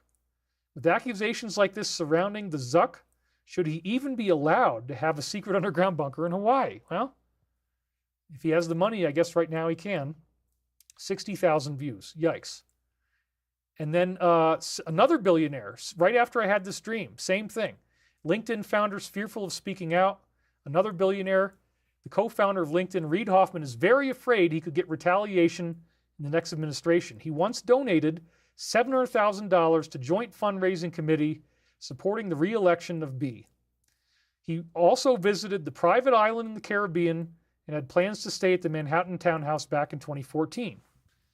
And there's the link at the bottom, 63,000 views. So once again, I had this dream where I'm meeting with a billionaire. He's being threatened about money. And then we have two posts about billionaires within just like 90 minutes after I had the dream. That's the kind of stuff I'm saying where it's pretty obvious that week after week they keep signaling me. The trolls are going to say, oh, David's making it all up. They falsify these things, claiming they're having a text conversation with Ezra. This is not true. There's been so many proofs. If you don't get it now, I'm sorry, but just please don't be misled by online psychopaths. Shakyamuni Buddha donated $10. Thanks from me and Lao Tzu. Thank you very much. We're at 3.5 hours. I guess we're going to keep on going here. We got to get through them. We're almost done. Archbishop Vigano got excommunicated. This was very sad. Summoned to the Vatican to be excommunicated. He courageously spoke out about these crimes, naming these various individuals, and spoke about how a certain individual ran a blackmail operation, collecting evidence of well-known people committing these heinous ritual crimes while working for, oh man, yep. These are all things we're going to be learning, folks. He also spoke about stolen ease, mandates, corruption of the church, killing civilians, and the WEF. He's now being charged with denying the legitimacy of Pope Francis and breaking communion with him. Is that supposed to be Jesus? Maybe it's the other him. Yeah. And having rejected the Second Vatican Council. It is a war. 3 million views. Wow. And then we see Arnold. He says, yes, this is my friend here. I want to say that I am good friends with this man, John. He is my bosom buddy. Oh my God, yes, Arnold. What are you doing, buddy? He's teaming up with him to offer to work with China. You like my Arnold accent? That's not too bad, huh? Mark Worth just donated $20. See, I just made some money. There you go. I just made some money doing that. Before he became the governor of California, Arnie claimed there were 50,000 devil worshippers in his state, and ironically, he's now sitting next to one of them. And they're fighting climate change, which they rebrand as pollution, almost 1 million views. I feel sorry for him. How the hell did he get manipulated into doing that? I would never, ever, ever, ever, ever do that. And the video is 27 seconds long, leads us to post 27. Not everything can be publicly disclosed because so much ties back to foreign heads of state. Much will be revealed. We want transparency, but not at a cost we can't recover from. Very interesting. This is the weirdest and craziest one of the whole week. Here's this guy talking about how they're going to bring in the Messiah by doing these weird operations on bodies in underground tunnels. This is so creepy and weird and crazy. First of all, behind his head is a sign that says 9/11 is gay. No, it was a big atrocity that hurt and killed, 3,000 people, destroyed the heart of the nation. That's not gay. That's actually a tragedy. Andy says, keep up the great work, David. Love from the Wales in the UK. Thank you very much. Wales is awesome. I wish I could go there. I think I will someday. So check out what he said. I mean, this is just insane. I mean, you got to watch the whole thing. It's almost 6 minutes long. It's so crazy. David Saltzman, a member of this particular organization in Brooklyn, New York, the same organization where they found these weird secret tunnels underground, he admitted on a podcast that they were doing ceremonies in there. Oh, yeah, he said mattresses were stained because, they're performing rituals on these corpses to bring back the Messiah. And he says, yeah, we hope the Messiah's spirit comes into that. I mean, you've really got to see this to believe it. It is so crazy. And he says, I don't want to talk about it too much. And then the kid just keeps asking more and more questions. But basically, he wants you to think that they have a recently dead member of their organization. They bring this body underground, and then they cut it open, and stuff comes out. But remember, after a body dies, it all congeals inside within like an hour or two. So you'd have to get a very, very fresh. So this doesn't even make sense. Blood? There's no blood when the body's dead. Almost immediately, like an embalmer or a coroner, when they drain a body, all you get is this kind of clear pinkish liquid. It doesn't look like that at all. So he's trying to do like an apologetic and say, oh yeah, well, we bring it down there, we cut it open because we want to bring back the Messiah. And then the girl, the blonde on the right, is like, oh yeah, so you're trying to bring in the Messiah. This is the creepiest, crazy. And then he holds up the Tibetan Book of the Dead. He says, oh yeah, this is one of the books we use. There's nothing in the Tibetan. I mean, come on. Whoa.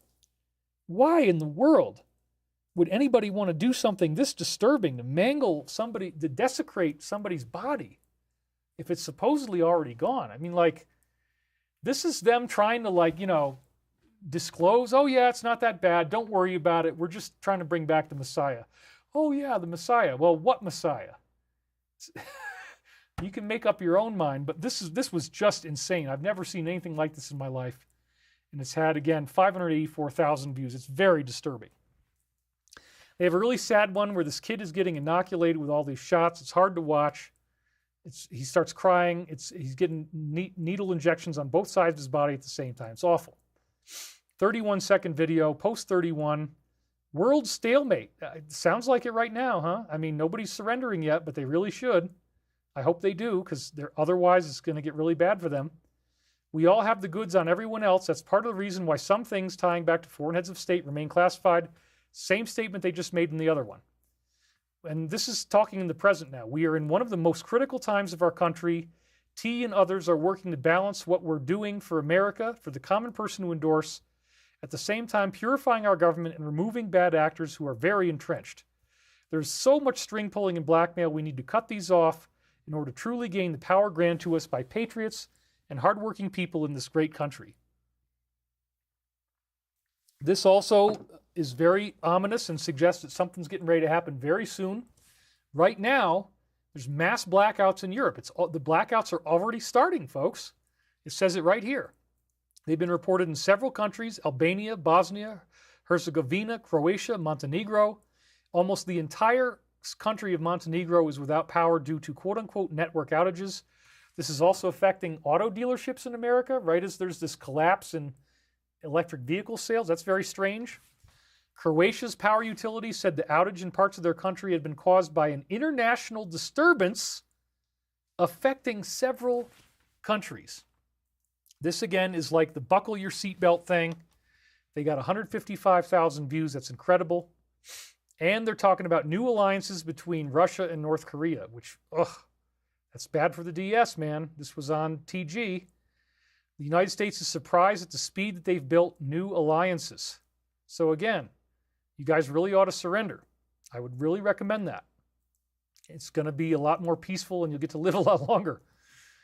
So the creepy monolith was then removed, and you can see it has concrete pylons on the bottom. Las Vegas Metropolitan Police removed the monolith discovered earlier this week and described as mysterious. They say it was for public safety and environmental concerns.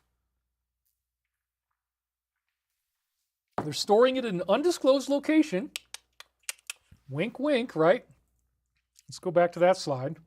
An undisclosed location. Yeah. You can't make this stuff up. Well, public authorities determined the most appropriate way to dispose of or store the item. Jenny Jean Razzle says, wish I could give more. Love from Maine. Keep up the great work. She donated $10. Thank you very much. It's good enough. According to police, it remains unknown how the item got to its location and who might be responsible, and they also are not going to investigate. Imagine that. Again, this is a signal from, I believe the DS, they're trying to, use weird symbology because they're getting ready to try to do something awful, and so they got to put out Luciferian symbology. So here's the pictures they showed. This is when they knocked it down, and then when you look at that picture, you can see, yeah, there's nothing alien about this. It's a very conventionally made structure, but nobody wants to take credit for doing it. They're not going to tell you where it is, and they're not going to investigate. This all reeks of the DS, man. That's what I think it is. Then they just put a little comic relief about Biden wearing a mask. I don't really believe any of this. Mainstream media having a full-blown meltdown, replaced by a doppelganger. They think it's a conspiracy theory. Who do you trust? And then Wonia Thundery just donated $20. Thank you very much. I'm not really in any of this stuff. I don't believe it. Almost 1.5 million views, 1.4 million. Representative Massey outs this other phenomenon about stuff in the sky. He just posted 4 images on X and says, interesting cloud activity in Pacific Northwest. That's very brave. A congressman actually did that. This is one of those topics you can't speak about on X due to the bureaucratic control of community notes by fact checkers. It's refreshing to see a congressman with the bravery and fortitude to bring forth this conversation on a public platform, and I agree. 1.4 million views. And then we got vintage Alex Jones outing what happens in this Yale secret society known as Skull and Bones. It says right here, according to Alex, John and George engaged in this type of ritual hundreds of times in coffins, and they were pleading desperately for spiritual entities to possess them. He is part of a death cult. He also says that there was excrement in the coffins. Ugh. And that they had to do this over and over again. And in the video, he says that extraterrestrial entities are possessing them. That's what they're hoping for. Yeah, this is going to become common knowledge. This is what I've been teaching you guys on these videos. It's very disturbing, but we're going to learn this. So you got to read this stuff. I'm not going to say all the words, of course, so just read what I was linking you to here. And it's very disturbing. This is the kind of stuff we're going to learn. And again, this was another endorsement of the things I've been talking about. So when trolls try to say, oh, here's Ezra saying David is crazy. Why does he believe in all this stuff? No, he's posting about this stuff. I'm just discussing what he's posting. This is what the U.S. military wants me to say to you as a patriotic American. So I'm doing it. Next one, top Maryland Dem. He got in a sting, and this is really awful. Really, really awful. His name was Michael. He gets busted trying to meet this person. It wasn't who he thought it was. He's also the leader of this particular organization in Maryland. And some of the things he said included, I want to blank you. I want to see how much of a blank you are. and then admits that he likes it, well, he's being confronted. I mean, don't admit to a crime when you're on camera in a sting. Word to the wise, okay? Just, if I was your lawyer, I'd say, don't say anything, dude. Just, like what always happened to James O'Keefe, just turn and run, buddy. You know, but again, 250,000 views. 54-second video, post 54. Know the plans I have for you, declares the Lord. Plans to prosper you and not to harm you. Plans to give you hope and a future. That's great. Let's hope that happens soon enough. I'm tired of this. Then I had this dream about Kamala Harris. In the dream, my father was wearing her jacket. It was a white blazer. It had these big round 2-inch long buttons on it. We're going up to, I guess, 3 hours and 45 minutes now, but we're right at the end.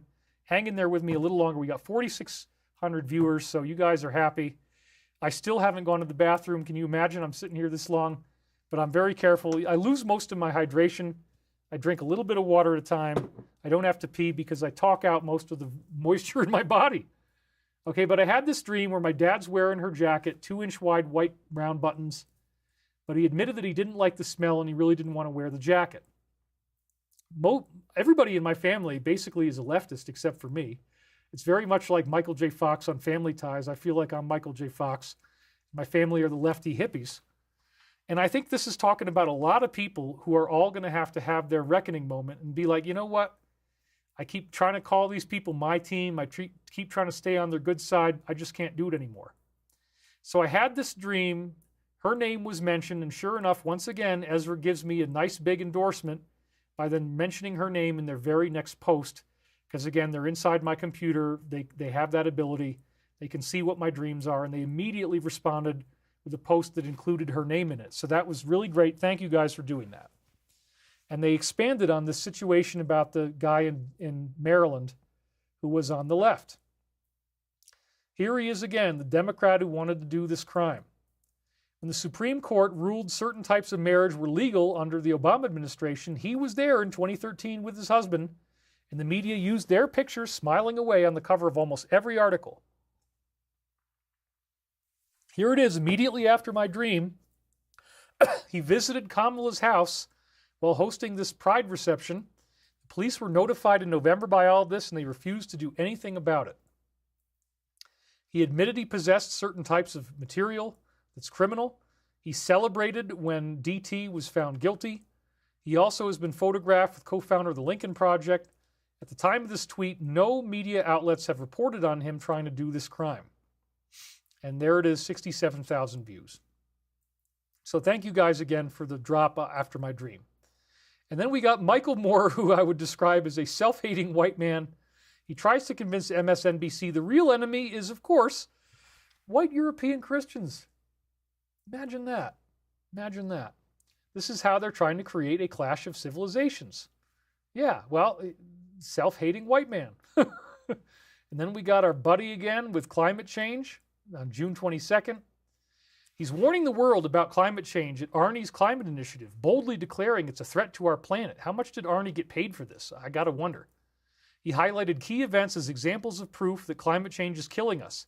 Panama relocating indigenous people, floods in Brazil killing and displacing people, Philippines closing schools for extreme heat, Dubai experiencing their heaviest rainfall, and Muslims dying during the Hajj because of heat.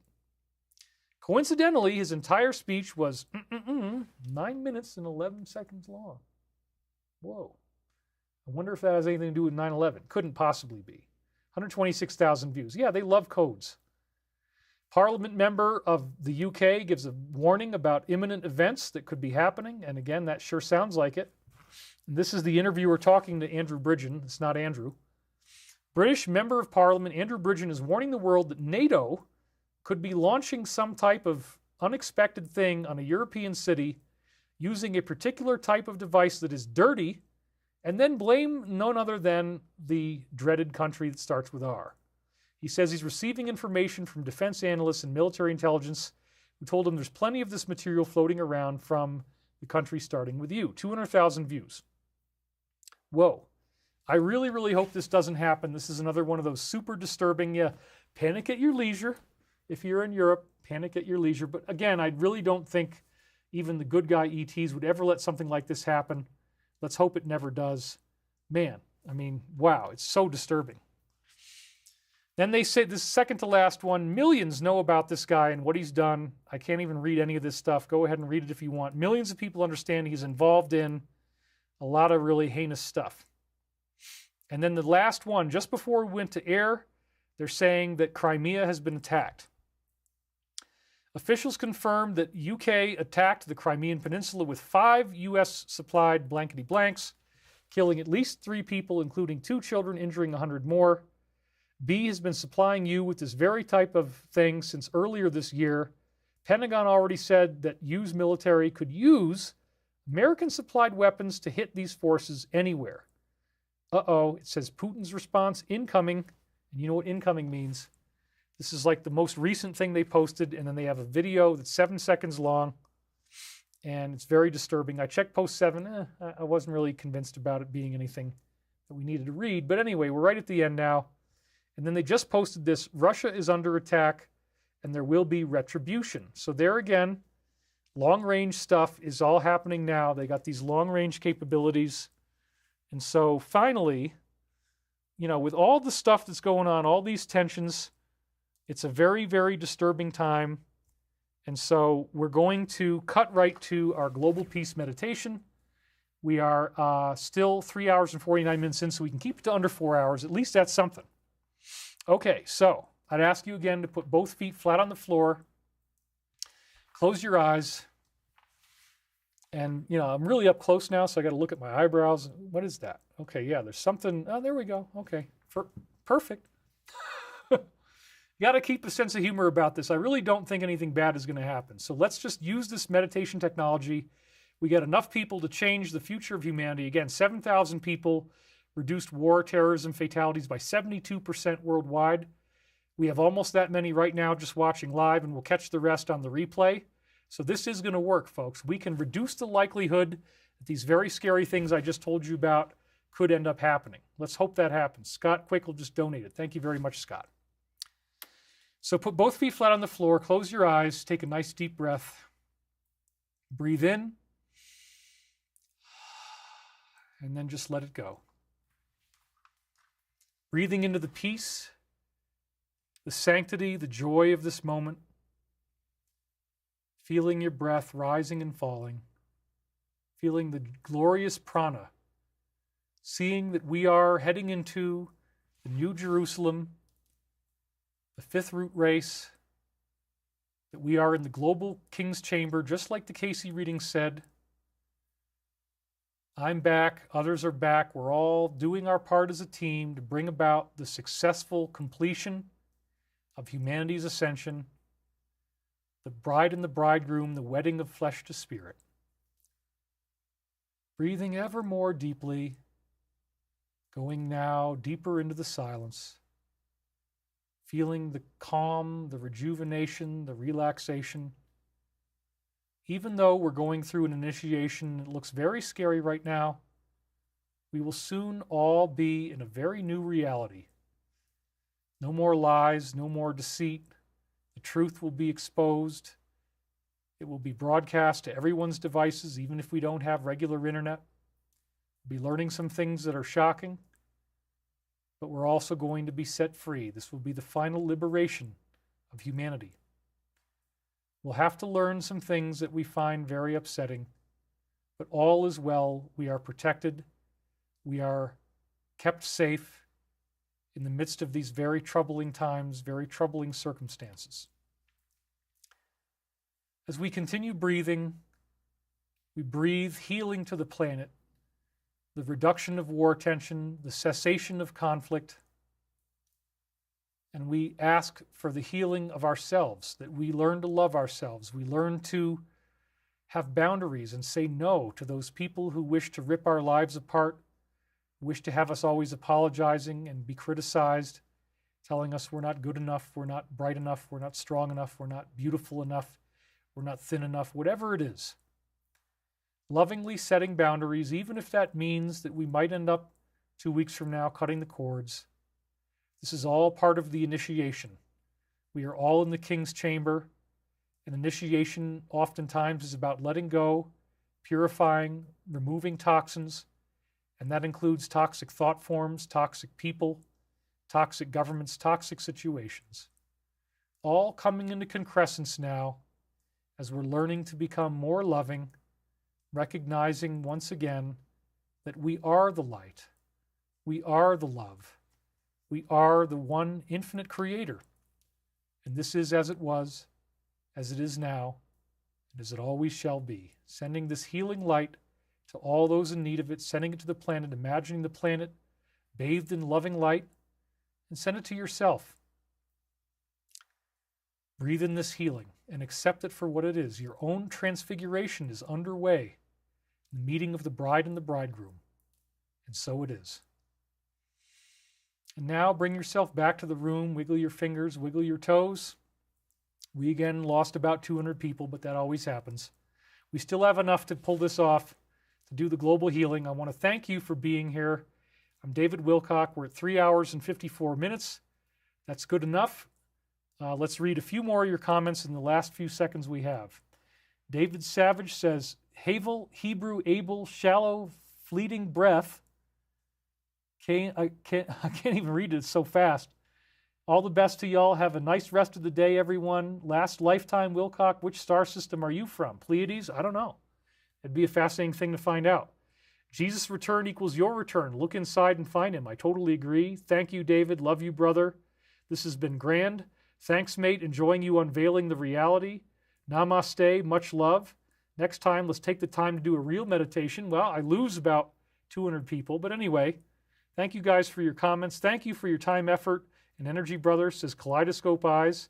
Tell your dog how much you love her, and it will be okay if she leaves. You'll be fine, Karen Ackerman. Yeah, I agree. I've kind of made peace with it. It's part of my initiation right now. Monica Victoria, love and light always. Jalma says, thank you so much, David. Keep up the good work.